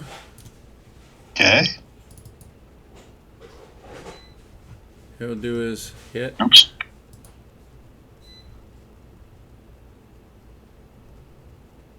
You're out of my reach.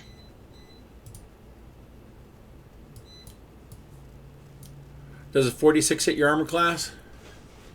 Well, it would, except as an immediate action, I'm doing emergency force sphere. You needed it. That was 98, dude. Boo! Holy fuck. Okay, so my sickle bounces off the globe of force and immediately comes up around you. Boy, you learned that one from Shizeka, didn't you? I did. Too many things planting that little fucker in a wall. Poosh. You and your globe are both stuck in the stone. Alrighty. Gojin.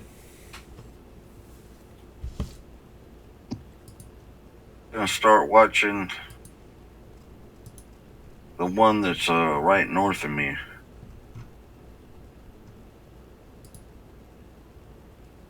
The Rune Giant? What he is? Yes.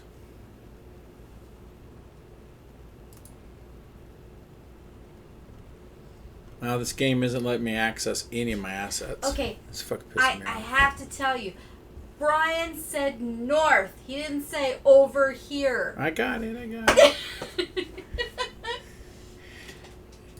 You studying that target, Brian?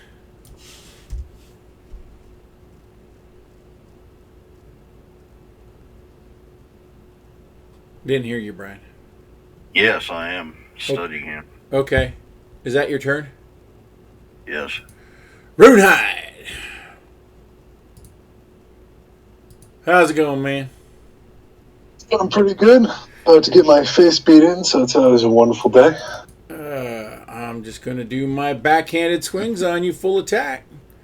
Hope you don't Perfect. mind. I'm going to attack of opportunity on all of those. My attack will be resolved first, but he'll probably survive long enough to kill me. Okay. First one critted you. Second one on that crit got a 43. But I get +4, that would be 47. So I think that hit. Oh yeah, that hit. Okay. Anything above 40 will hit me. Oh, okay. Okay. Go ahead and strike me back, though, with your attack of opportunity. Attack of opportunity for the first one. Oh, misses. Shit. That was not proper damage. That was still vital strike. Oh, okay. I was going to say. The 46 does miss, though. No, it missed. Okay. Perfect. Otherwise, that would be awkward. The first one gave you 145 damage. The second one was a critical as well. This one was only a 36, though. Does that confirm? Let me check. So I think you're 4 less, right? Or I get 4 more. But the 36 does include the 4 more. The 36 is on the dot, so it depends on if defender wins. Yeah. Well, no, your armor class would be if I hit it, I got it. So. Yep. Okay, so this is a 161. Oh. Fuck. Of note, the second attack of opportunity was a net 1. Ow! Ah! Well, I don't use fumble cards or nothing, so you're lucky there. Oh, yeah. Okay. You still standing? Alright, so you said 146 plus 160, you said? Yes. Ouch.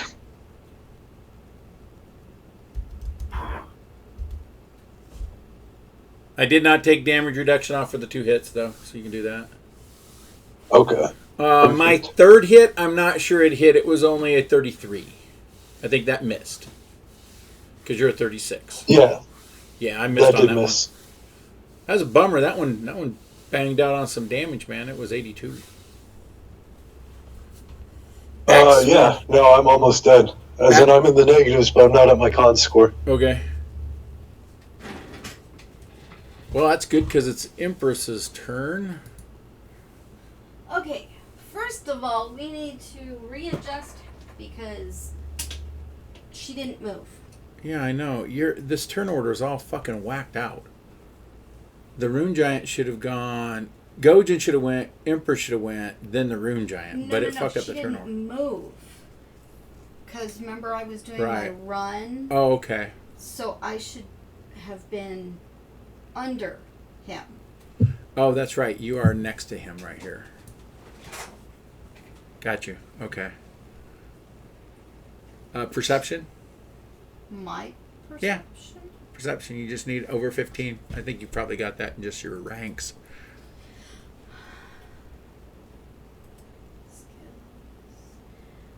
Perception. Okay, you saw Runehide take a big chunk out of the Rune Giant, and then the Rune Giant retaliated back, and he was retaliating at the same time. So he's doing massive damage to the Rune Giant, but it looks like Runehide's getting ready to take a knee. He got some major blows. Your Death Watch shows him should be unconscious by your Death Watch that's up. Okay. He should be going unconscious. So that means he's down. Would that be a correct statement? Actually, that would be incorrect due to Orcish ferocity. Well, she doesn't see that. She only sees hit points with a Death Watch, so you're under your hit points, so you should be unconscious, but you're not. Oh, absolutely. I should be unconscious. But he's not. So your Death Watch is telling you, holy shit, he's fighting and he should be fucking unconscious. So the Death Watch thinks he should be dead. No wonder paladins and priests get their ass kicked by orcs. They misread it with the Death Watch. That orc's going down. Oh, he ain't. Okay. And what was that other? So I need you to do... Oh, you did do your turn. That's right. And now it's Runehide's turn. Round 2. What are you talking about? You ran up... No. Oh, okay. I did skip your turn. Sorry. Okay. Had some holds go on. Had some haste go on. All right. So your turn before I start round 2 is for Empress only. What? Okay. So I'm going to do a shocking burst, longsword. Oh, you were turning too, weren't you? You were doing that instead. You were holding for the turn on your first round. No, I ran up. I have my full strength up. I tried to do a cast. That was my first round, but I was underneath him, but you never moved my character. Okay. So now this will be the longsword. Achilles tendon, just stab him in the face because that's my power weapon. Okay. Because it's the weapon of my deity. And you missed. That's fine because I guess I got preoccupied looking to my left. I'm that way. All right, round 2. It's like run off. OFT. He ran off. All right, Runehide. Well, I cast transformation, so I can't heal myself now. I'm on the way. Shit. I'm going to spend 1 mythic point for an extra standard action. Okay. I'm going to use that extra standard action and touch a rage myself. And after I'm done touching myself, woohoo! I'm going to choose to use power attack. All right. And I'm going to vital strike this thing. Oh, shit. As hard as I humanly can. Well, you mean orcishly can, right? Oh, yeah, definitely.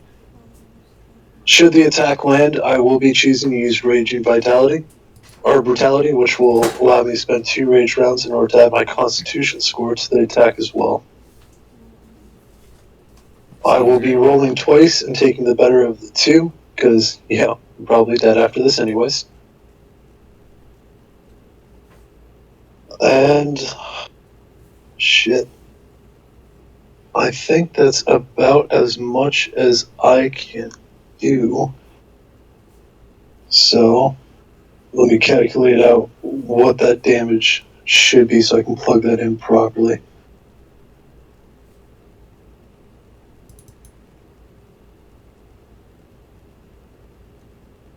Oh.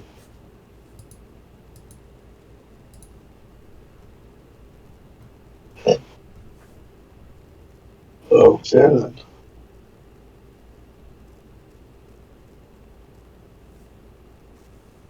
Rolling twice, taking the better.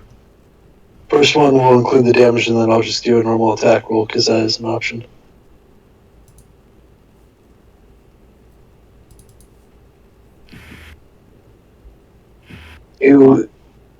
Does that hit? Ooh. No, you missed. Unless you got other bonuses. Is everything calculated in there correctly? I see the plus 40. Yeah, everything should be calculated in there properly. Damn, that top one didn't hit? Oh, the top one did. Sorry, I saw the second one. Sorry. I was No, looking no, away those from are the both screen. for the same No, the amount of 59 strike. hit. No, that hit. Oh, shit. Yeah. Okay. That's down. Oh, it's down? Oh, yeah. Oh, yeah. Yeah, the 300 before and this one definitely it's down, dude. Hitting the balls. I'm going to fucking roar about how I'm going to rip its skin off and use it as armor. Alrighty. At this point, I'm barely coherent. And that is your turn. He's going to... I got to look up his character and see if he has any healing hexes. Let me double check him real quick, and maybe he can give you some support, as he said he wanted to do.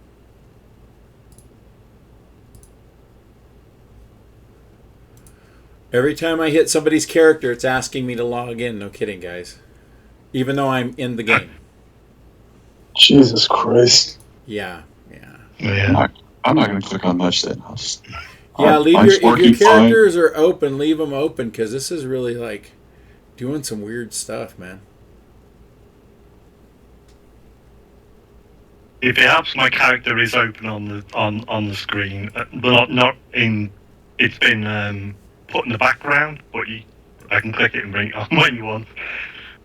Physique. Okay.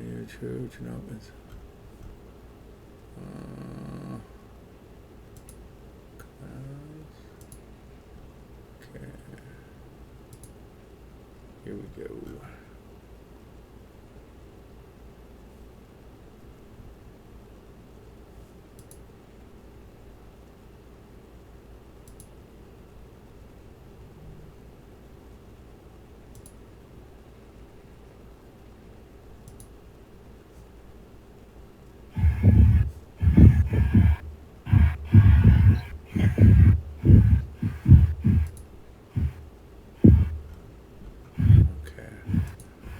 Well, I'm wondering, let me see this one real quick.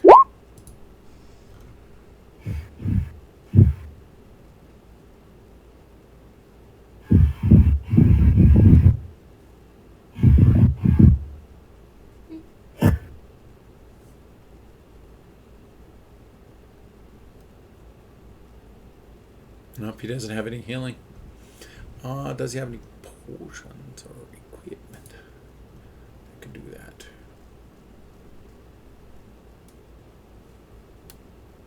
Nope.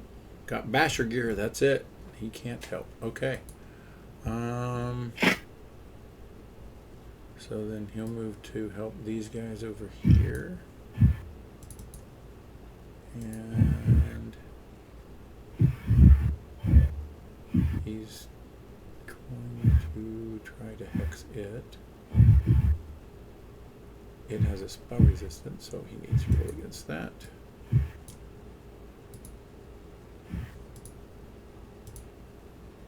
Ooh, nice roll. He got by its spell resistance, so it's at a -4.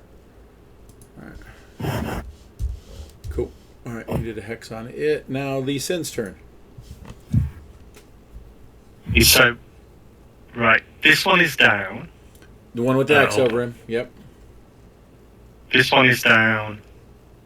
This one is one of us, isn't it? Yes, that's actually your Runehide. Want to make sure. I was thinking, do I attack him? No. Okay. How many times are you allowed to use Mystic points? Once a round. Points, I should say. Mythic points once a round. Right. You can use as many points as the power allows, but only once per round. Some of them can be used as immediate actions. Depends on the skill or the ability. Right, because I would like to use one mythic to gain an extra standard action to be able to do a full movement, and another one later on to upgrade my arcane strike. Is that two different ones, and is that allowed? No, because you have amazing initiative by your tier. That's just standard feature of your class unless you're doing something else. What's the one that gives you the extra standard by your path ability? It's actually a core ability of Mythic. I can pull it up and drop it in. Yeah, it's just one of the universals. Spend a mythic power to gain like the extra third or standard. fourth level ability. Yeah. So that one would eat it up. You can't do the 2 then. Okay. Well, you got mythic haste up. That'll give you another 30 feet of move. Yeah. Still 50 hasty. feet. Mythic haste is 50. 50. Sorry. Oh, yeah. Oh, okay. I haven't put that. Okay. So, And it also gives you an extra move, I think. And that Oh, one's does it? huge. oh, Yeah, I can okay. pull that up to verify. So I've got 120 normal move. Okay.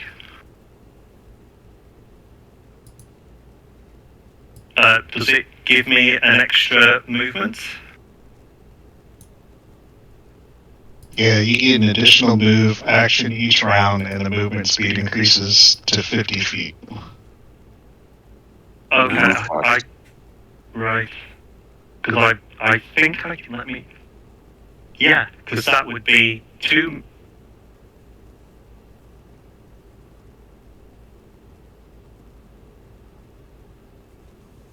Okay, so that would be 130 there. That would be the bonus move. I will turn on my arcane strike ability, and I will turn it on to holy. Okay. So I'll just do that.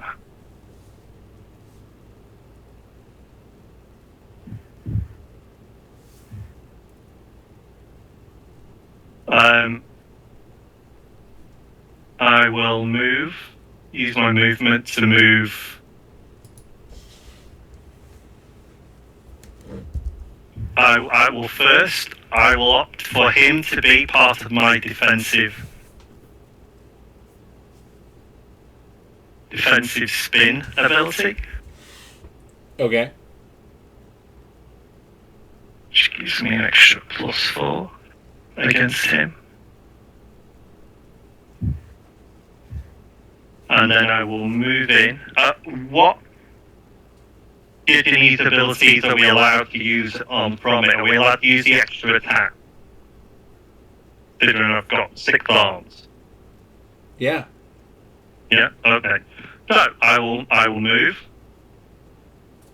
Well, did you get the universal, when you get the monstrous physique, does it give you the standard multi-attack feat?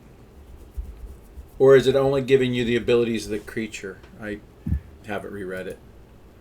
Let me just bring it up. Because I couldn't quite work out what you were getting besides. I'm bringing it up too. Yeah. When you cast a spell, you gain a small medium creature. Yep. If this form assumes any form abilities, you gain the ability to climb or fly. Yep.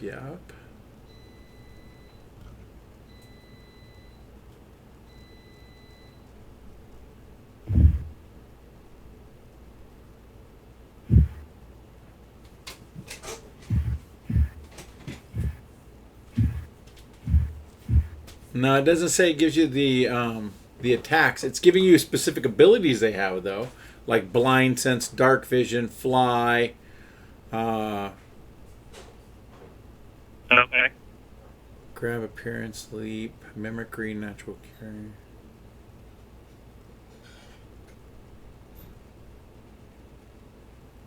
Because I'm gonna do. Well, they don't say, but they're giving you some of its other abilities, so it makes it seem like you would have it. I think it's your decision. Yeah, I know. It's really vaguely written. Yeah, I totally agree with that. Yeah, it's like, okay, you get ferocity, freeze, grab, horrific appearance, jet, jump, leap, mercy, mimicry, natural cunning, overwhelming, poison, pounce, rake, rend. You're getting all of the abilities. It doesn't say multi-attack.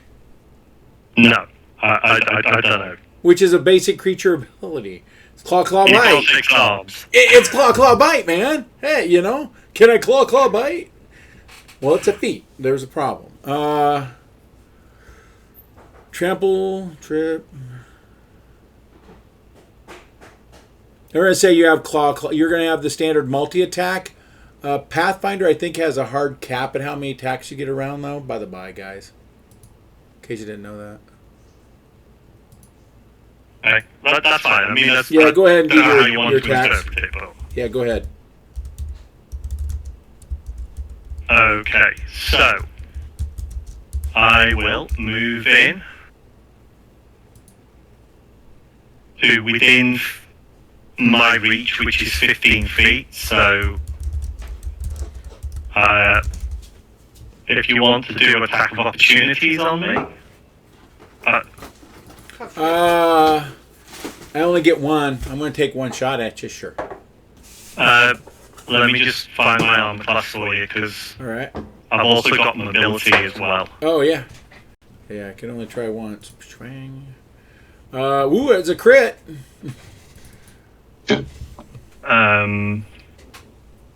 My That's a big scythe. That's a big scythe for a crit. That's times 4.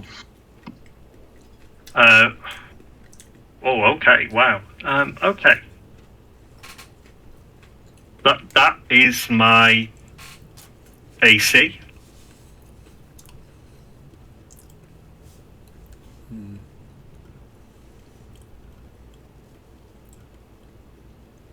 I didn't see anything. Oh, if it. Oh, sorry. Let's try again. Okay. Yeah. Yeah. Okay. Well, I did not confirm. So there's the upside. Nice armor class, dude. Really nice. He did a whopping 45 damage to you. Not very much. Okay. So that's yeah. My stone skin takes 10 of that away. Unless he's shoving around that adamantine weapon. No, that one isn't. But you do have to do a fort save. Fortification save. Nice. Good save. I didn't drain 2 die 8 constitution from you. That's good. Oh, yeah. Oh, yeah. Yeah. 2 to 16 constitution drain? Yeah. I could throw them in there for longer, make them real crispy. That sounds nasty. It is if you felt, but you didn't. Hello, Father. Okay, my... how many extra attacks do you get? Is it 2 extra? Yeah, 2 additional. Right, okay. Okay, so, and my attacks on him?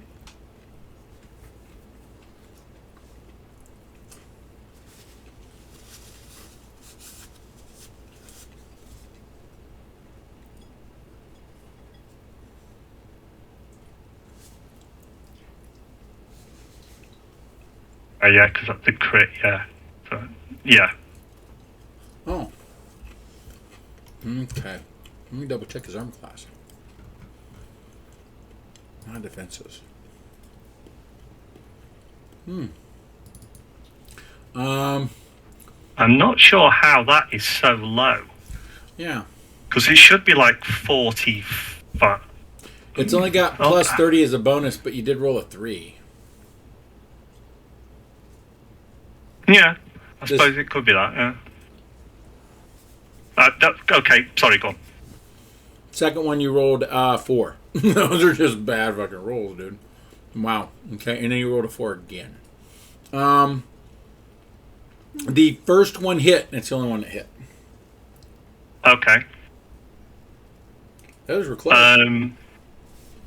So I take the damage. So I take this also bypasses magic, silver, cold iron, lawful, and adamantine. Yeah, I didn't have any DR for you to go bypass, so I take all of it except the sneak. That's the only thing I don't take. Okay. So, okay. Took that. Cool. He's still standing. I think that's it. Yeah, that's it for me. Righta. Darmus. The man, the myth, the bug. Yep. He's not that far away. He's what? 20 feet or 15 feet. Yeah, that's okay. So I can take a 5. Oh, go back to moving, not pointing. There we go. I'm going to take my 5-foot step. As I do, behold, you evil piece of shit! I've come to smite you. I'm activating my smite. Are you using the sword? Yep. Okay. And I added 5. I don't know what else it adds. It's a +5, but and then I'm going to swing and burn a mythic point to give me an extra attack. So it'll be glorious. Now the first successful attack, it'll automatically do it'll do 17 extra damage. After that, it won't matter. Okay.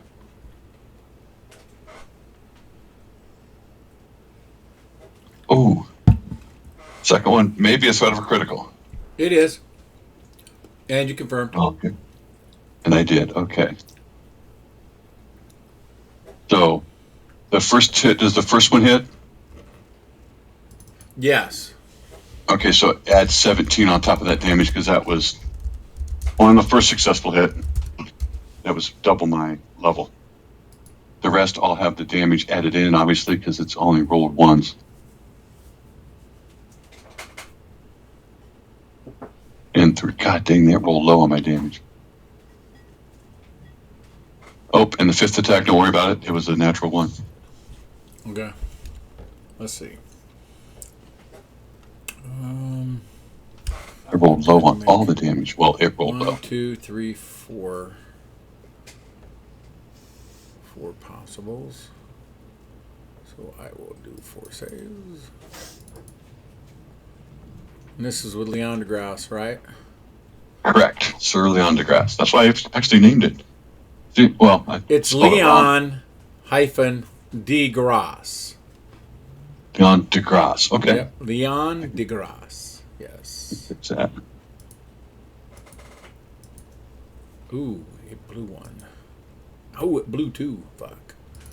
Okay, as you're hitting with Leon DeGrasse, you're noticing that your blade is cutting in really deeply, but you're noticing that it's pulsating with white energy when he hits as well. The first couple of times, the creature was able to fend off this white energy that was pulsing from the blade. The second time, you watched it disrupt the material he's made out of and actually disintegrate parts of his body as it was hitting him. Corruption.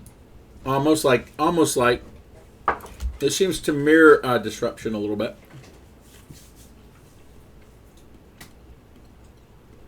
Because it's cracking him like glass.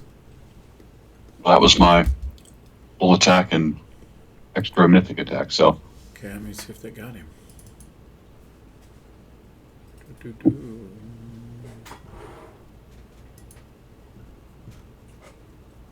You did 60, 110, 150, 150, 200. Yeah, whatever Leon DeGrasse did was more than enough to destroy him. Never get any of the fun.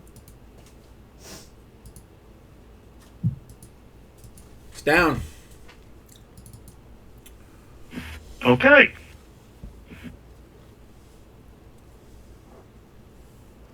Now what are y'all doing?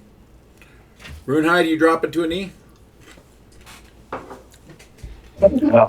I'm going to start carving the body up. Well, do we have access to our bags still? Yeah, sure do.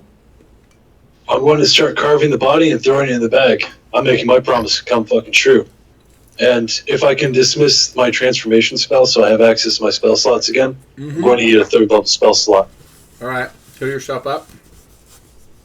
Yep, that spell slot will heal me 3d8 if I'm allowed to dismiss transformation. You can dismiss it. Perfect. Then yeah, I'll heal myself up with the Swift, start carving the body and packing away the parts, prioritizing the skull, of course. Yeah, the skull is almost 10 foot wide, man. And that's sure fine, enough, the back can open up. Cutting the flesh off of it, their bones are inscribed with runes, man, glowing runes. That's the plan. I'm going to make some beautiful armor out of it once I can clean the flesh off. But right now, I'm just hacking it up and throwing it in the Type 4. Alrighty. Empress. Mark down Rune Giant body, 50%. It's a big body. It's fine. I'm going to prioritize like the arms, the head, the valuable shit. The I was 50% going to say, is what your about the choice. weapons? Can we take the weapons? Yeah. Oh, that's for later. Right now, I'm pissed. This is the first opponent to nearly make me die in well over a year. So this is more like a furious artist. This is like some Cannibal Corpse type shit. Well, I'll pick up the weapons because I don't want you chopping them in half. The weapon, This is sort of the rune blade, the rune sword from the Rune Giant, that blade weighs 280 pounds and is 15 feet long. I want to stress that. Where the hell's it going? It walks with it. It used to. Carry it. Who's carrying it? I mean, throw it on top. I- I'll carry it. I can carry it. I think I'll Doris throw them has both a on top saddle of one for person. that. I don't mind who. I'll carry it when I can drop out of rage. Right now, at this round, if I drop out of rage, I'm dead. Yep. Like, just fucking heart stops. Fucking orcs over there So I need pounding to his fist. Raw, raw, raw. It's fucking Godzilla rage. I was figuring like Kratos, but yeah, no, Godzilla works too. Uh-huh. So are all the monsters gone then? On King Kong. We can see. Yeah. I'm gonna throw a mask. So battle's over. Yes. Okay. And there's no more adversaries. Yeah. Yet. Mr. DM, sir. Uh-huh. Well, I'm gonna go out and eat my lunch then. Okay, you're done today? All right. We can go ahead and end the game here if you guys want. Well, if there's more monsters, I won't. But if this is the end of combat, Yeah, it's into combat. okay. I heal everyone back up to full. Okay, mass healing? Yeah. Okay. You're getting hit with a mass healing. Do you got something to stop it, Runehide? I have my standard will save. Damn, I wish that could have waited a second, but yeah, I'll roll will save. He's not within the feet, isn't it? Isn't that him? Right No. Oh, yeah, I'm sorry. He's not. You're not within her range. Sorry. Oh, Sorry. that works. I'll get you on the backside. She'll get you on the down low when you're not raging. Y'all have a good one. You Perfect. too Bye, later, Ryan. dude. Happy too. birthday, Happy birthday! old man. Yeah, Empress isn't an idiot. She Okay, so Empress is going to. mass Oh, no. heal everybody else within, what, Okay. 70 feet, I think?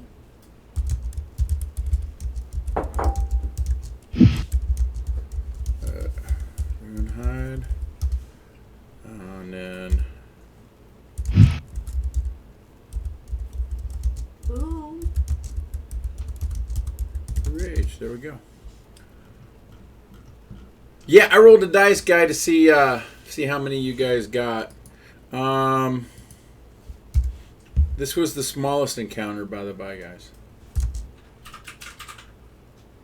Okay. I didn't even get to do my Moati.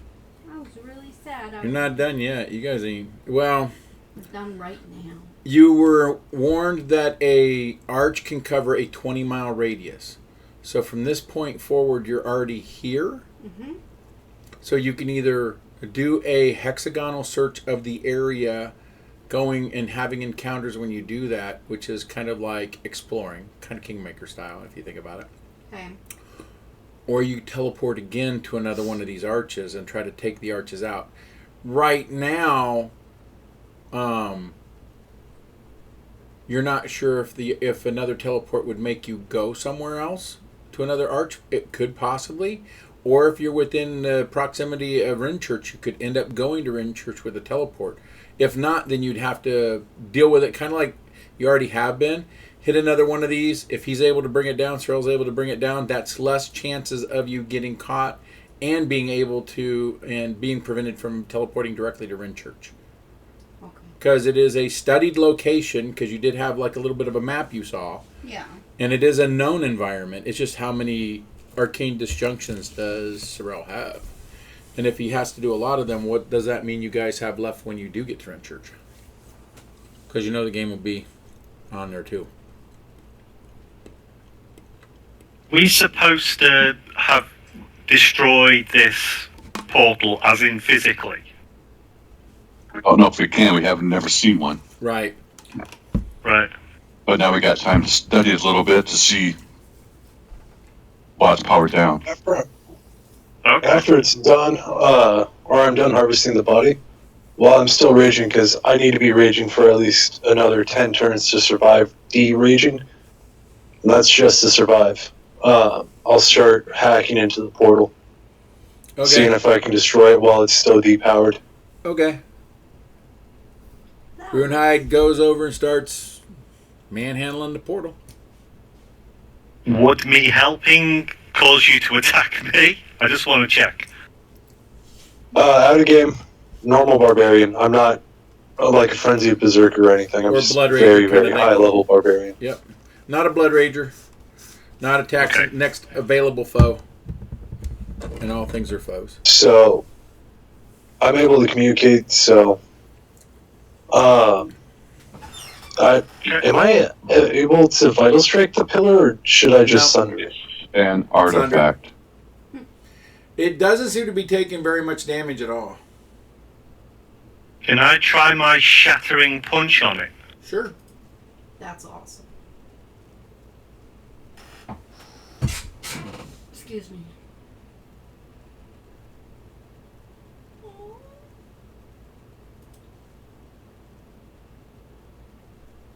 Okay. How did that do with it? Punch stone. It didn't seem to crack it though. I'll keep going along with the barbarian, the rage guy, rage man. So you got weapons banging off a stone over here, fists going into the portal. What's the rest of you doing? Watching the show. It is going to last a minute because I need to heal at least 60 before it... Actually, shit. No, I need to heal 70 before I drop out. Right now, if I drop, I'll be in the negatives, but alive. Or you could try to bypass it. He could blow his will save. You could hit him with a heal. Or a healing. Just depends. I'll just keep hitting it with the shattering punch for however long. Searching around the area. Goes on. Okay. I'll pass by. Remnants of a building or something, so you need to start looking for it. You said a turn, right? 10 minutes? Okay.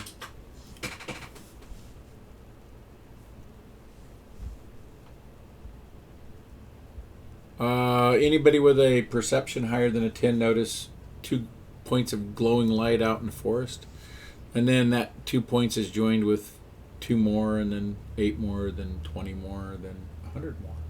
Lovely. Little light blue points of light. They're obviously spaced like eyes in the darkness in the forest around That was here. my first thought, was gray dwarfs.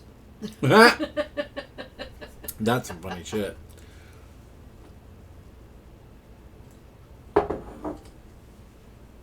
After a minute of hitting this thing with my shattering punch, am I really doing anything to it? No. Okay. I'll step away then. It's not really worth keeping going if it's not doing anything to it. So. After that minute, I will be dropping my rage. My rage. Okay. Pass by the minute. Sorry, I was at negative. I was at 27 or negative 27 there, so that was higher than my non-raging con. Nothing wrong with that. I don't know if you weren't doing anything. I was amused. The cat talks. Oh my. This is going to end up in a story sometime. All right. The eyes are all around you guys. They're not moving in. Can we see what's around us? Nice. So Kitty's gonna like whisper over to Sorrel. See, now right now would have been a great time for Kitty to be a god. If I could make you one, I would. Hey, we could have done it. It was just an That's just so inconvenient, isn't it? I know, right? You can't be a I god. know. Whose idea was that? I did some research and I found out there's just like this test. You go and take this test and you could become a god. I mean, how hard is that? A drunk did it. Exactly. What do you want? We need to stop doing all this and go and get godhood. And leave the mortals to die. Did I say that loud? Whoops. To leave the mortals to punch stone altars in the middle of dark forest. Oh, yeah. I have relieved a lot of stress in that minute.